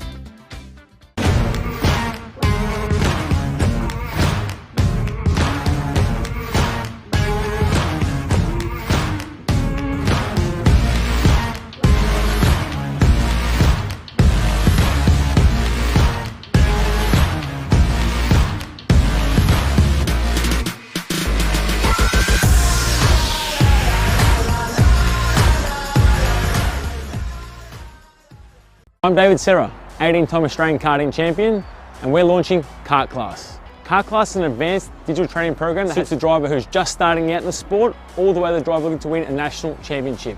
In this program, you're going to be learning about how to find the ideal racing line and what an apex is, braking and throttle markers, wet weather racing lines, and how to overtake other competitors. We target how to brake in the wet weather, and we look on the mental side of kart racing as well with our mental skills coach.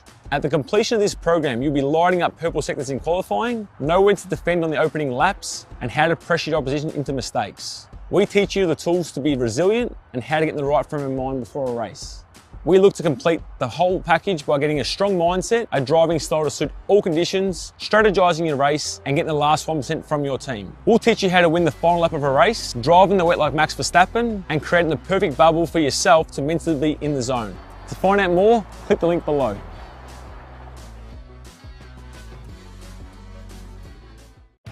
Kart Store USA is a kart parts supplier that racers and retailers can count on when they need reliable advice and service. We focus on servicing all racers with honesty and pride while maintaining customer satisfaction. We carry a full stock of Kart Republic and Tony Kart chassis, as well as IAMI and Vortex Rock engines. We've also got a host of other parts available and in stock, such as products from Rev Performance Materials, Jekko Racing Seats, and more. We have a 100% satisfaction guarantee, and on top of that, if your order exceeds $200, shipping is on us. Check out all we have to offer today by visiting us online at kartstore-usa.com. As the Western importer of the Praga and Formula K chassis brands, Leading Edge Motorsports is a high-performance kart shop and race team with a simple mission: teach others the joy of high-performance driving, supply our customers with the highest quality products and services, and most of all, win races. With our remarkable racing inventory, expert services, and top-ranked national-level team to back it up, we'll help to get your new kart racing package up and running fast. From arrive and drive service to kart preparation and driver coaching to the parts you need to get you back on the racetrack, Leading Edge Motorsports is the industry answer.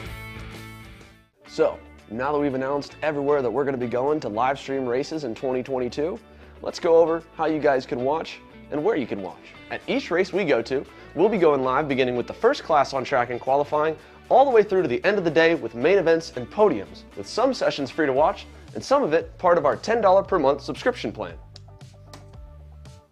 For every qualifying session, heat race, pre-final, and or last chance qualifier, you'll be able to watch free on our YouTube page, our Facebook page, and the Series of Promoters Facebook pages as well. Then, if you want to watch the main events live, you'll be able to do that on our YouTube channel's premium subscription for $10 per month. And if you can't afford to do it, you'll be able to watch the replay of the main events for free after the race weekend's over. To sign up for our $10 per month premium subscription on YouTube, it's super simple. As long as you're signed into your YouTube account, go to our page, hit the join button, put in your payment information, and you'll notice even at the bottom, YouTube doesn't bill you until the 30th day of the first month. Now you may be wondering, why even do a subscription plan at all? And the truth is, broadcasts are expensive.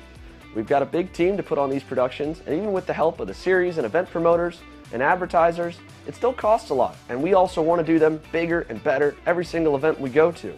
And hey, if you can't or don't want to join the $10 per month subscription plan, you can still watch all the racing sessions with qualifying, heat races, pre-finals, LCQs live for free, and of course the main events on replay after the race weekend.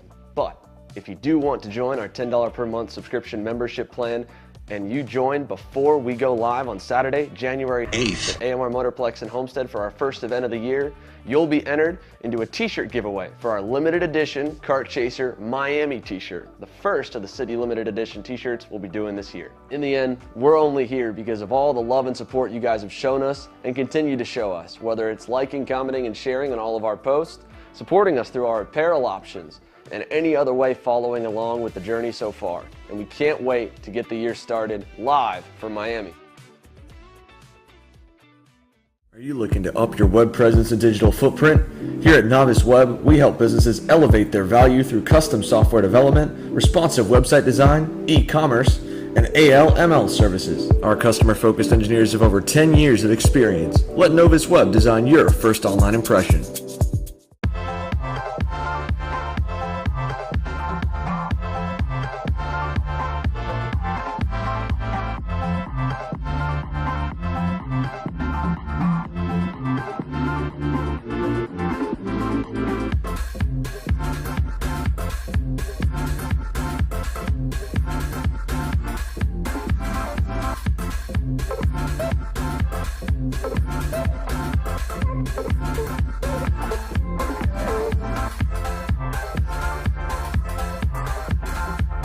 Overdrive Motorsports is more than just another full-service kart shop. Beyond our excellent service and more than 20 years of experience, we also offer a number of aftermarket parts and upgrades, such as our own proprietary pedal kit and the only aftermarket rock shifter mount in North America. Check us out online at odkarts.com. If you're looking for top-grade equipment, look no further than Rev Performance Materials engine mounts, sprockets, and arcade chains. Available online now at revperformancematerials.com and through a dealer near you. The highest quality material, built to the highest quality standards. Rev Performance Materials.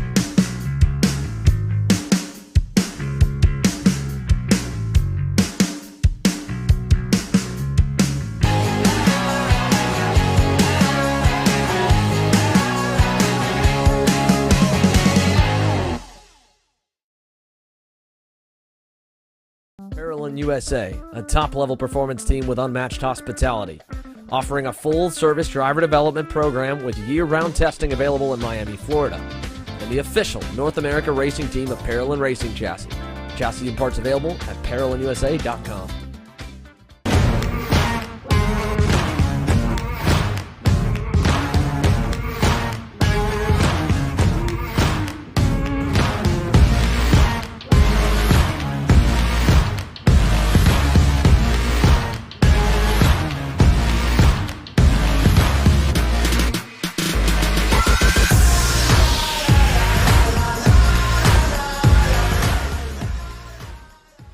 I'm David Serra, 18-time Australian karting champion, and we're launching Kart Class. Kart Class is an advanced digital training program that suits the driver who's just starting out in the sport, all the way to the driver looking to win a national championship.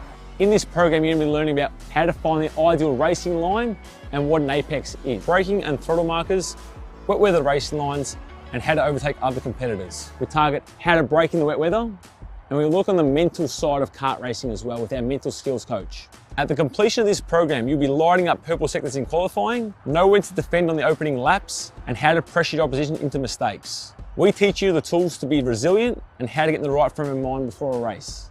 We look to complete the whole package by getting a strong mindset, a driving style to suit all conditions, strategizing your race, and getting the last 1% from your team. We'll teach you how to win the final lap of a race, driving the wet like Max Verstappen, and creating the perfect bubble for yourself to mentally be in the zone. To find out more, click the link below.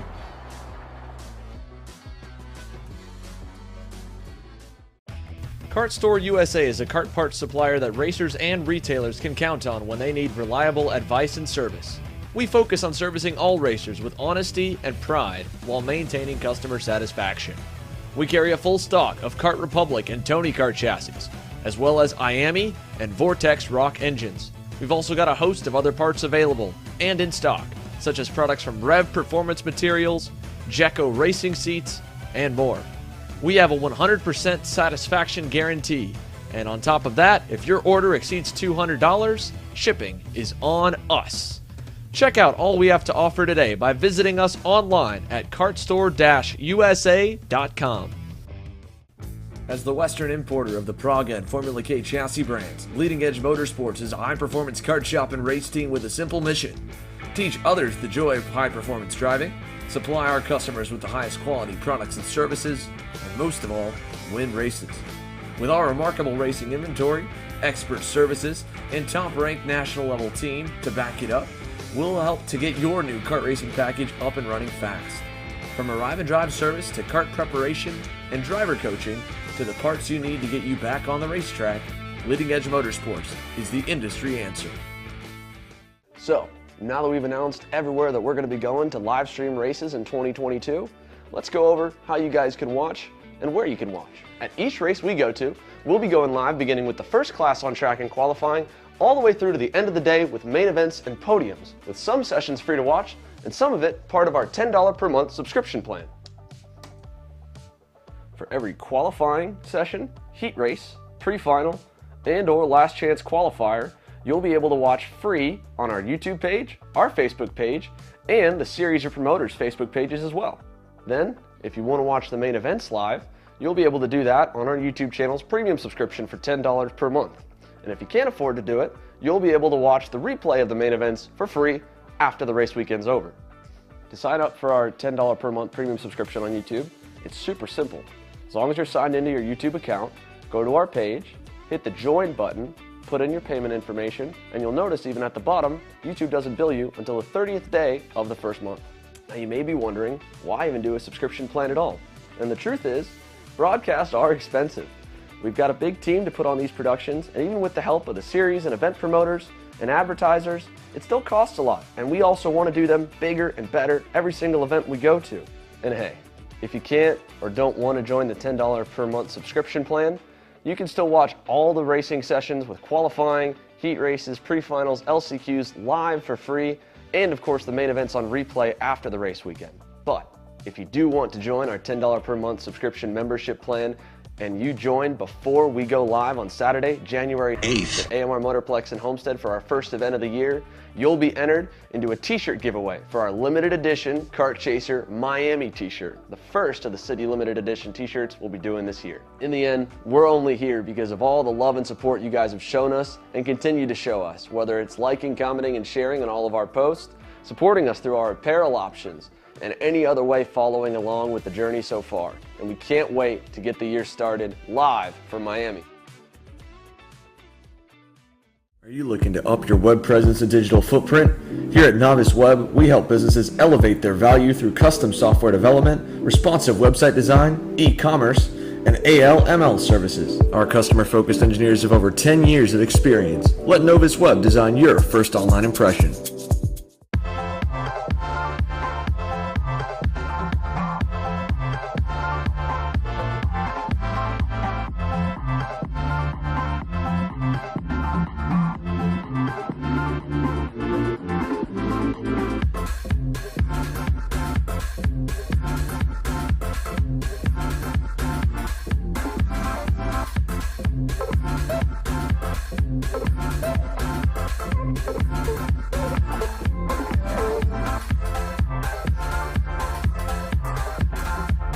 Overdrive Motorsports is more than just another full-service kart shop. Beyond our excellent service and more than 20 years of experience, we also offer a number of aftermarket parts and upgrades, such as our own proprietary pedal kit and the only aftermarket rock shifter mount in North America. Check us out online at odkarts.com.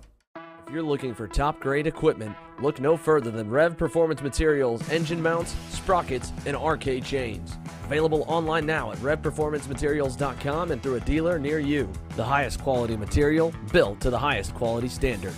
Rev Performance Materials.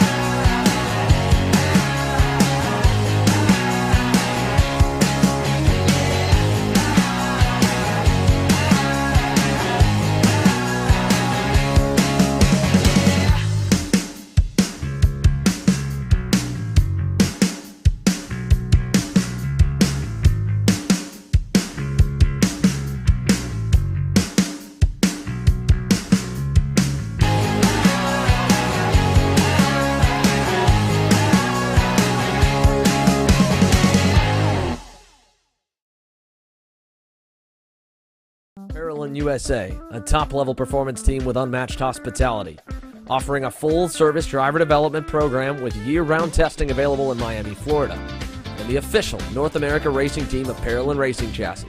Chassis and parts available at ParalleLUSA.com.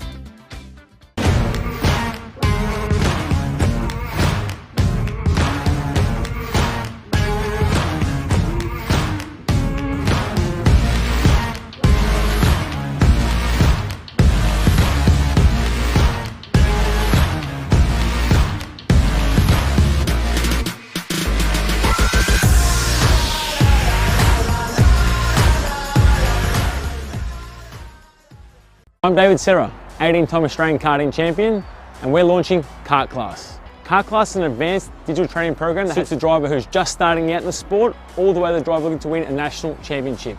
In this program, you're going to be learning about how to find the ideal racing line and what an apex is, braking and throttle markers, wet weather racing lines, and how to overtake other competitors. We target how to brake in the wet weather, and we look on the mental side of kart racing as well with our mental skills coach. At the completion of this program, you'll be lighting up purple sectors in qualifying, know when to defend on the opening laps, and how to pressure your opposition into mistakes. We teach you the tools to be resilient and how to get in the right frame of mind before a race.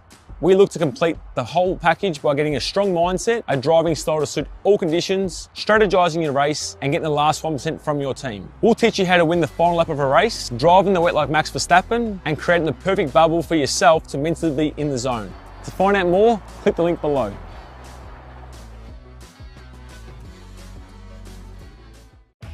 Kart Store USA is a kart parts supplier that racers and retailers can count on when they need reliable advice and service. We focus on servicing all racers with honesty and pride while maintaining customer satisfaction.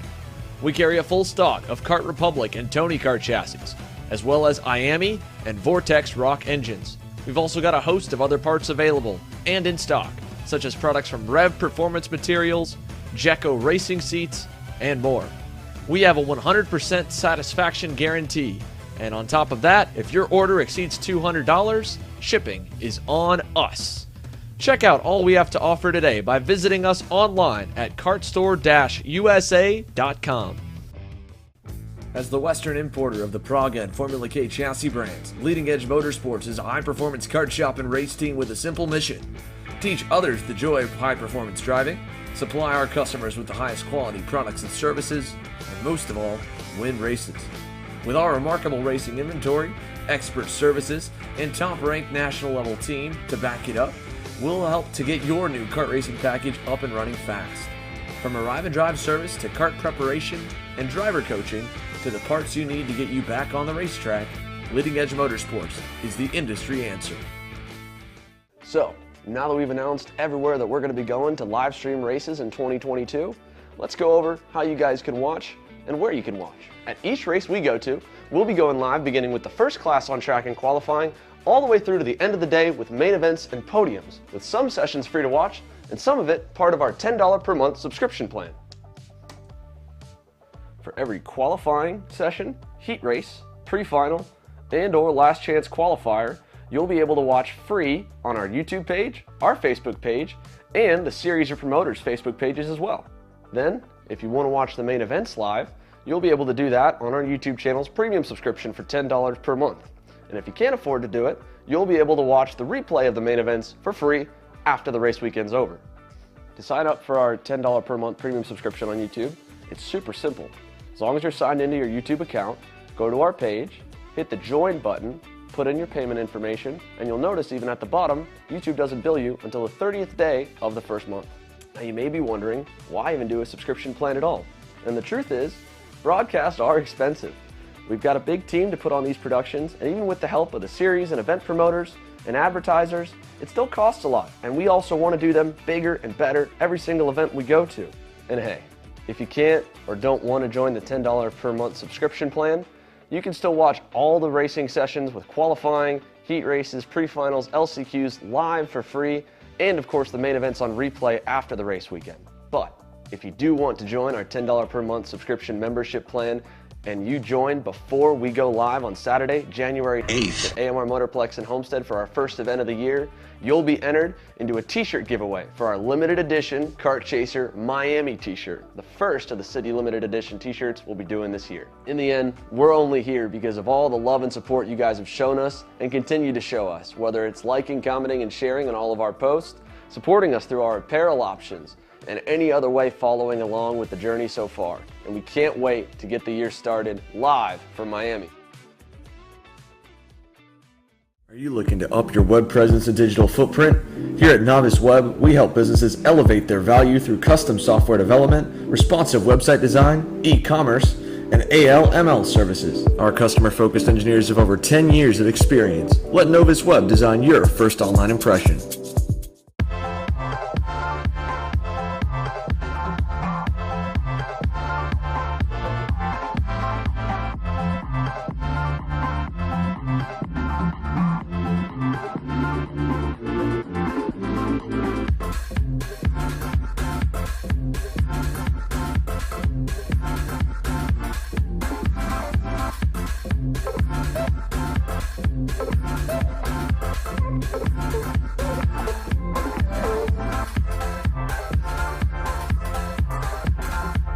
Overdrive Motorsports is more than just another full-service kart shop. Beyond our excellent service and more than 20 years of experience, we also offer a number of aftermarket parts and upgrades, such as our own proprietary pedal kit and the only aftermarket rock shifter mount in North America. Check us out online at odkarts.com.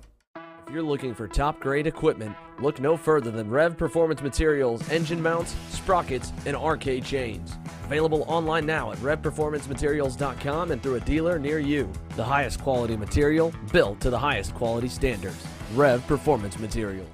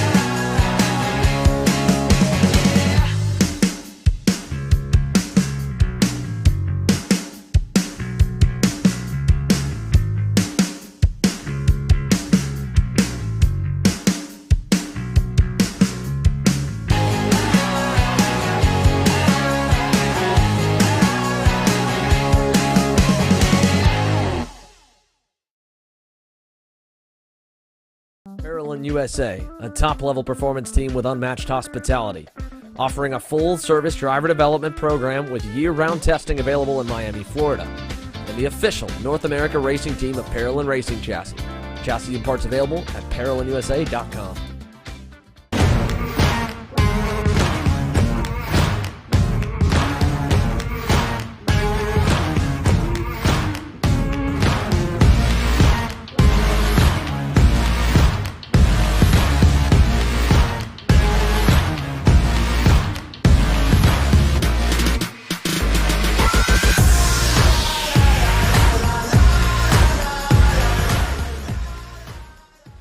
I'm David Serra, 18-time Australian karting champion, and we're launching Kart Class. Kart Class is an advanced digital training program that suits a driver who's just starting out in the sport, all the way to the driver looking to win a national championship. In this program, you're going to be learning about how to find the ideal racing line and what an apex is, braking and throttle markers, wet weather racing lines, and how to overtake other competitors. We target how to brake in the wet weather, and we look on the mental side of kart racing as well with our mental skills coach. At the completion of this program, you'll be lighting up purple sectors in qualifying, know when to defend on the opening laps, and how to pressure your opposition into mistakes. We teach you the tools to be resilient and how to get in the right frame of mind before a race. We look to complete the whole package by getting a strong mindset, a driving style to suit all conditions, strategizing your race, and getting the last 1% from your team. We'll teach you how to win the final lap of a race, driving the wet like Max Verstappen, and creating the perfect bubble for yourself to mentally be in the zone. To find out more, click the link below.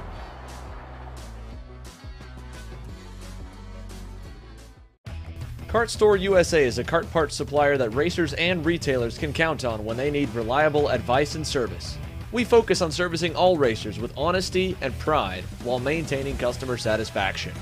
We carry a full stock of Kart Republic and Tony Kart chassis, as well as IAMI and Vortex Rock engines. We've also got a host of other parts available and in stock, such as products from Rev Performance Materials, Jecco Racing Seats, and more. We have a 100% satisfaction guarantee, and on top of that, if your order exceeds $200, shipping is on us. Check out all we have to offer today by visiting us online at kartstore-usa.com. As the Western importer of the Praga and Formula K chassis brands, Leading Edge Motorsports is a high-performance kart shop and race team with a simple mission: teach others the joy of high-performance driving, supply our customers with the highest quality products and services, and most of all, win races. With our remarkable racing inventory, expert services, and top-ranked national-level team to back it up, we'll help to get your new kart racing package up and running fast. From arrive and drive service to kart preparation and driver coaching to the parts you need to get you back on the racetrack, Leading Edge Motorsports is the industry answer. So, now that we've announced everywhere that we're going to be going to live stream races in 2022, let's go over how you guys can watch and where you can watch. At each race we go to, we'll be going live beginning with the first class on track and qualifying, all the way through to the end of the day with main events and podiums, with some sessions free to watch and some of it part of our $10 per month subscription plan. For every qualifying session, heat race, pre-final, and or last chance qualifier, you'll be able to watch free on our YouTube page, our Facebook page, and the Series of Promoters Facebook pages as well. Then, if you want to watch the main events live, you'll be able to do that on our YouTube channel's premium subscription for $10 per month. And if you can't afford to do it, you'll be able to watch the replay of the main events for free after the race weekend's over. To sign up for our $10 per month premium subscription on YouTube, it's super simple. As long as you're signed into your YouTube account, go to our page, hit the join button, put in your payment information,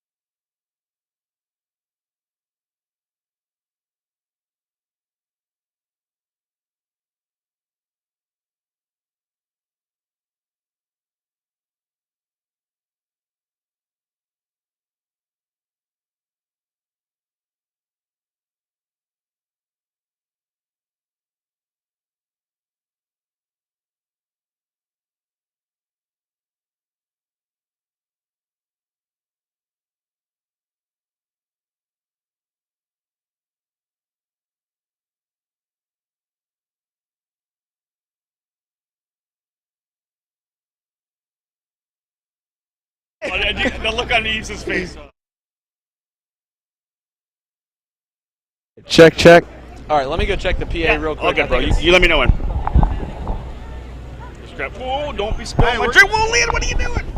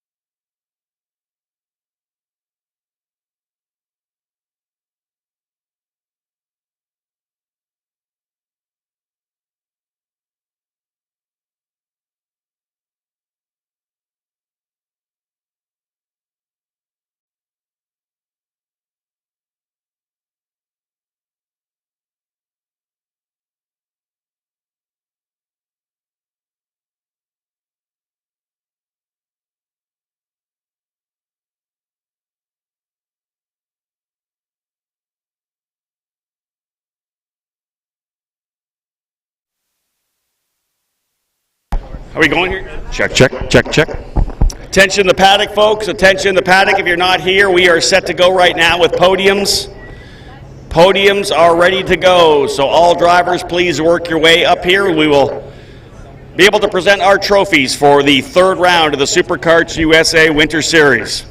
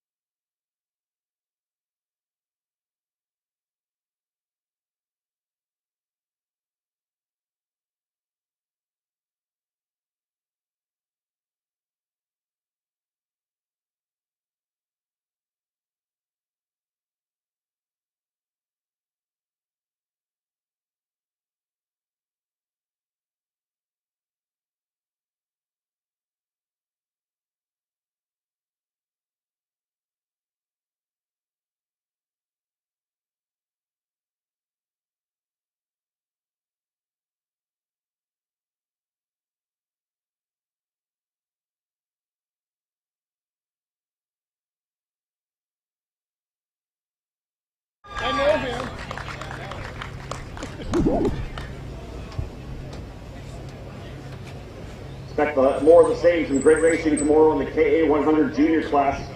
Excellent racing in this category.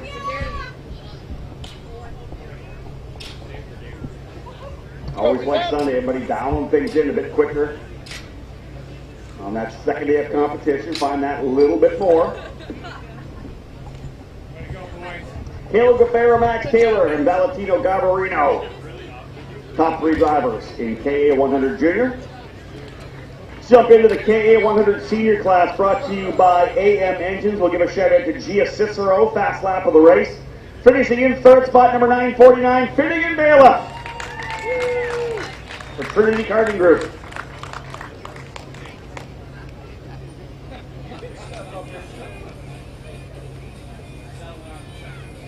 Coming home in second spot, number 979, Aiden Rudolph.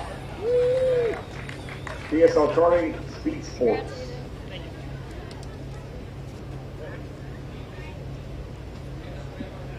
And the winner by just a 1/10 of a second. What a battle. This driver back and forth, and just a tremendous race. Winning today in KA 100 Senior. A round of applause for number 906, Colin Lloyd. Nice job, Colin. That was some hardcore racing out there in that category. Colin doing a fantastic job to put himself on top of the podium here today.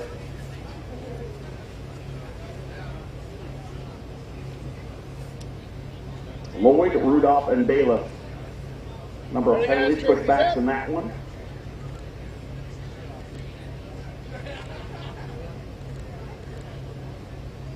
Colin Lloyd with the win. Aiden Rudolph second. Finnegan Bela rounding out the podium for the category. Moving to Mini Swift, brought to you by DNJ Intermodal Services. Finishing in third spot, number 199, Tyler Roberts. Tyler Roberts, P3. Finishing in second, number 104, Oliver Weldon.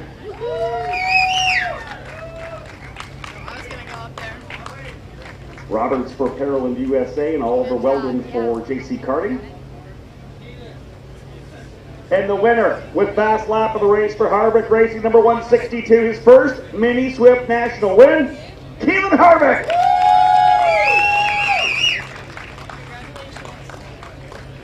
What a race that was for Keelan. Fast lap as well as that set of 52.517. Harvick able to work his way up front. That was just great racing all event long for the entire race.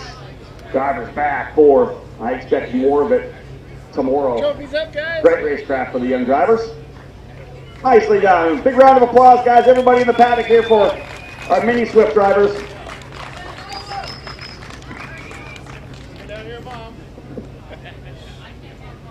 Keelan, Oliver, and Tyler on the podium. Congratulations, guys. Well done.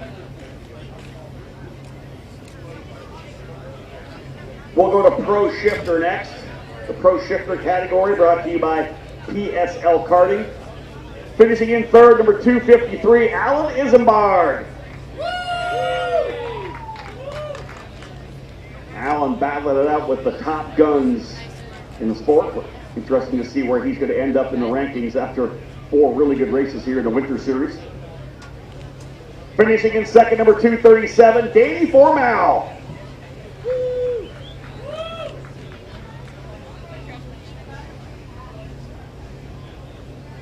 And the winner with the fast lap.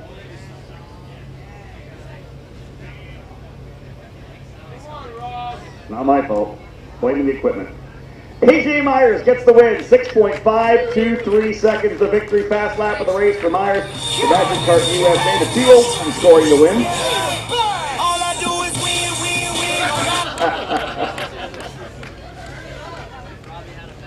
Again, PSL Karting, the sponsor of our Pro Shifter category. AJ Myers, Danny Formal, Alan Isambard, top 3 drivers. Trophies up.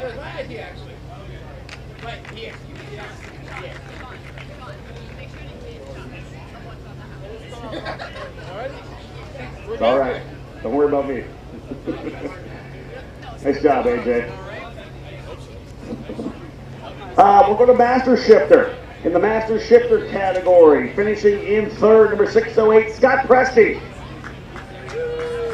Scott finishing in the third spot. Great hole shot to go to the lead. See if Scott can dial her in tomorrow. Got a good group of drivers here in Masters.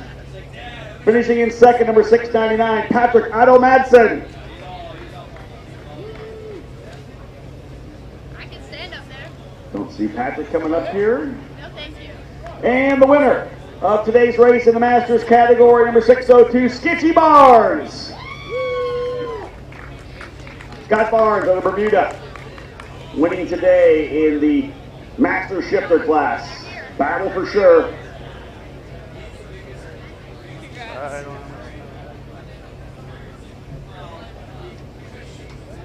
Scotty's a lot better than his beloved Dallas Cowboys, I'll tell you that. That's painful. All right, trophies up, guys. Scott Barnes, Patrick Otto Madsen, and Scott Presti, top three drivers here in Master Shifter. Again, they'll battle it out again tomorrow. Final round of the Winter Series before we head to NOLA for the opening stint of the Pro Tour, the Winter Nationals. Let's go to X30 Junior, presented by Speed Lab Racing Engines. Finishing in third, number 723, Michael Costello. Nice drive. Take the opportunity to give a shout out to Jacob Kolar with the fast lap of the race. Finishing in second, number 702, Max Garcia.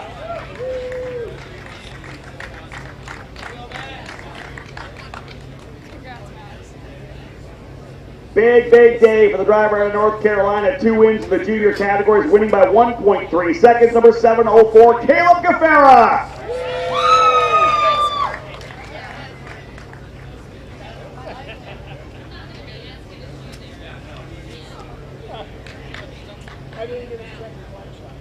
Stacked field in the X30 Junior category. Big one as well. 39 drivers, I think, in total in our X30 Junior class. Again, a precursor of things to come at the Pro Tour and the start of the Winter Nationals in NOLA. It's going to be a great season of competition. We have so much talent up and down the ranks. 2 more categories to pass out for hardware. We'll wrap things up here. We'll go to X30 Master, presented by Rollison Performance Group. Coming home in the third spot, your Pro Tour champion from last year, number 501, Mario Barrios. 21 fantastic lap, 1 off-roading. Great job, Mario. Finishing in second, number 546, Luis Schiavo. Thank you. Thank you. Luis pushed the winner all race long. They went back and forth a little bit, but the driver who will stand on top of the podium is the race winner, number 518, Danilo Ramalho.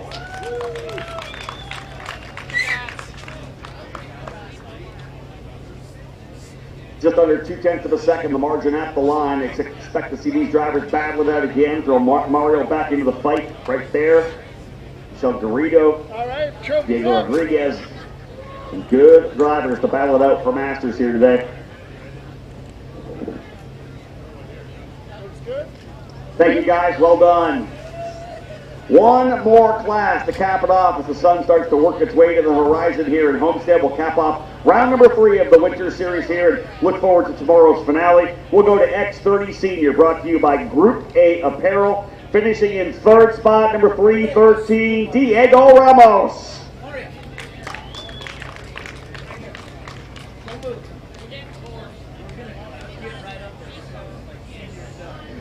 What's that, not here? Finishing in second, number 362, Mateus Morgado.